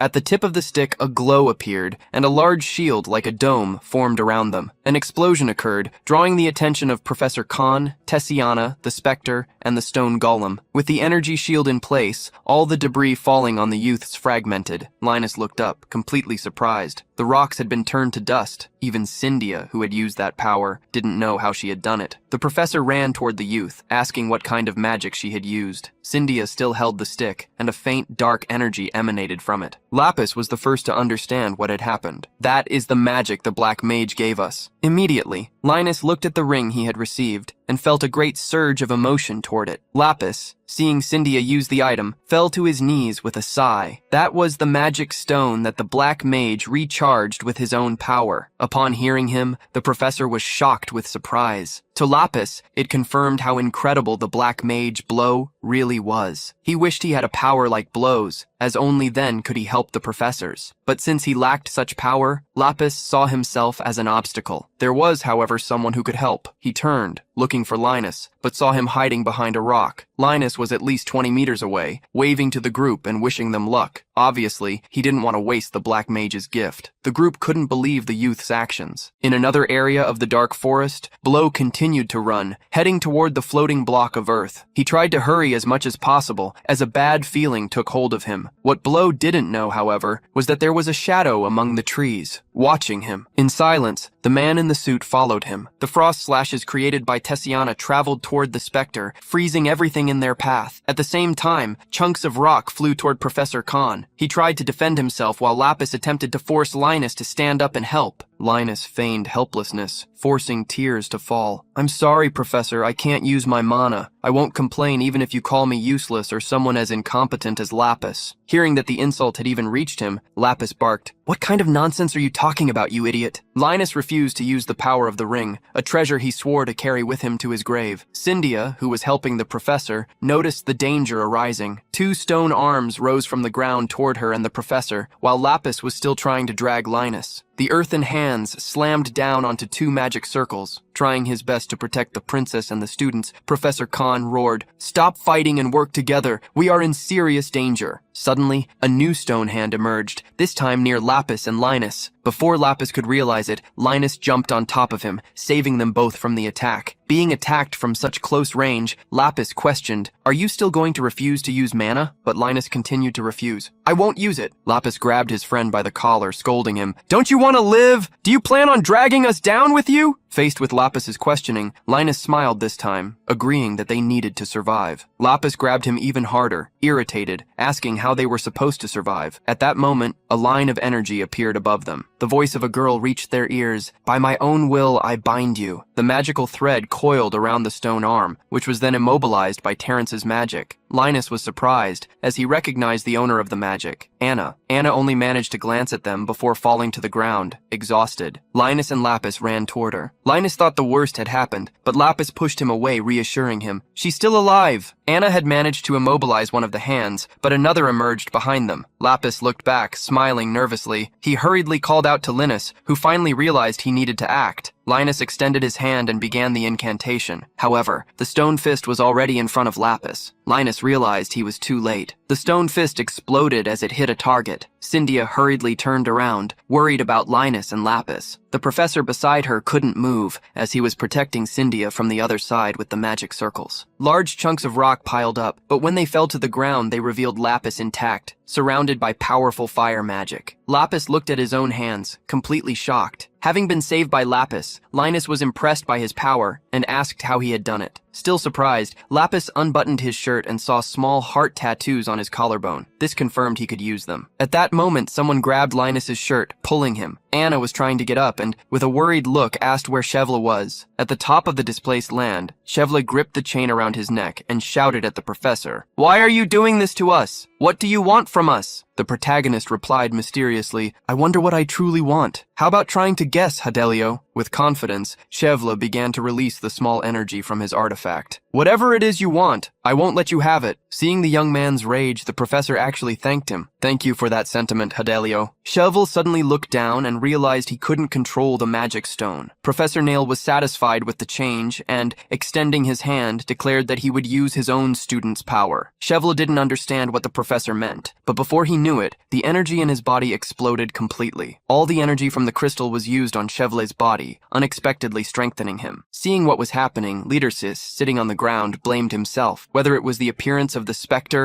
or the professor throwing Dio off the cliff, everything. In the boy's mind, he heard the professor's voice. It's all for your own good. This made Leadersis blame himself even more. In the forest, a red wolf lurked among the trees. Rin hid behind rocks and trees. She and her friend tried not to make a sound. Having been sent to a terrifying place, Rin was worried about more than just herself. She wondered if everyone was safe. Rin's friend suddenly began to sob from the crying she was trying to hold back. Rin hurriedly tried to make her stay quiet, but a growl made her look in another direction. The wolf had found them and was heading their way. Rin stood up quickly as they needed to run, but out of fear, her friend Camille fell to the ground. The wolf growled fiercely at the two of them. Its sharp teeth and eyes of fire made it the most terrifying being they had ever seen in their lives. Still, Rin firmly gripped the stick she had found. She stared at the wolf, determined to stand her ground and not back down. At that moment, something flying above the trees began to approach. Whatever it was, it dived toward the wolf. Rin, who was staring at the beast, saw it disappear under a shadow. A large blue dragon had snatched the wolf with its claws. From its head, where there were two horns, to its tail, the dragon released powerful mana. Rising into the skies again, the dragon looked at Rin. The young girl stood agape, still processing what had just happened. The dragon did not turn back. One prey was enough for it. It flew away, leaving the girl behind. Rin fell to her knees beside Camille. The impact of what had just happened still dominated Rin's weak body. She wondered, after all, what had just taken place. Below had reached the base of the massive rock that had been displaced from the ground, wondering if he could actually climb it. Although he didn't know exactly what was happening up there, he knew Leadersis was there, along with the others he had encountered. Internally, Blow swore, "If something happens, I won't let it slide." Blow was about to attempt to scale the gargantuan rock when someone suddenly jumped over him. "Excuse me, where are you going?" The protagonist's eyes met those of the man above him, a man with red hair and another with golden hair, featuring a tattoo that ran from his forehead down to one of his cheeks. Back where the professors were, Lapis used the last of the energy he had obtained to protect Linus and Anna, who were slowly moving away, leaning on each other. Professor Khan, tremendously overwhelmed, shouted to the youths, "I can't keep this up anymore. Let's get out of here." However, Linus reassured the professor, "We'll be fine, as long as we stay behind Lapis." Trusting the students, the professor refocused on the battle. He couldn't use his full power since Professor Rowell was right there. All he could do momentarily was create a safe zone. Behind the professor and the students, a golden glow appeared. They turned to see a large golden portal forming. Tessiana, who was fighting the specter, retreated. Lapis and the other students stared at the magic circle in shock. Someone stepped through the portal, commenting, "The air here feels more disgusting than usual." The man with golden hair and eyes wore noble attire and used a small handkerchief to cover his nose. Accompanying him, several mages in large white hoods also appeared. The one who seemed to be their leader responded to the man, stating he hadn't felt anything different. Getting straight to the point,